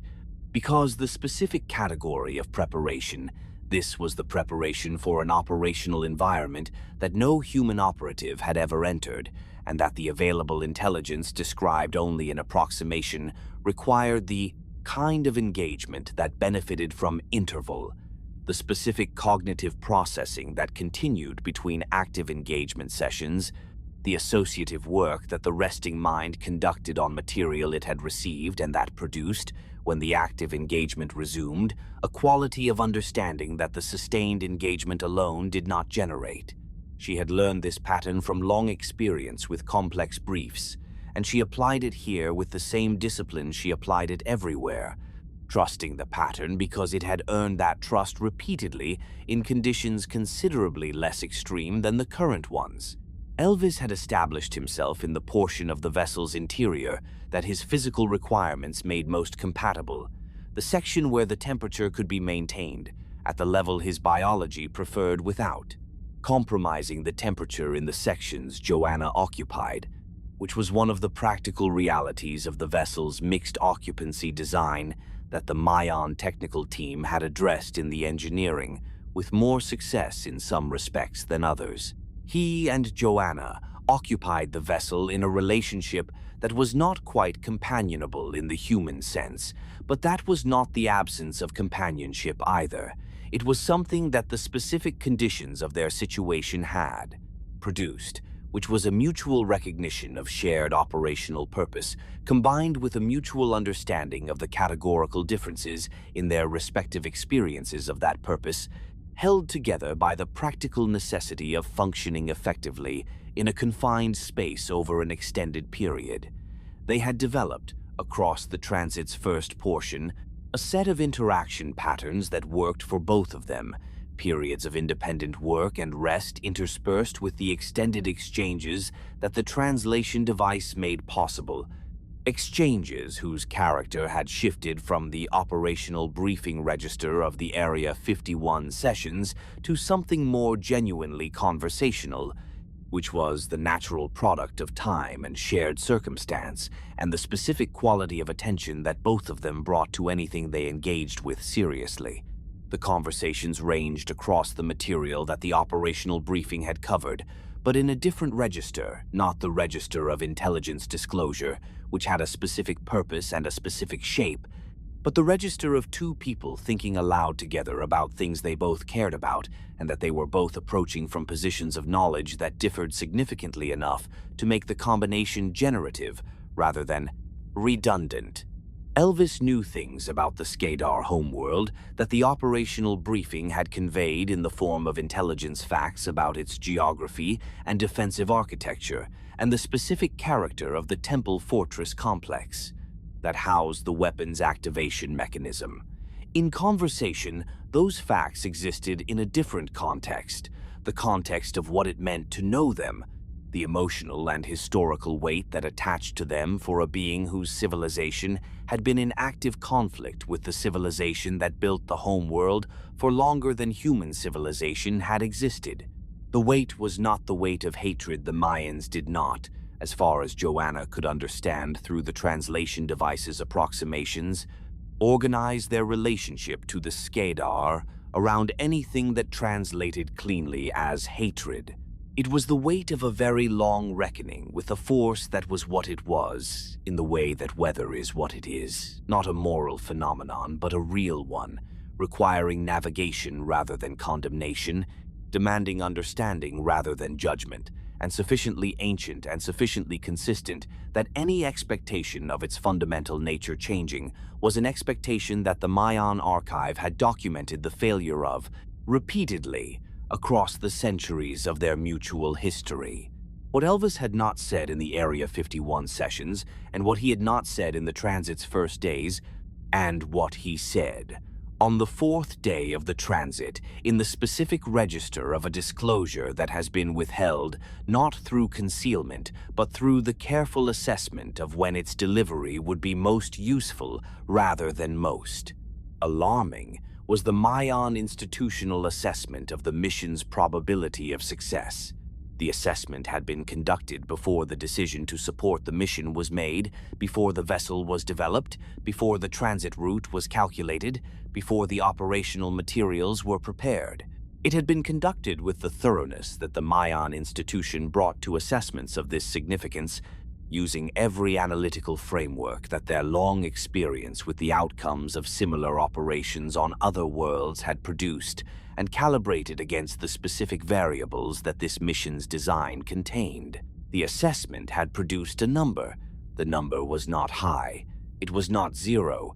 which was the critical point, not zero, which meant that the mission's success was possible, which meant that the decision to support it was justifiable within the Maian doctrine that governed decisions of this kind. But it was not high, in a way that the people who had made the decision to support it had held clearly in their minds across the preparation period, and that Elvis had been holding in his mind for the 7 months of his insertion and the days of the boss transit, waiting for the moment when sharing it with Joanna would serve the mission rather than complicate it.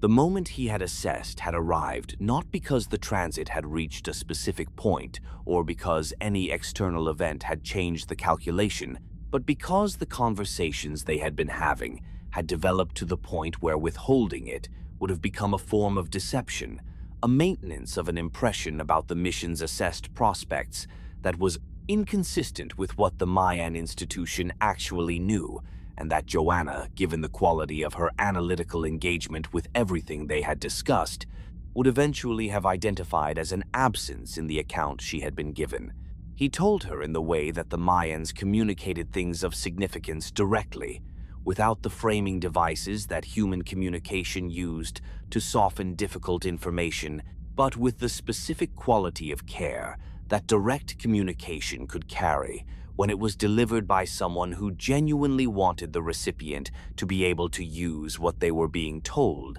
rather than simply to have heard it. The probability was not high. The mission was worth attempting at that probability because the alternative, the outcome that the mission's failure made more likely, was an outcome that the Maians' full assessment had determined was worse in a way, that made the probability worth accepting. He had accepted it. The Maian institution had accepted it. The question of whether Joanna accepted it was not, he was careful to convey, a question she was required to answer for anyone other than herself, because the mission's design did not include a mechanism for her return that was independent of her success, and the thing he was disclosing was relevant to her understanding of what that meant. She had sat with the disclosure for a period that she did not measure, and that Elvis waited through in the specific quality of Maian patience present and attentive, without the expectation that she would reach any particular conclusion in any particular interval,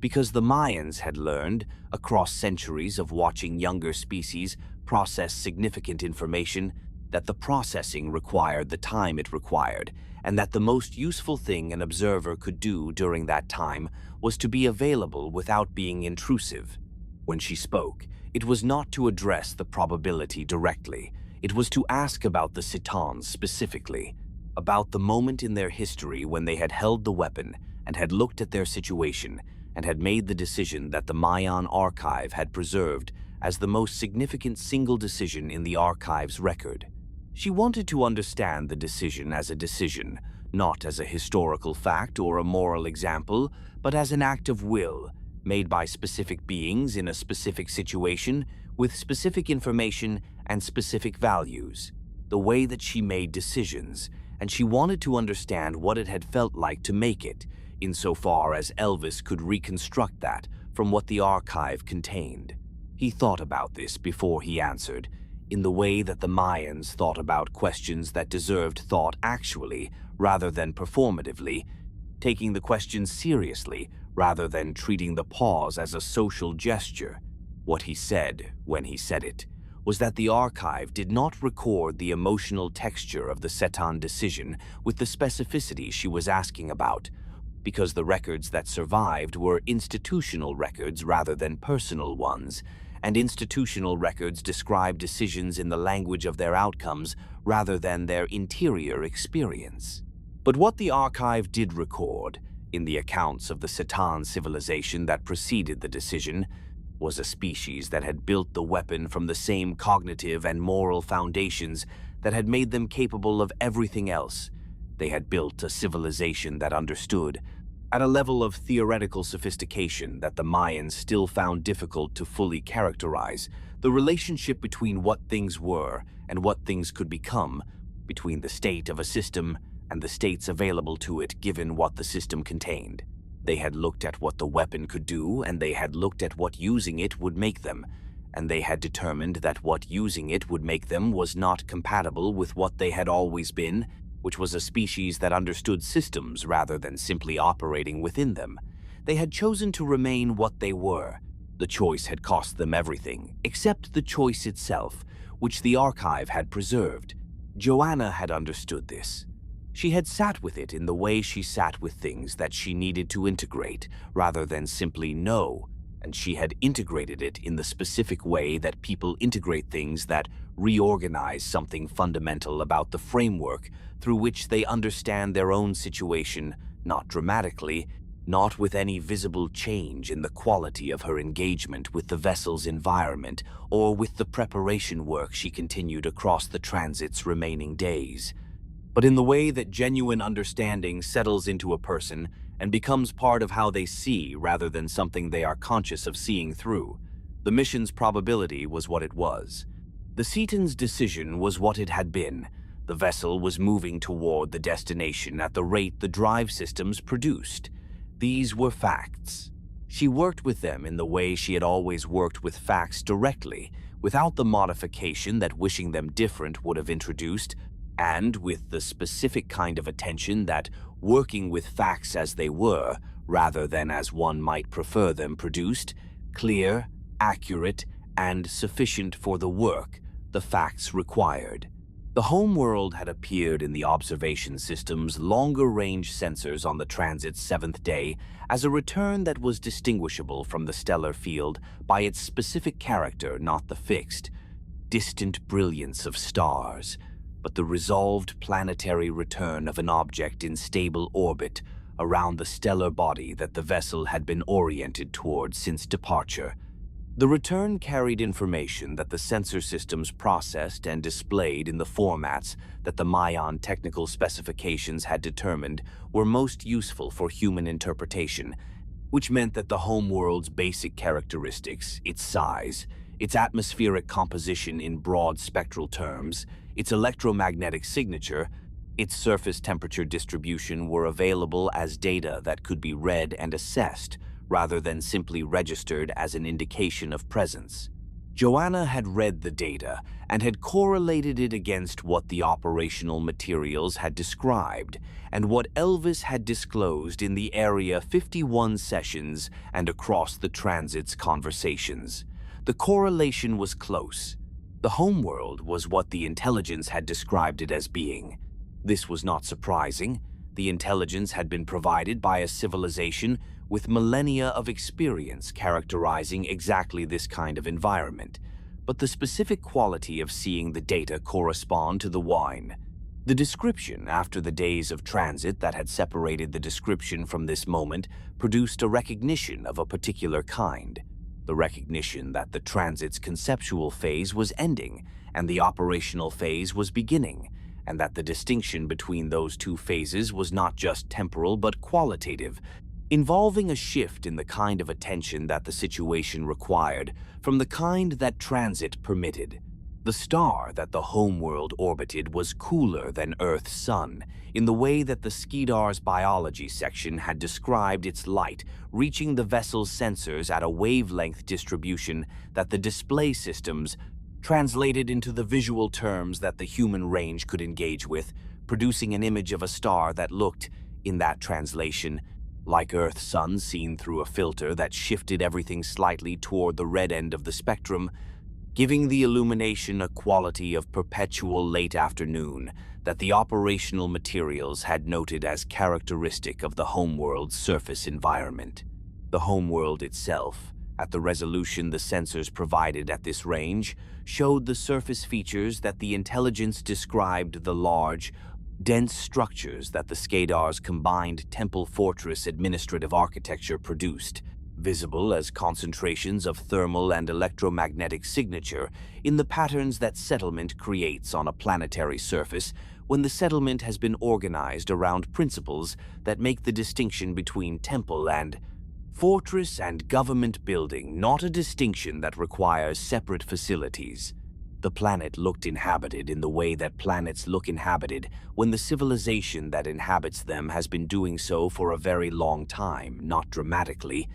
not with the visible density of Earth's developed regions seen from orbit, but with the specific settled quality of a surface that has been organized by intelligence across centuries rather than decades, whose organization had the depth of something grown rather than constructed. Elvis had moved to the observation section when the homeworld appeared in the sensors, and he stood in the way that the Maians stood,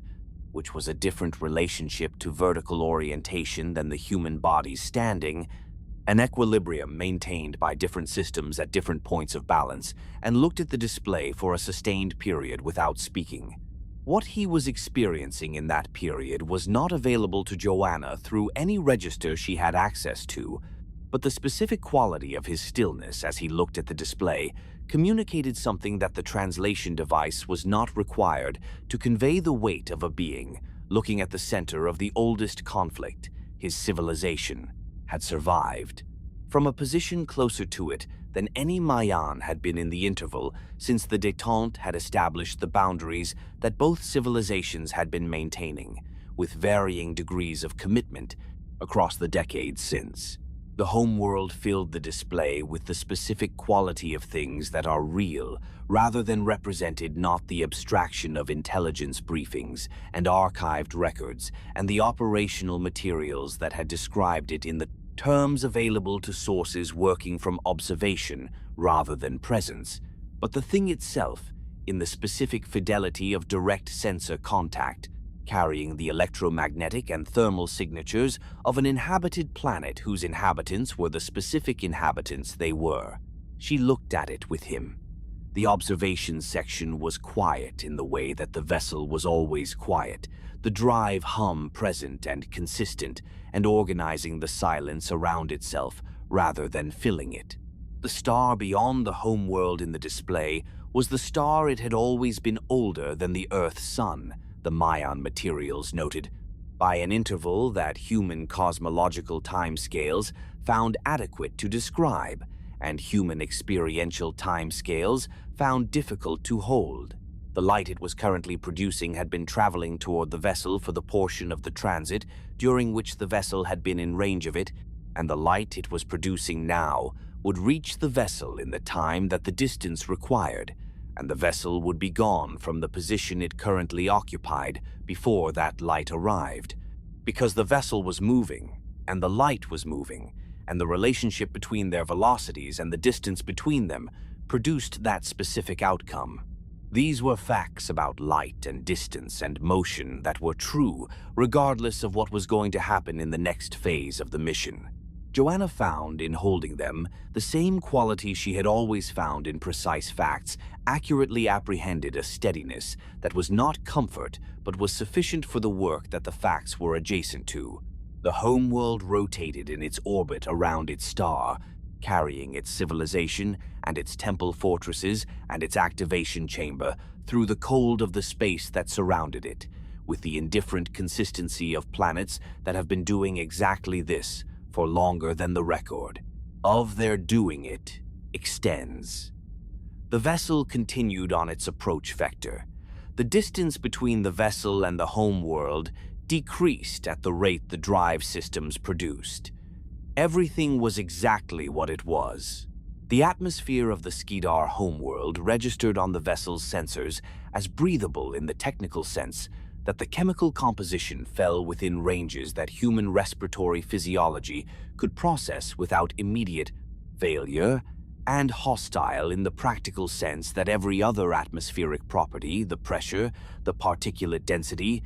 the specific chemical signatures of the biological and industrial processes of a civilization whose metabolic and manufacturing base operated on different substrates than Earth's, combined to produce conditions that human bodies could sustain for limited periods without the respiratory support that the operational kit included and that Joanna had verified in the preparation sessions, was calibrated correctly for the Homeworld's specific atmospheric profile. The gravity was higher than Earth's in the way that the intelligence materials had described, not dramatically so. Not enough to make movement impossible or even immediately exhausting for someone in good physical condition with adequate preparation, but enough to be present as a constant in a way that Earth's gravity was not present, because Earth's gravity was the gravity that her body had been built for and had spent its entire existence inside, and therefore did not register as a weight so much as a condition, the way that the air pressure at sea level is not felt as pressure by organisms that have always lived at sea level. Here the gravity was felt. It was a modest but continuous assertion that this was not a place the human body had been designed to occupy, communicated through the specific language of physical systems having to work slightly harder than their baseline calibration, anticipated in order to produce the outputs the operational requirement demanded. The surface environment she entered was the perpetual late afternoon quality that the intelligence materials had described, and that the sensor data from the final approach had confirmed the Homeworld star at an angle, and a color temperature that produced illumination without the sharpness of high-altitude direct sunlight, diffused by an atmosphere thicker than Earth's into something that lay over the landscape like the light of a day that was always in the process of concluding. In this light, the structures of the Skedar civilization had a quality that was not architectural in any human register, not the way that human buildings are architectural, which is to say, organized around the specific relationship between constructed form and human inhabitation that every tradition of human building reflects, even when it is trying not to. The Skedar structures were organized around a different relationship, the relationship between constructed form and the specific purposes that the Skedar theology defined as the purposes of construction, which were not the purposes of shelter or commerce or governance in their human senses, but the purposes of consecration, administration, and the specific kind of fortification that a civilization experiences as sacred rather than merely defensive. The temple fortress was not a compound concept for the Skedar, a temple that had been fortified or a fortress that had been given religious significance. It was a single concept, A thing that was simultaneously both because the Skedar's theology did not produce the distinction between sacred and defensive space that human architectures reflected in the separation of church from citadel. Every important structure was both, fully, without compromise between the two functions, because the two functions were expressions of the same underlying value, the value of holding ground that had been consecrated by the capacity to hold it, and the value of consecrating ground by demonstrating the capacity to hold it against everything that might contest the holding. The structures were large in the way that the products of a heavy-gravity civilization's engineering tend to be large, built with the specific awareness of what construction at this gravity required in terms of materials, and structural design, which produced buildings that were denser and more massive than their human counterparts at equivalent scales,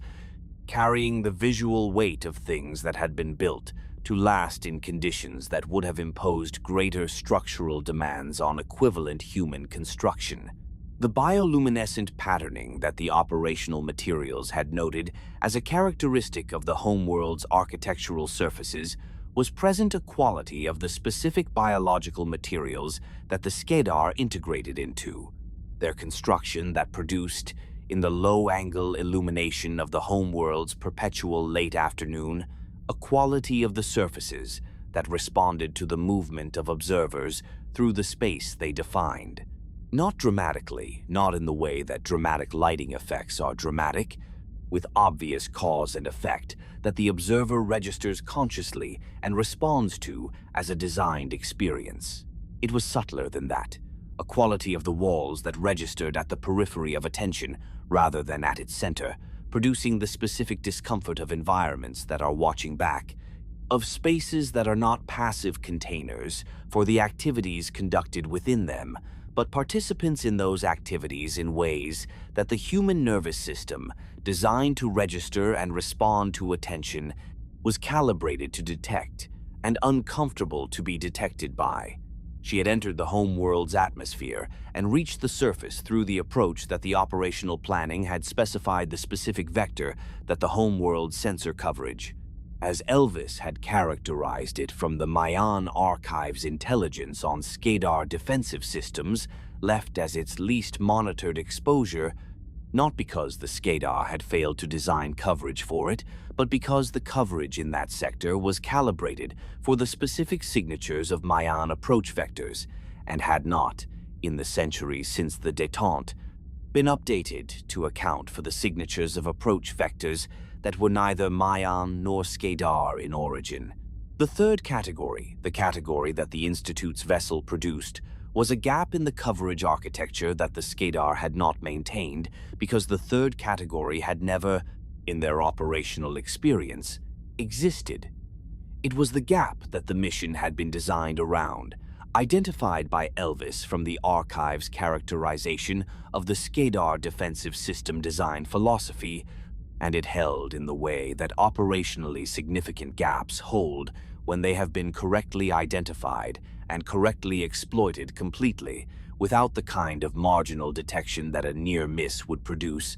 which was the worst outcome because it was the outcome that closed the gap for future use. The approach to the Temple Fortress complex from the surface was the most demanding element of the infiltration phase,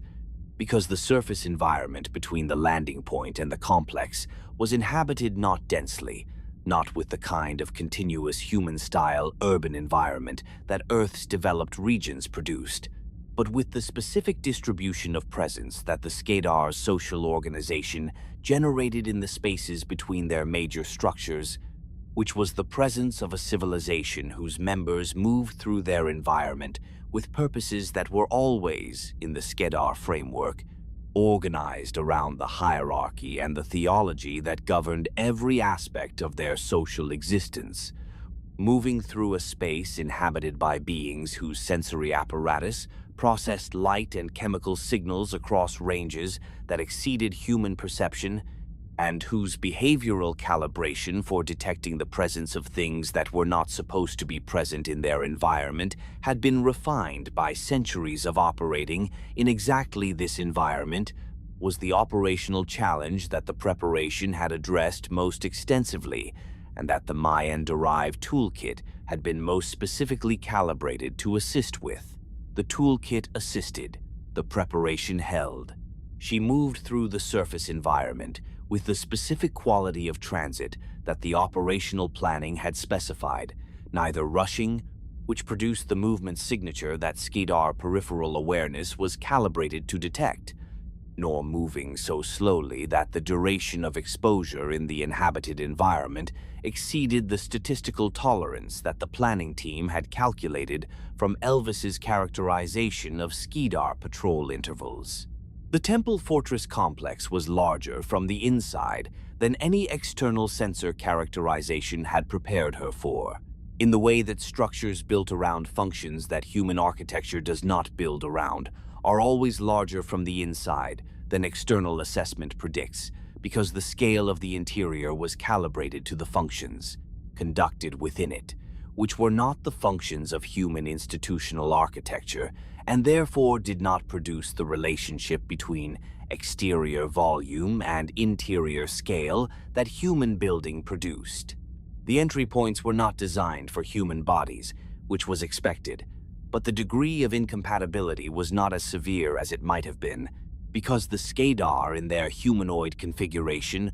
were approximately humanoid in their physical dimensions, and the architecture of a species that routinely maintained humanoid configuration had produced spaces that were compatible with humanoid passage, even when they had not been designed with that compatibility in mind. She moved through the complex's entry-level passages with the care that an environment designed by and for a different species demanded the care of someone who could not rely on the intuitive physical understanding of built space that organisms develop through lifetimes of inhabiting the specific kind of built space their civilization produces, and who therefore had to approach every element of the physical environment as something to be assessed rather than something to be trusted.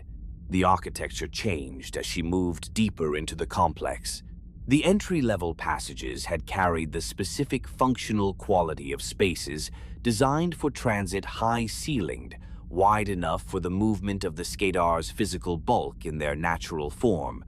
organized around the efficient flow of movement between the complex's outer perimeter and its interior functions. What replaced this, at the level below the entry passages, was something different: the interior architecture of the theological functions, which was not organized around movement or efficiency, but around the specific quality of space that the Skedar's worship required, which was the quality of spaces that communicated, through their physical character, the weight and permanence and absolute authority of the hierarchy they existed to enact. The ceilings were higher. The materials were different, not the practical construction materials of the entry passages, but the specific biological alloy combinations that the Skedar reserved for spaces of theological significance.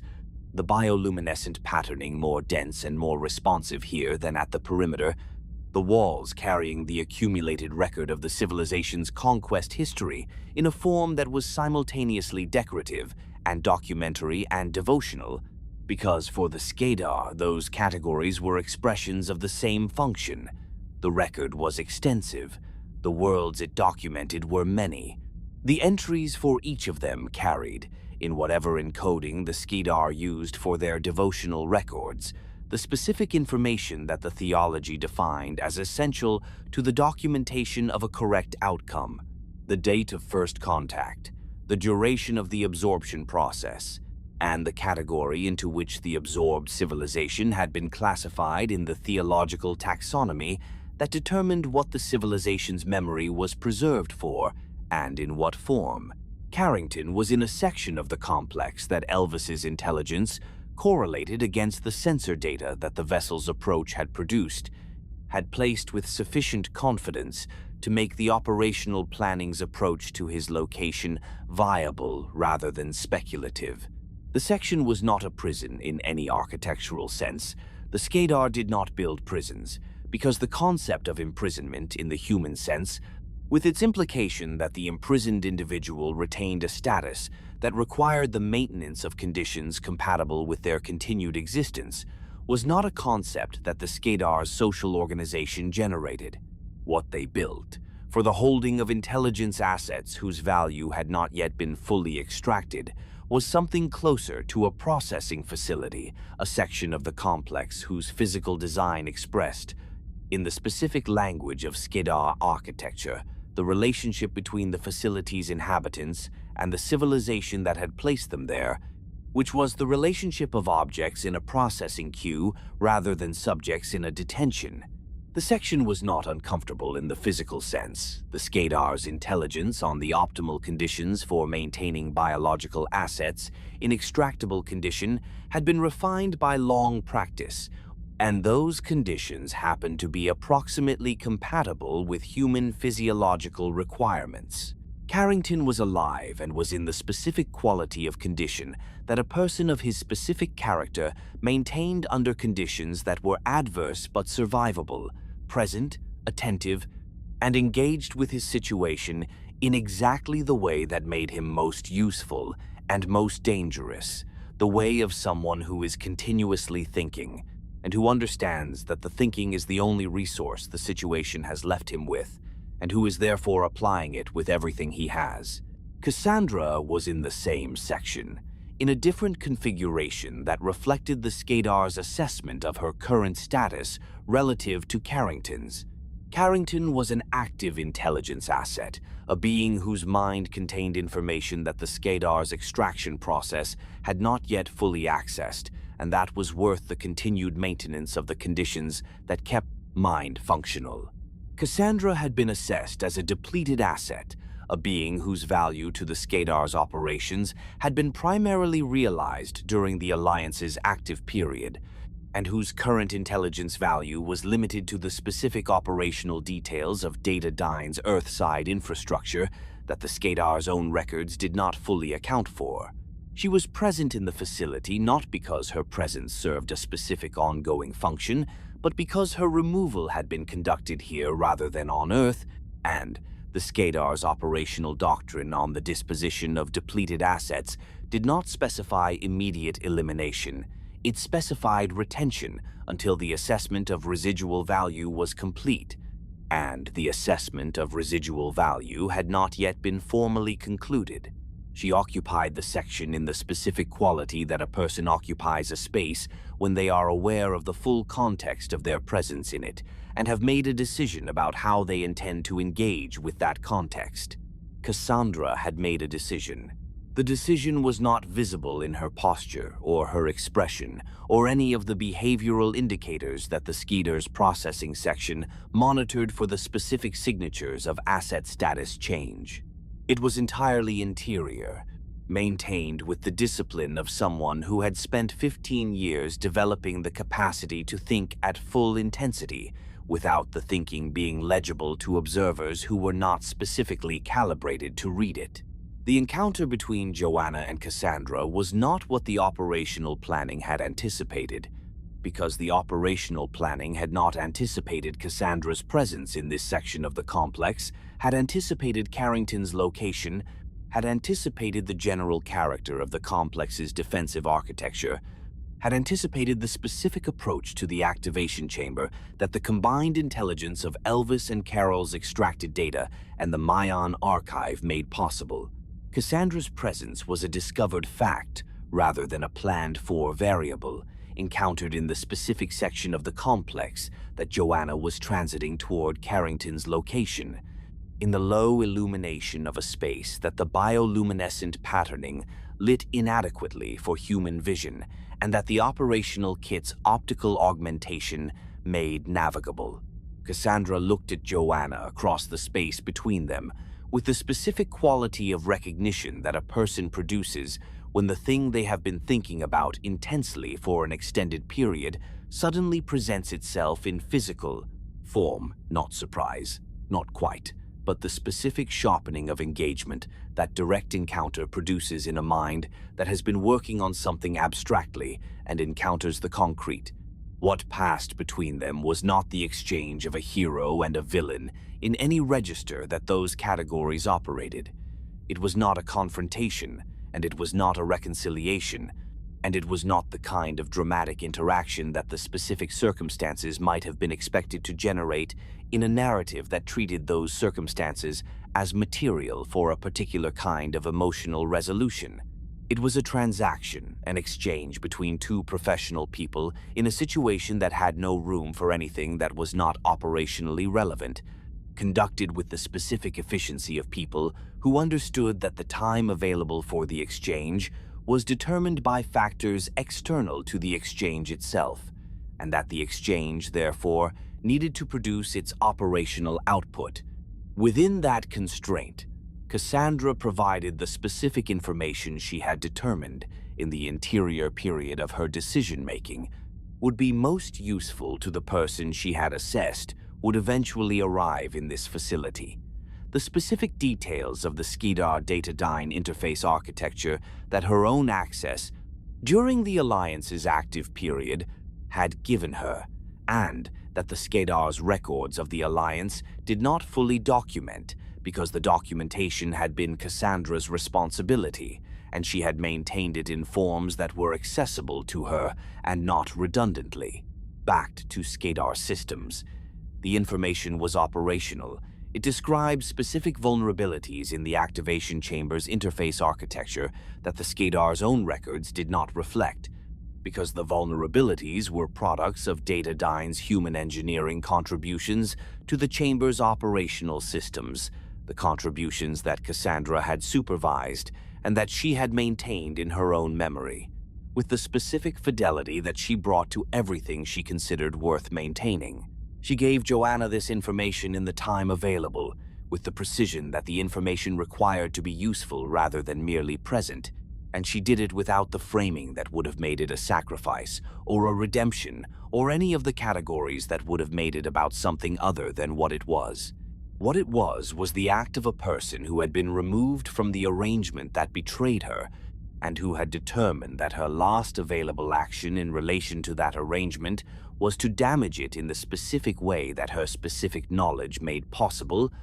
and who was executing that determination with the cold professional completeness that she had always brought to things she had decided to do, not altruism. Not the sudden emergence of a conscience that had been absent across the years of the Alliance's operation, the specific, spiteful precision of an ousted executive voiding the merger that had consumed her, using the knowledge that the acquiring party had not been able to extract because the extraction process had not yet reached the depth at which that knowledge resided, delivering it instead to the party whose operational objectives were most directly opposed to the acquiring party's, which was the only remaining disposition of the asset that produced an outcome she found satisfactory. She had decided, in the interior period of the section's inadequate illumination and the Skedar's insufficient understanding of what she was continuing to think about while they conducted their residual value assessment, that the last professional decision of her career would be one she made rather than one that was made for her. She made it. Joanna received what Cassandra gave her, and she assessed it in the operational register, not the register of the relationship between the two of them, or the register of what the exchange meant in the larger arc of the story that the conspiracy had produced, but the register of whether the information was accurate and actionable, and whether it changed the operational planning for the activation chamber in ways that the planning needed to be changed. It changed it. The changes were significant, not in the direction of making the mission easier, exactly, but in the direction of making the specific approach that the original planning had specified more precisely calibrated to the actual architecture of what she was going to encounter,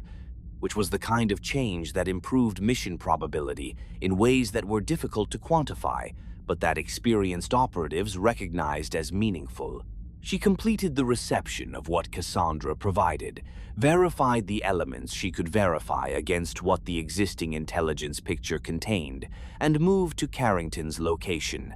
Carrington, when she reached him, was in the specific quality of condition she had assessed he would be in, present and attentive, and engaged with his situation in the way that made him the most useful and the most himself. He looked at her with the specific quality of recognition that the situation permitted, not the quality of a rescue, with its implication that the person being rescued had been passive in relation to their circumstances,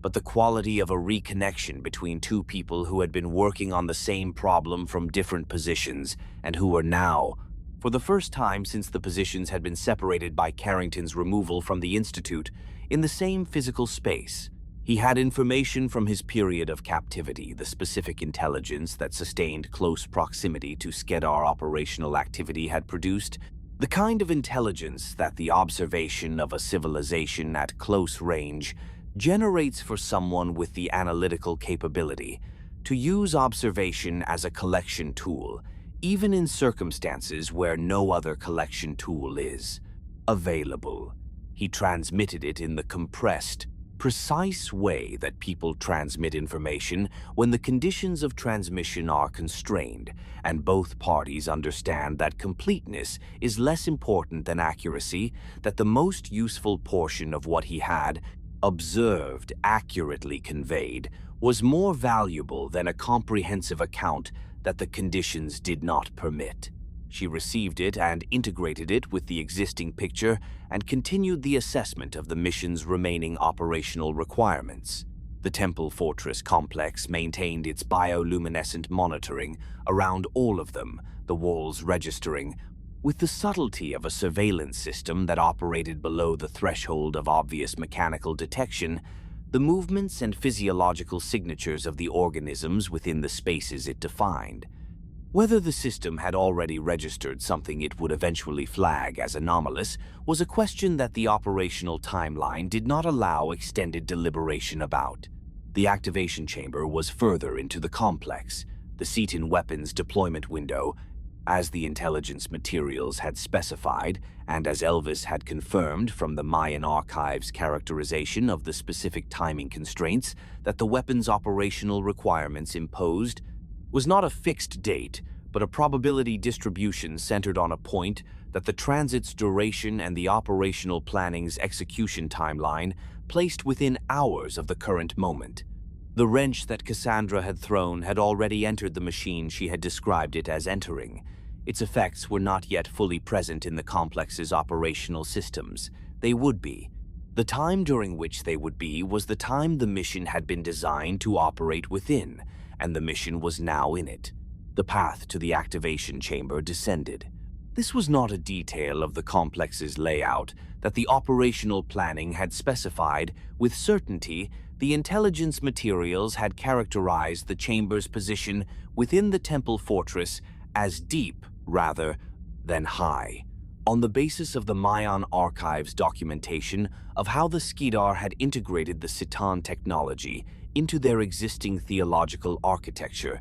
which was a process of embedding the acquired thing into the most protected and most sacred layer of the structure, rather than displaying it at an accessible height where its presence could be observed by those whose theological status did not warrant proximity to it. The descent was through the complex's interior passages,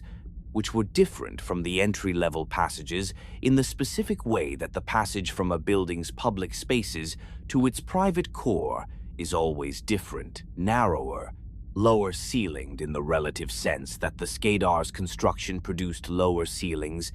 more deliberately organized around the prevention of unauthorized transit rather than the facilitation of authorized movement, carrying the specific quality of spaces that have been designed to make the experience of moving through them without authorization feel progressively more wrong. This was not a quality Joanna could neutralize through training or preparation. It was a quality she moved through with the specific management of environmental pressure that field experience had developed in her, the capacity to register the wrongness accurately, as information rather than as impediment, and to continue moving in the direction the operational requirement indicated, regardless of what the environment's design was communicating about whether that movement was appropriate. The architecture of the descent was the oldest architecture in the complex. This was visible in the specific character of the materials, not the biological alloy combinations that the Skedar's own construction tradition produced, but the Cetan materials, which carried the same quality that the deep ocean craft's hull had carried, a relationship to the electromagnetic environment that was slightly different from what their appearance predicted, an absorption-dominant behavior in the illumination that the bioluminescent patterning provided, a surface character that registered as more present than its visual properties alone should have made it. The Skedar had built around the Cetan materials rather than replacing them, had added their own structural elements to the Cetan foundation in the way that the Outlines transition section had described, in joints where two engineering philosophies met without fully resolving, where Skedar alloy met Cetan stone in intersections that were functional and that were never quite comfortable in the visual register, carrying the specific awkwardness of a combination that had been made to work rather than designed to work,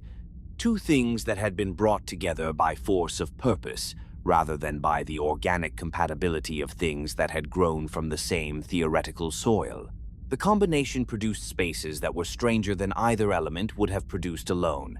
The Cetan materials giving the Skedar structure a quality of depth and age that the Skedar's own construction lacked, and the Skedar materials giving the Cetan foundation a quality of continued inhabitation and purposeful use that the Cetan materials alone, after the civilization that had made them cease to exist, would have lost. The descent took 23 minutes from the point where the Cetan materials became the dominant architectural language of the passages. The 23 minutes were the densest of the operation in the specific way that approach phases are dense, the convergence of all the preparation and the transit and the surface infiltration and the encounter with Cassandra, and the recovery of Carrington bearing on the point ahead, with the increasing weight of everything that had led to it, pressing the moment forward in a way that good operational focus did not eliminate but channeled, converting the pressure into the quality of attention that approaching a critical objective in an environment that is actively hostile to the approach produced when the person approaching it had the training and the experience and the will to produce that conversion, rather than being converted by the pressure in the opposite direction. She had always been capable of that conversion. She had practiced it in conditions that were demanding enough to make the practice genuine rather than simulated, and the practice had produced the capability that the current conditions required, and the capability was available to her in the way that capabilities developed through genuine practice are available not as something she had to remember to deploy, but as something she simply had, a quality of her engagement with the situation rather than a technique she was applying to it. The activation chamber was announced, before it was visible, by a change in the quality of the surrounding space. The change was physical, a shift in the pressure and the temperature and the atmospheric composition in the direction of the specific conditions that the Cetan technology's operational requirements imposed on the environment, immediately surrounding it. Conditions that differed from the surrounding complex's engineered environment in ways that the Maian technical materials had documented, and that Joanna's preparation had included calibration for. The air carried a chemical signature that the Cetan materials emitted in proximity to the specific energy states that the activation mechanism maintained as its operational baseline, a signature that had no toxicological significance for human biochemistry, but that was sufficiently foreign to it to register as wrong in the specific biological way that the presence of things one's physiology has not encountered registers as wrong at the level of the body rather than the mind, producing a quality of alert that was not fear, but was the physiological substrate on which fear, if the mind permitted it to develop, would build. The mind did not permit it. The quality of alert was registered, assessed as informational rather than as a reason to stop, and the descent continued. The chamber itself was the largest single interior space in the complex, which made it the largest interior space that Joanna had encountered on the Homeworld, and its scale was legible before the full extent of it was visible. The way that the scale of large spaces is legible before the visual field has expanded enough to contain them, in the specific way that the proportions of the light and the air communicate something about the volume ahead of the visual information catching up to confirm it. When the chamber became fully visible,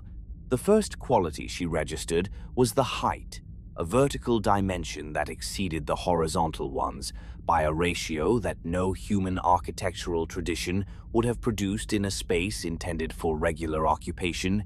because the ratio served a purpose that was not about human occupancy or human activity, but about the specific relationship between the space and what it contained, which required a vertical dimension that placed the containing space in a relationship of scale to the contained thing that communicated, to anyone present in the chamber, the specific theological message that the Skedar intended the chamber to communicate. The contained thing was the reason for the height. The height was the architecture's acknowledgement of what it was containing. The Cetan weapon, the activation mechanism for the physical process that the Cetans had developed and declined to deploy, and that the Skedar had recovered and could not yet fully operate, but had been working toward operating for decades, was not a weapon in any visual sense that the word suggested. It did not have the visual grammar of destructive technology as human engineering produced it. No evident kinetics, no visible energetics in the conventional sense, no structural features that the eye associated with the application of force to matter. It was an apparatus of extraordinary complexity and extraordinary calm, occupying the chamber's floor and rising through a substantial portion of its height, made entirely of Cetan materials in their full range of expression, the stone that was not quite stone, and the alloy that was not quite alloy, and the specific interface elements through which the Cetan engineering had connected the Cetan materials, theoretical understanding that produced the weapon to the physical systems that the understanding had been implemented in. It was completely still. Its stillness was not the stillness of inactivity. The atmospheric conditions surrounding it and the specific electromagnetic signature it produced in the chamber's environment were not the signatures of a dormant system, but of a system in an operational baseline state, maintaining the specific internal conditions that the Cetan physics required it to maintain as the precondition for the activation sequence that the Skedar had been working toward inducing. It had been in that baseline state for a very long time. The length of time had not changed anything about the state. The Cetan materials did not degrade. The physics they instantiated did not drift. Whatever the Cetans had built to maintain the baseline across the tenure of the device's long wait had done so without visible compromise. The weapon was ready in the specific sense of a system that has been in a state of readiness for so long, that the readiness has become simply the state, not poised, not anticipatory, but stable in its baseline, the way that deep geological features are stable, the way that the ocean floor maintains its configuration across the geological time that passes above it. The Skedar's contributions to the chamber were visible in the additions to the Cetan architecture, the interface hardware that the Skedar's engineering teams had built around the activation mechanism over the decades of the classified program's work. The translation layer through which the Skedar's own technological systems attempted to communicate with the Cetan physics.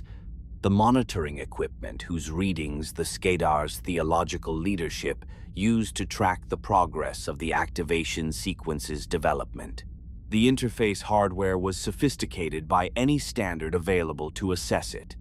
It was also, from the perspective of the Cetan system it was attempting to interface with, clumsy,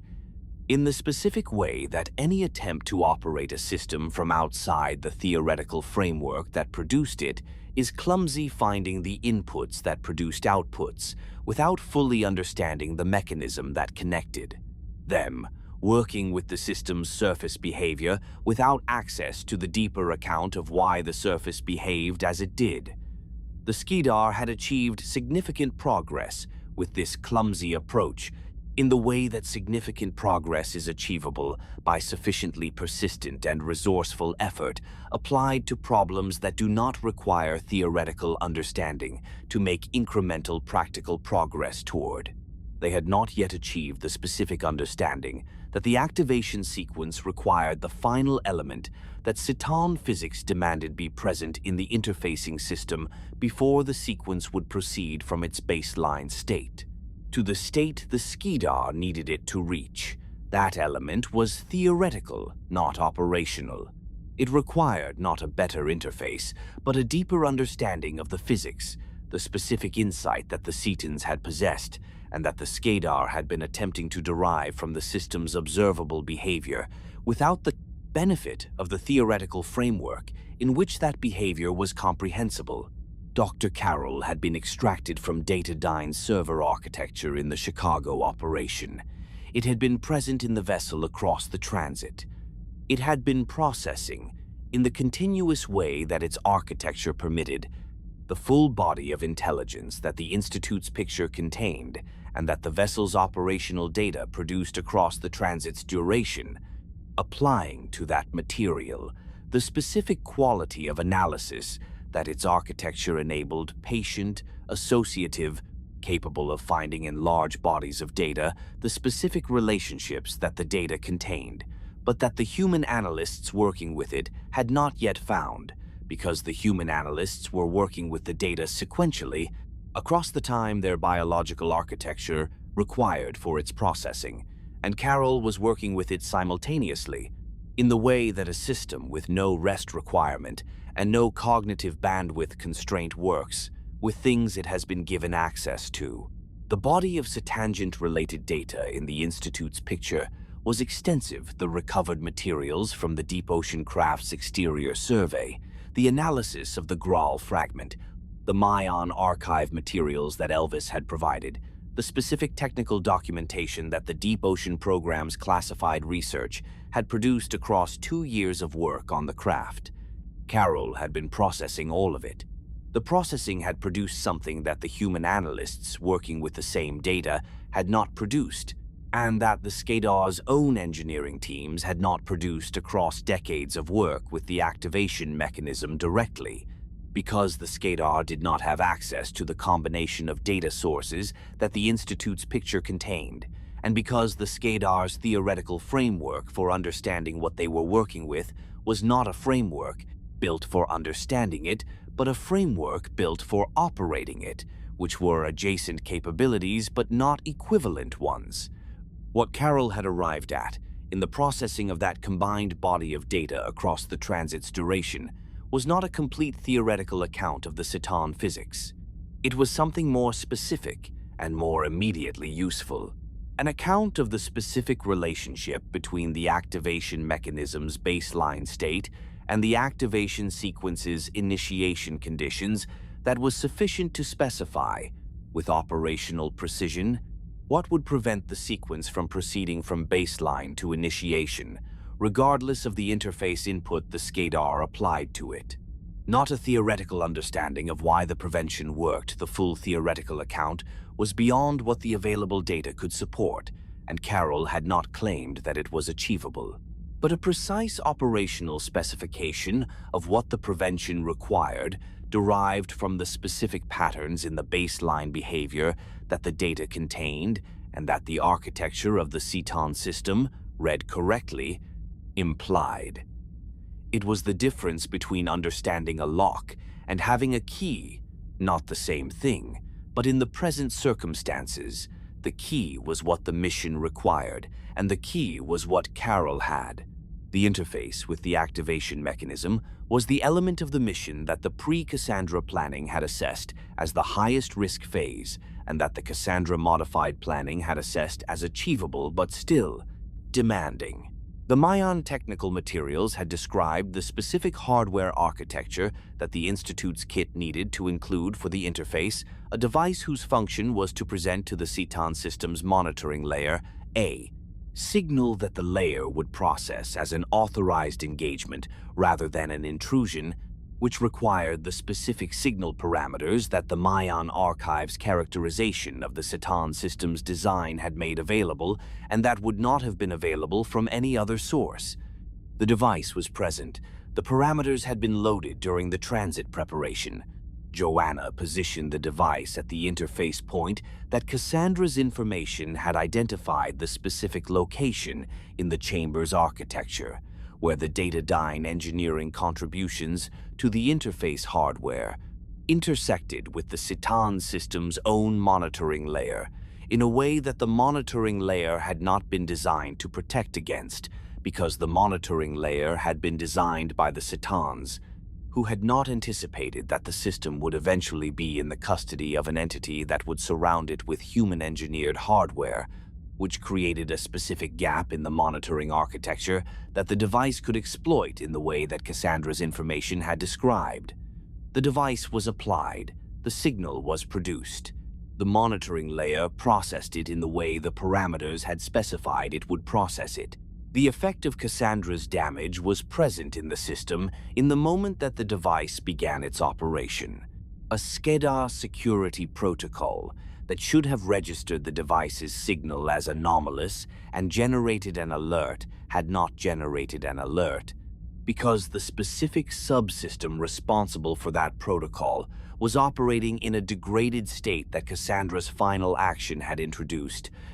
Through the dataDyne interface architecture that she had described to Joanna with the precision of someone who had supervised its construction and who had maintained in her own memory the specific elements of it that she had determined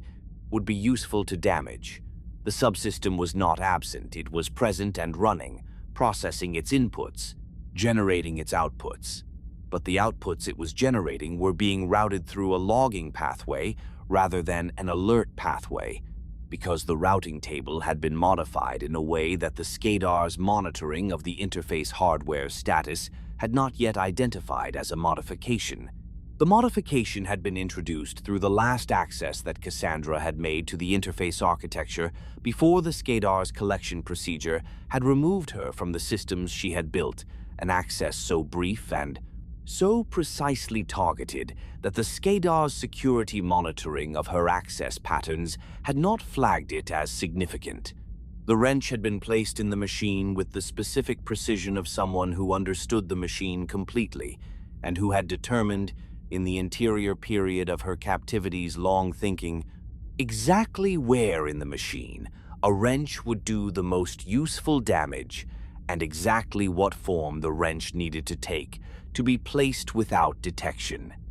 It had been placed. It was doing what she had intended it to do. It was not doing it forever. The Skedar's monitoring systems would identify the routing modification eventually.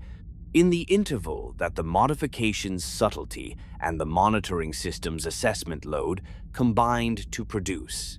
That interval was not long. It was long enough. Carol's interface with the activation mechanism's control architecture proceeded through the device in the way that the transit preparation had specified, not smoothly, because the Cetan system was not designed to be interfaced with by any external system, and the engagement produced friction in the way that any attempt to communicate across an unbridged theoretical gap produced friction. But consistently, the AI's architecture finding within the control layer the specific patterns that its analysis had identified as the operational key and engaging with those patterns in the way the key engaged with the lock, not with understanding exactly, but with the specific correspondence of form that produced the required outcome, regardless of whether the entity producing it understood why the correspondence worked. The activation sequence's progression from baseline toward initiation was the specific quantity that the interface was measuring, and that Carol's operation of the device was working to prevent not reversing, which would have required a different key than the one the analysis had produced, but preventing, which required only that the specific conditions for progression from baseline to initiation not be met, and that the not meeting of those conditions be maintained for long enough that the deployment window's probability distribution passed its peak and declined to a level that the Skedar's own operational assessment would recognize as outside the viable deployment range. Elvis's contribution from the vessel's orbital position was the operational ceiling that the transit preparation had described the Maian assets that the decision to support the mission had made available, constrained by the limits of the Maian institutional commitment to the specific form of intervention that the doctrine permitted, which was support rather than replacement, which was assistance rather than assumption, which was the provision of the ceiling that made the mission possible rather than the execution of the mission itself. The ceiling held in the way that Maian commitments held completely within the specific parameters of what they had committed to, and not beyond those parameters regardless of what the conditions produced. There was a moment when the Skedar's alert architecture, working through the systems that Cassandra's modification had not reached, produced a response to a sensor reading that the approach to the activation mechanism had generated at a range that the operational planning had assessed as the edge of the detection envelope. The response was a dispatch, a Skedar security element moving through the complex toward the chamber, in the specific way that Skedar security elements moved through their own architecture, which was faster and more direct than anything that an external observer moving through the same architecture could produce, because the element knew the architecture in the way that an organism knows its own body. The ceiling engaged with the dispatch in the specific way that the Maian operational doctrine permitted, not eliminating the element, which was outside the commitment's scope, but introducing into the complex's communication systems the specific interference that delayed the element's receipt of the updated positional data that would have directed it to the chamber rather than to the location it had been initially directed toward. The delay was sufficient. It was the kind of sufficiency that operations produced when every element of the planning had been done correctly and the resources had been deployed with the precision that correct planning enabled, not a margin, not a comfortable excess, but exactly enough, in the way that exactly enough is all that correctness requires. The activation sequence's baseline state held. The progression toward initiation did not occur. The probability distribution's peak passed. The deployment window closed in the way that windows close gradually, and then completely, and then in the specific retrospective certainty of something that is over rather than merely paused, a state that the remaining operational time in the chamber was sufficient for Carroll's interface to confirm through the monitoring layer's output, which showed the specific readings that the Cetan system produced when the baseline state was no longer in the proximity of the conditions that the initiation sequence required. The chamber was still. The bioluminescent patterning in its walls continued its response to movement, registering with its specific subtlety the presence of the organisms within the space it defined, indifferent to the significance of what had just occurred within it, in the way that environments are indifferent to the events they contain. The activation mechanism maintained its baseline in the way it had maintained its baseline across the long tenure of its wait without urgency, without the quality of relief that a human system under extended tension produces when the tension resolves, simply continuing in the state that it had always been in, as though the entire period of the Skedar's acquisition of it and the decades of their attempts to operate it and the specific sequence of events that had just concluded with the deployment window's closure had been, from the perspective of the Cetan physics embodied in the apparatus, a period of external activity occurring around a system that was doing what it had always been doing and would continue to do, maintaining its baseline, holding the state that its makers had left it in, waiting in the specific patience of physical systems that do not experience time the way that biological organisms experience time, for conditions that would now not come in the form the Skedar had been building toward, and that the Cetans, who had built the system and declined to use it, had perhaps always intended would not come at all. The countdown that had been running not in the form of a clock, not in the form of any mechanical countdown that a human observer would have recognized as such, but in the form of the Skedar's sustained, decades-long progress toward the activation sequence's initiation, the accumulated work and the technological transfer, and the alliance with dataDyne, and the Deep Ocean program, and the presidential replacement operation, and everything that had been organized around the single purpose of reaching the moment when the deployment window opened and the sequence proceeded, was gone, not interrupted, not paused. Gone in the specific sense of a process that cannot be restarted from its previous state because the state it requires to restart from is no longer available. The deployment window had closed. The specific temporal conditions that the Cetan physics required for the sequence's initiation had passed. The next occurrence of those conditions was a matter of the Homeworld's orbital mechanics, which produced them on a cycle that the Maian archive documented and that placed the next occurrence at an interval that was not decades, but was not immediate, an interval that was sufficient to place what came next in the category of a different situation rather than a continuation of this one, a situation that would be addressed by whatever came after this moment rather than by the current mission's remaining operational capacity. The chamber maintained its stillness around all of this. The weapon that was not quite a weapon held its baseline. The walls offered their bioluminescent monitoring to the organisms moving within the space they defined.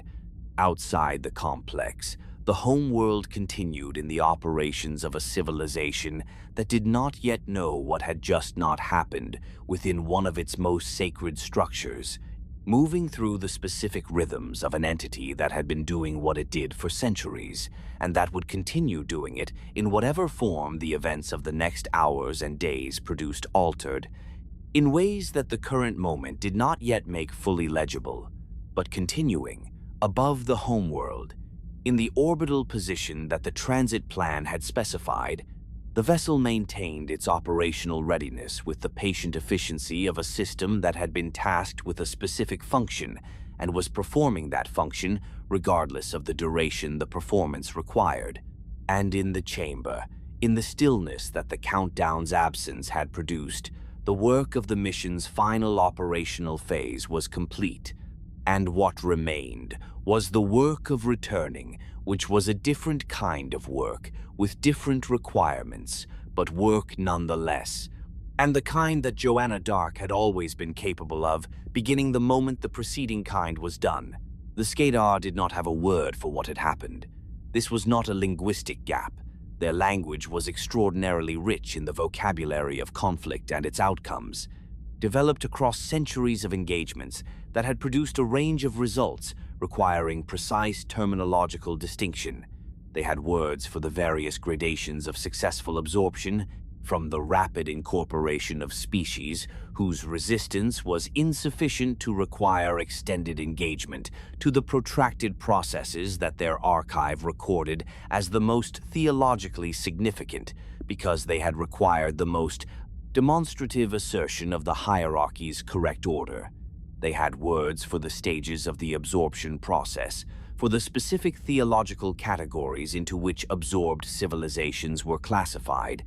for the specific conditions under which the absorption of a civilization's material resources was separated from the absorption of its population, and for the specific ritual acknowledgments that each stage of the process required. What they did not have, because they had never needed it,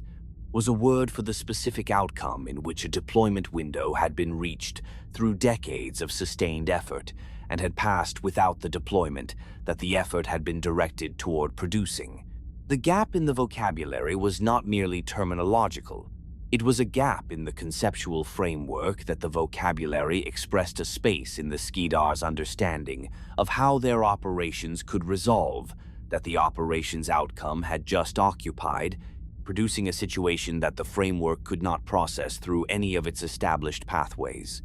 The theological reckoning that followed was conducted in the specific register of a civilization whose theology had never been required to account for this category of outcome, and that was therefore constructing, in real time, the categories it would need to process it. This was not a quick process. The Skedar's theological tradition was extensive and elaborately developed, and the elaborateness of its development was itself a factor in the slowness of the reckoning. Every element of the tradition that could be brought to bear on the current situation was brought to bear, assessed for its relevance, found to address adjacent situations rather than the specific situation at hand, and set aside in favor of the next element of the tradition that might provide guidance that the previous one had not. The warrior priests who occupied the apex of the social structure and who bore the specific responsibility of theological interpretation in exactly the circumstances that the tradition had not anticipated, engaged with this responsibility in the way that institutions engage with unprecedented situations through the application of existing frameworks to the unprecedented elements with a persistent awareness that the existing frameworks were not quite right for the application and a persistent commitment to using them anyway because the alternative, which was the acknowledgement that the situation genuinely exceeded the tradition's capacity to address it, was more destabilizing to the institution than the imperfect application of inadequate frameworks. What the reckoning produced, across the period of days and then weeks, that the Homeworld's institutional response to the mission's outcome required, was not the dramatic restructuring that an external observer might have predicted from the magnitude of what had occurred. The Skedar civilization did not collapse. It did not reconfigure itself in the way that a human institution undergoing a comparable failure of its foundational expectations might reconfigure through the replacement of leadership, the revision of strategy, the public acknowledgement of error, and the institutional adjustment that acknowledgement produces. It contracted, turned inward, in the specific way that a civilization contracts when the external expression of its foundational values has been interrupted and the internal consolidation of those values becomes the primary available activity. The expansion network, the systematic monitoring of developing civilizations that the advance elements maintained across the stellar neighborhood, continued its operations but at a pace and scale that reflected the diversion of resources toward the Homeworld's internal requirements. The cold détente with the Maians, which had been, for decades, maintained at the specific level of commitment that the Skedar's pursuit of the Cetan weapon had permitted it to receive, which was a low level, was reconfigured in the aftermath, not through any formal revision of the terms that had established it, but through the simple operational reality that the Skedar's current capacity for external action was significantly reduced by the internal demands of the reckoning, and reduced capacity for external action was, in the practical functioning of the détente, a form of compliance with its terms that the Maians noted and assessed and incorporated into their ongoing evaluation of the situation's trajectory.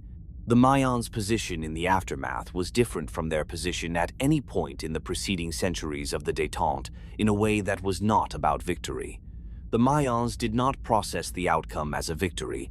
because victory was a category that implied a contest, and the Maians' institutional understanding of their relationship with the Skedar had never been organized around the contest framework that victory required. What it was about was the specific shift in the practical balance of the relationship that the mission's outcome had produced, a shift away from the specific vulnerability that the Cetan weapon had represented,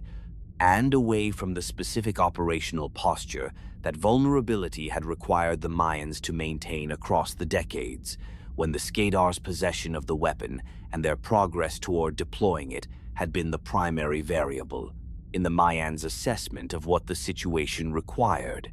The vulnerability was not gone. The Skedar still possessed the weapon's housing, still maintained the interface hardware, still had the capacity to resume the effort to achieve the activation sequence's initiation in the interval before the next deployment window opened. But the specific urgency that the previous window's approach had imposed was gone,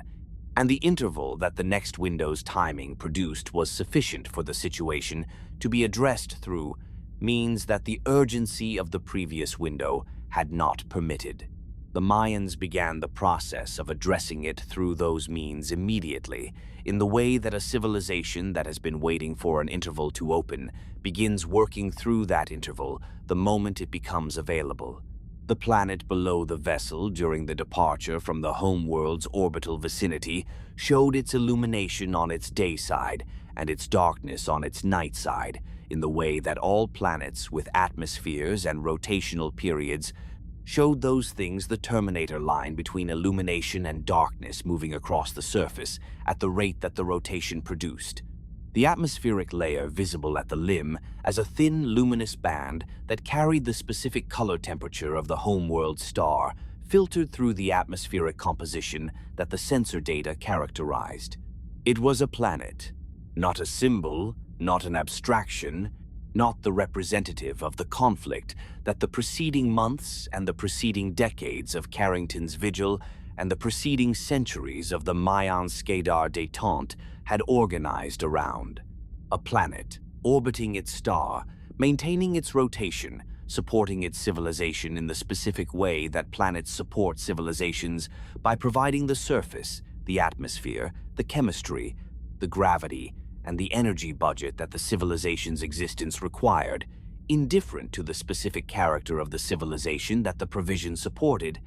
continuing the provision regardless of what the civilization did with it. The vessel moved away from it on the return trajectory that the navigation systems had been given before the departure, and the planet's apparent size in the observation systems decreased at the rate that the distance produced, and then it was a point of resolved light among other resolved lights, and then the resolution was insufficient to distinguish it from the stellar field that surrounded it, and then it was simply part of the dark that the vessel was moving through. The return transit was different from the outbound transit in the specific ways that returns are always different from departures, not in the external conditions,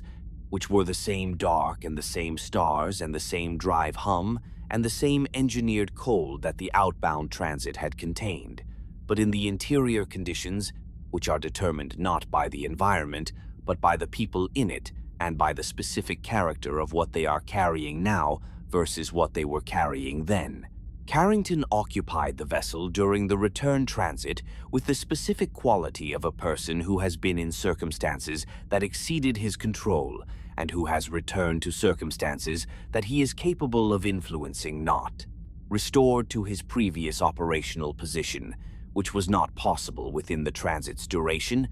but restored to the context in which his analytical capability was the primary available resource, and in which applying that capability was what the situation required. He had information from his captivity that had not been fully transmitted to the Institute's picture, and the transit provided the time to transmit it completely, which he did with the methodical thoroughness that characterized everything he did, and that produced, in the days of the return transit, an addition to the Institute's intelligence picture whose significance extended well beyond the immediate operational context. Elvis's presence on the return transit had a different quality than his presence on the outbound, the quality of a being who has completed the specific function that had organized the period of his insertion and his transit, his orbital operations, and who was now in the interval between that completion and whatever the next function would be, existing in the vessel's environment without the operational purpose that had defined his existence in it. From the Area 51 insertion through the Homeworld departure, what the Maian institutional process that governed his next assignment would produce was not yet determined. He engaged with the return transit in the mode that Maians engaged with intervals between functions through the kind of sustained reflection that a civilization without a rest cycle conducted in the way that human individuals conducted the processing of significant experiences, which was during rest, which meant that he processed the experience differently from how Joanna processed it, but was processing it no less thoroughly. Occasionally, the processing produced something that he chose to communicate an observation about the homeworld from the perspective of the Maian archive's historical context, a connection between something that had occurred during the mission and something that the archive documented about the Skedar's previous encounters with situations that had produced comparable outcomes for them. The communications were not numerous. They were, each of them, the kind that added something that the recipient did not have before receiving it. The Earth appeared in the vessel's observation systems on the return transit's final day, in the way that home appears not with the visual drama that its representation in imagery and mythology tended to produce, because the reality of a planet seen from space was a reality of specificity rather than drama, a real thing rather than a symbol, a specific pattern of illumination and cloud cover and atmospheric color that was the particular pattern the planet was producing in that specific moment, rather than the idealized version that human visual culture had developed to represent it. It was blue and white, and the specific green-brown of land under partial cloud cover. The terminator line was in approximately the same position it occupied every 24 hours, as the planet's rotation produced the daily cycle that every organism on its surface organized their existence around without being aware of the organizing, the way that organisms, organized by the fundamental conditions of their environment, are never aware of the organizing, because the organizing is the condition of their existence rather than something imposed on it. The vessel entered the return trajectory that brought it back toward the deployment point it had departed from, and the distance between the vessel and the planet decreased at the rate the drive systems produced, and the planet's apparent size in the observation systems increased at the corresponding rate, and the specific features of its surface, the continental outlines, the cloud patterns, the specific brightness of the Pacific's day side became progressively more resolved as the distance decreased, until the planet looked the way it looked from orbit, which was very different from the way it looked from interstellar space and not quite the way it looked from the ground. Chicago, when the Institute's subsequent operations returned Joanna and Carrington to it, was doing what Chicago always did, organizing its considerable energies around the intersecting purposes of its institutions and its inhabitants and its infrastructure, producing the specific texture of a large city that has been doing this for long enough that the texture is deep rather than superficial, the product of accumulated layers of construction and demolition and reconstruction rather than a single plan design imposed on the landscape. The dataDyne tower was still there. It was still tall. The name was still on storefronts, in typefaces designed to be trusted. The difference was in the quality of the organization that the name represented, which was no longer the organization that the typefaces had been designed to communicate trust in, because the organization that the typefaces had been designed to communicate trust in no longer existed in the form in which it had existed when the typefaces were designed. dataDyne had not been publicly dissolved. There had been no announcement, no press release, no regulatory filing describing what had happened to the corporation and why. What had happened was legible only in the aggregate of operational details, the systems that had stopped responding, the contracts that were not being fulfilled,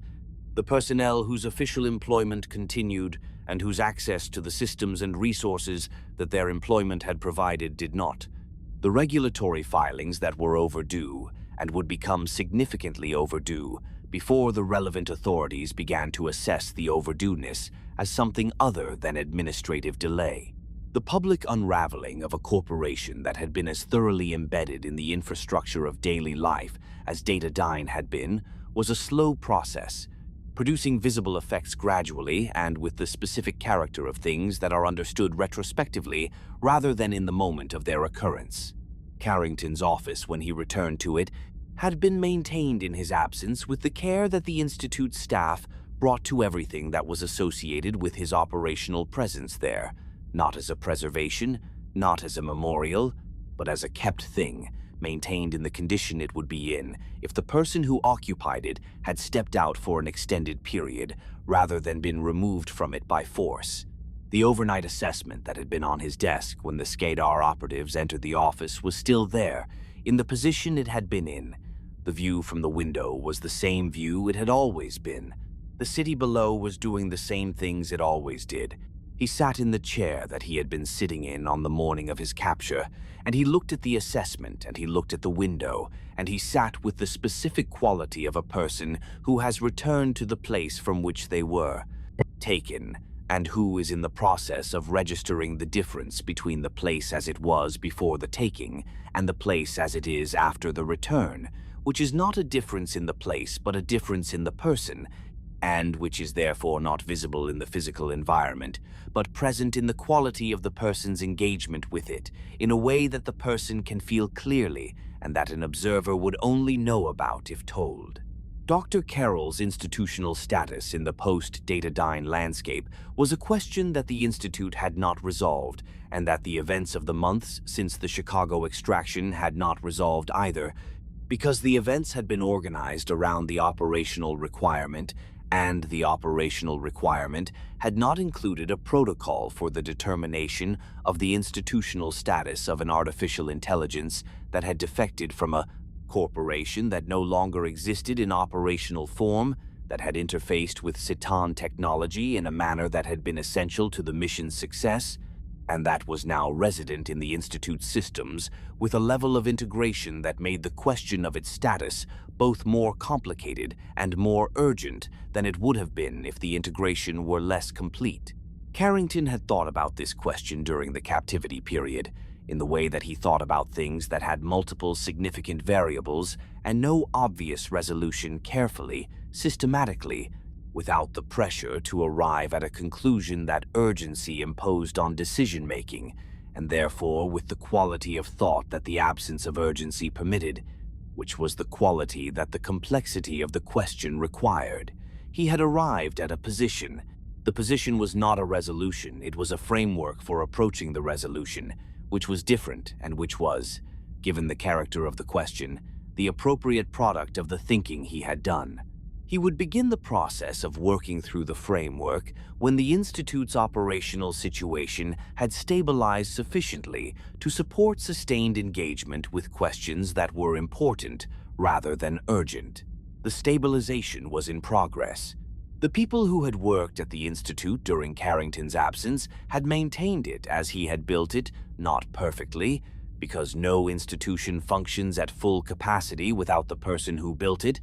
and the specific quality of judgment that he had not been able to distribute had been absent in the ways that its absence always made itself felt, through the specific decisions that required exactly the insight that resided in him and that had been made, in his absence, with the best available approximation of that insight, which was a good approximation in some cases and an imperfect one in others. He reviewed what had been done without the quality of judgment that good review requires on anything significant, not to identify errors, though errors existed and he identified them as a function of accurate assessment rather than critique, but to understand what the Institute's situation was so that he could engage with it from a position of accurate understanding rather than assumption. This was how he had always worked. The return had not changed this. The world outside the Institute and outside the remnants of dataDyne's infrastructure was not the world it had been a year earlier in any way that most of its population could have specified, because the changes that had occurred were not in the category of things that populations could observe and name. The systems that the population depended on were changing slowly, in the specific way that systems change when the organizing entity that built and maintained them has ceased to function coherently, which was not catastrophically but incrementally, in ways that produced individual instances of difficulty that were attributable to specific local causes rather than the systemic cause that produced all of them. The specific disruptions were real, and they were consequential for the people they affected, and they were not explainable in terms of their actual cause by anyone in a position to explain them, because the actual cause was not available in any public account and would not be available in any public account in any foreseeable interval. The people who were affected by the disruptions experienced them as disruptions. The people who knew the cause of the disruptions could not share that knowledge with them. This was one of the costs of the specific kind of operation that the Institute conducted, and Carrington had always understood it as a cost, not one that he was comfortable with, not one that he had found a way to make comfortable across the years of the Institute's operation, but one that the structure of the situation imposed, and that the alternative structures, which he had assessed repeatedly, imposed in different and ultimately greater ways. The Vigil continued. It had always continued, and the completion of the specific operational arc that the dataDyne conspiracy had represented did not change the fundamental character of what the Institute existed to do, because the Institute existed to watch and to understand and to act when action was required. And the universe that the watching and the understanding had revealed was not a universe in which the requirement for action had been permanently resolved by the resolution of one particular arc of it. The Skedar were reconfiguring. The Maians were working through the interval the deployment window's closure had provided. The Cetan weapon remained in its housing on a planet that was now doing the specific internal work that a civilization's first genuine failure imposed on it, at an unknown and unknowable distance from the next time that the Homeworld's orbital mechanics produced the conditions for another attempt. The arc that had just concluded had been the most significant single operational engagement in the Institute's history. The history continued. Carrington turned from the window and went back to work. The servers hummed. The intelligence picture continued to accumulate.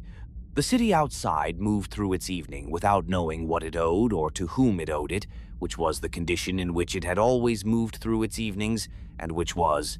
in the specific way of things that do not change regardless of what occurs around them, a form of continuity that carried its own particular weight. There is a particular quality to the sky above a city in the hours before dawn,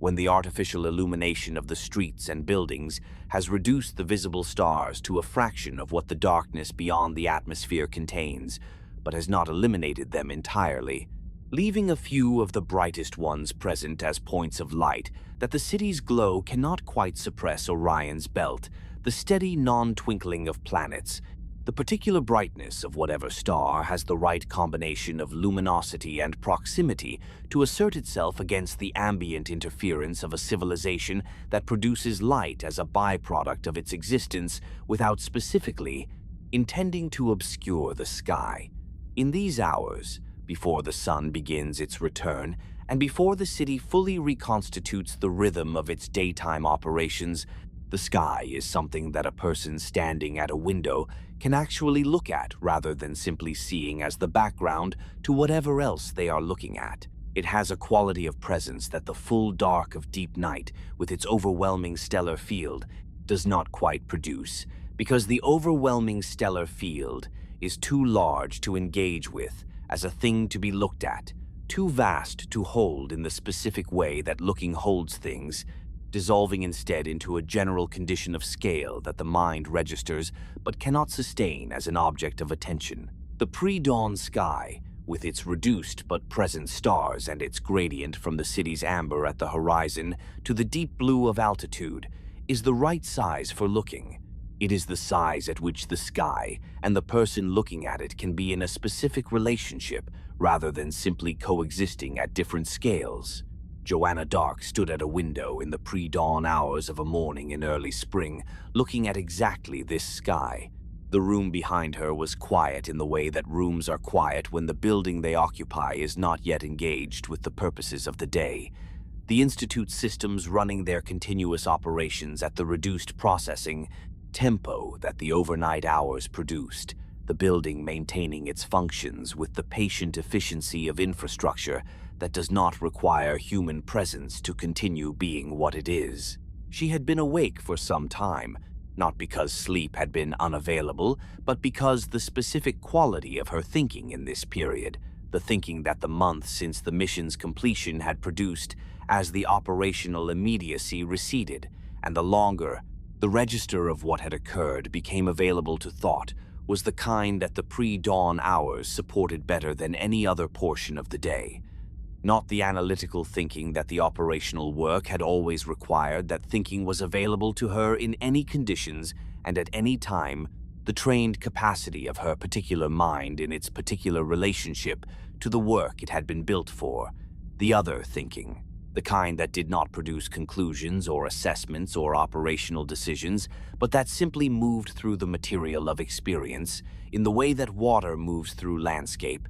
finding its level not through directed effort, but through the cumulative effect of following the available gradient. The material it was moving through was not easy material. This did not surprise her, and it did not produce in her the specific response that difficult material produces in people who have not yet understood that the difficulty of material is a property of the material rather than an error in the processing of it. She had been carrying things that were not easy to carry for long enough that the carrying had become a quality of how she moved through everything, a weight that was not separate from her but part of her, the way that the weight of any sustained experience becomes part of the person who has sustained it. Jack Dark had been one of the original contributions to that weight. Everything that had followed had added to it with the specific character that each element added the growl and its fundamental epistemological disruption, the Institute and its particular form of purposeful loneliness,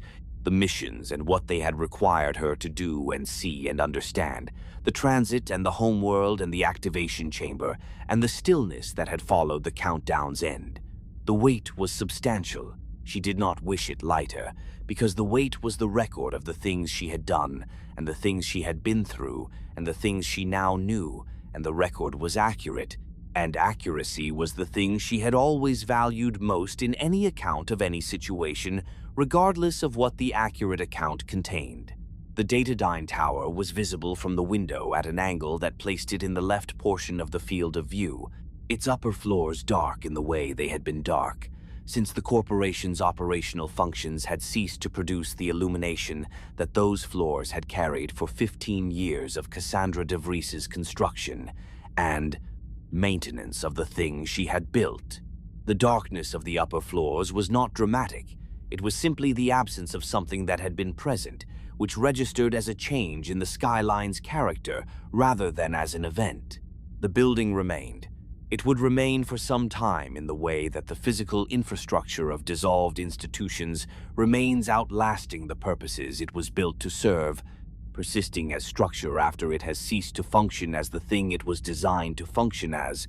waiting for the specific decision about its future that the people responsible for making that decision had not yet made, because the full scope of what dataDyne had been and what its facilities had supported was not yet available to the people responsible for those decisions in a form that those decisions could be grounded in. The tower stood in the pre-dawn dark with its upper floors unlit and its lower floors carrying only the maintenance illumination that the building's infrastructure systems produced automatically, regardless of occupancy, in the way that systems continue performing their designed functions past the point at which the functions are serving the purposes that motivated the design.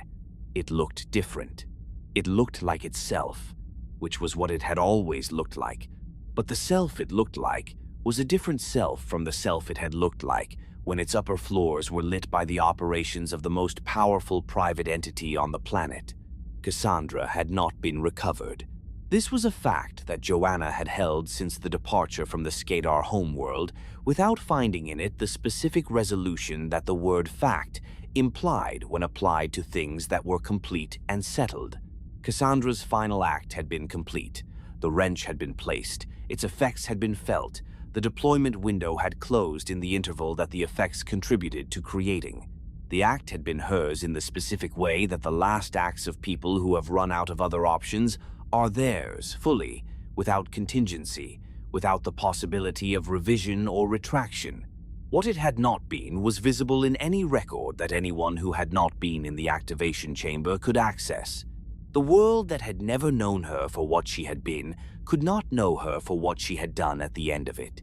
This was not a problem with a solution. It was a property of the specific kind of history that the Institute dealt in the history that occurred without being recorded in the registers that history was supposed to be recorded in,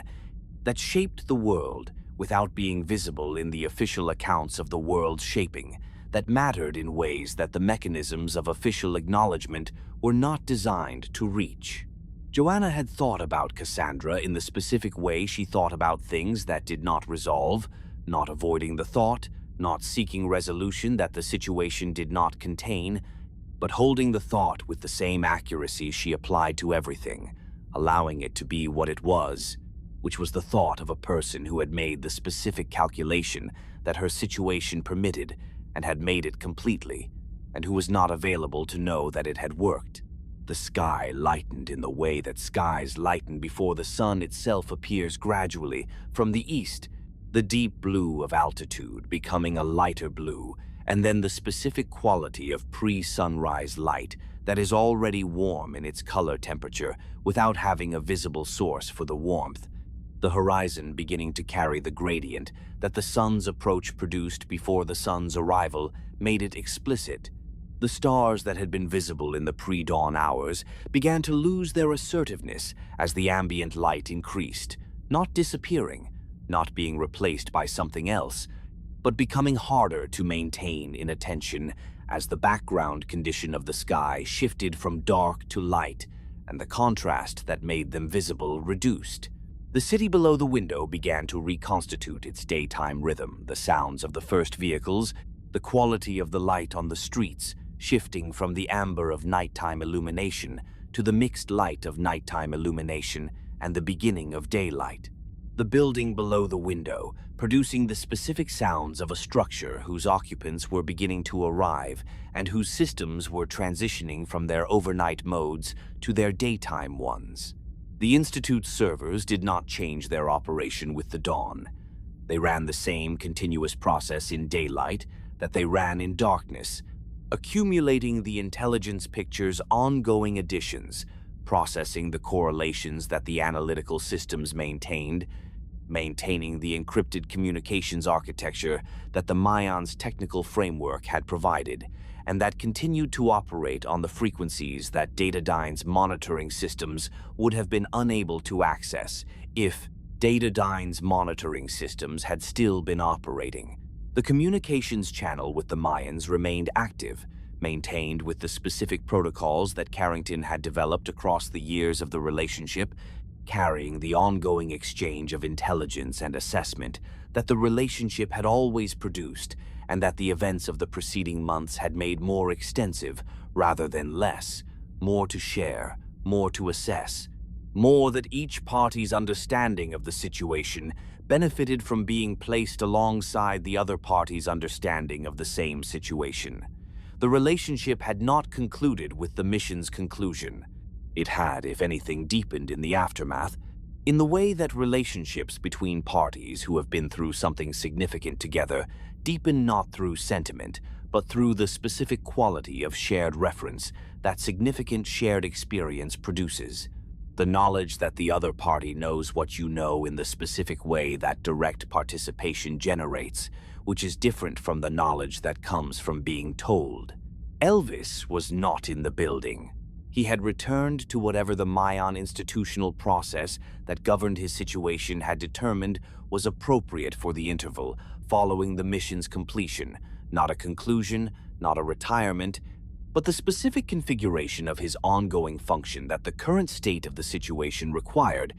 which was different from the configuration that the insertion and the transit and the orbital support had required, because the current state of the situation was different from the state that those functions had been designed to address. The Maian assessment of the current state, as it had been communicated through the channel, was characteristically careful and characteristically complete, not optimistic, not pessimistic, but accurate, in the specific way that the Maians communicated assessments of situations whose complexity exceeded the capacity of any single evaluative framing to capture. The situation was what it was. The interval that the mission's outcome had produced was real and was being used. What the interval would produce was not determinable in advance, because it would be produced by the interaction of forces whose specific development across the interval was not predictable, only monitorable. The monitoring continued. The light had progressed past the pre-dawn quality into the early morning quality, the specific light of an hour or so after the sun has risen above the horizon, but before it has achieved the altitude that produces the high-contrast direct illumination of the full day. The sky had lost most of the depth of color that the pre-dawn hours had given it, settling into the particular blue of a clear spring morning that was not the profound blue of altitude, but the social blue of a sky that a city looked up at and described simply as a nice day. The dataDyne tower's upper floors were still dark. The city moved through its morning with the specific momentum of a system that had been doing this long enough that the momentum was self-sustaining, not requiring individual contribution to maintain its general character, even as it required individual contribution to produce every specific element of it. 60 million people, more or less, moving through the patterns of their ordinary lives in a city that ran on infrastructure they had not chosen and could not fully see, trusting the floor beneath their feet in the way that people trust floors completely, without the kind of sustained conscious engagement with the trust that would have been exhausting to maintain. simply treating the floor as what it had always been and moving across it in the direction their day required. They did not know what the sky above their city now meant, in the specific sense that meaning is produced by knowledge. They looked at it with the same eyes they had always looked at it with, seeing the same stars that had always been there in the portions of the day and night when the stars were visible, not knowing that the light from one of those stars had touched a planet whose civilization had just experienced something it had never experienced before, not knowing that the distance between that planet and the city they lived in had been traversed by a vessel that their civilization had not known it was capable of building, not knowing that the specific outcome of a specific sequence of events that had taken place in a chamber beneath the surface of a world whose name did not appear in any human catalog had determined something about their future that they would never be informed of, and that had nevertheless already happened, already been decided, already been inscribed in the record of what had occurred, even though it would never appear in any record they had access to. The sky they looked at was the same sky. That was the thing that had always been true, and that was still true, and that was, in the specific way of things that are true regardless of what knowledge accompanies them, a fact rather than a comfort.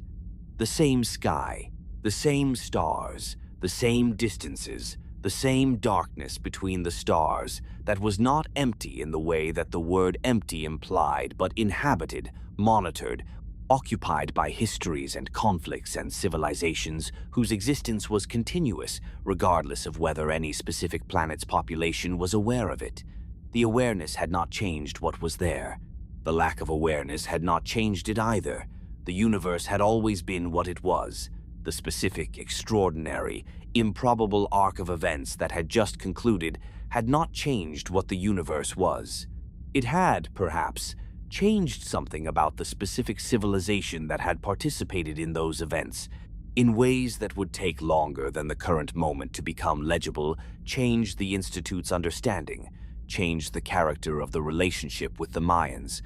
changed the Skedar's internal configuration in the specific way that a civilization's first genuine failure changes a civilization,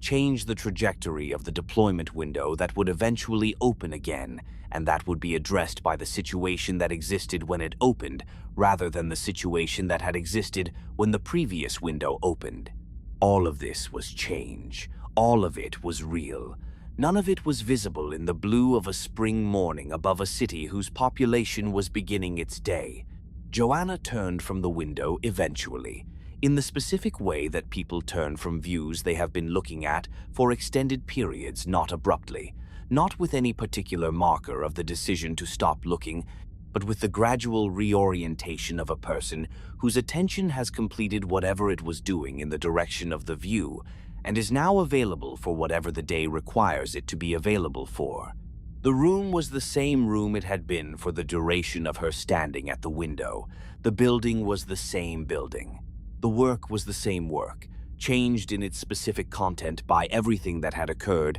and unchanged in its fundamental character by any of it, the patient, precise, sustained engagement with the world as it actually was, rather than the world as any of the official accounts of it described, conducted in the service of the proposition that accuracy mattered, and that the work of maintaining it was worth doing regardless of whether the maintenance was visible to the people whose lives it affected. She went to the desk and sat down and began the morning's work. The window was behind her. The sky outside it continued in its spring morning blue, carrying its visible stars faintly now, losing them one by one to the increasing light, as it had always carried them and always lost them and always recovered them when the light receded in the evening and the darkness returned, and the field of lights that the universe beyond the atmosphere had always contained reasserted itself above the city, above the illuminated tower whose upper floors would someday be lit again by whatever occupied the building, after dataDyne had been fully and finally disentangled from its infrastructure, above the 60 million people who would sleep beneath it without knowing what the lights of the stars they could almost see through. The city's ambient glow had always been carrying, and would carry forward, the fact of a universe larger and older and more inhabited than any account currently available to them described, moving through the long history of its own processes with the indifferent continuity of things that do not require observers to continue being what they are, offering the sky above every window every night to anyone willing to look at it with the quality of attention that looking, properly practiced, required. Sleep well,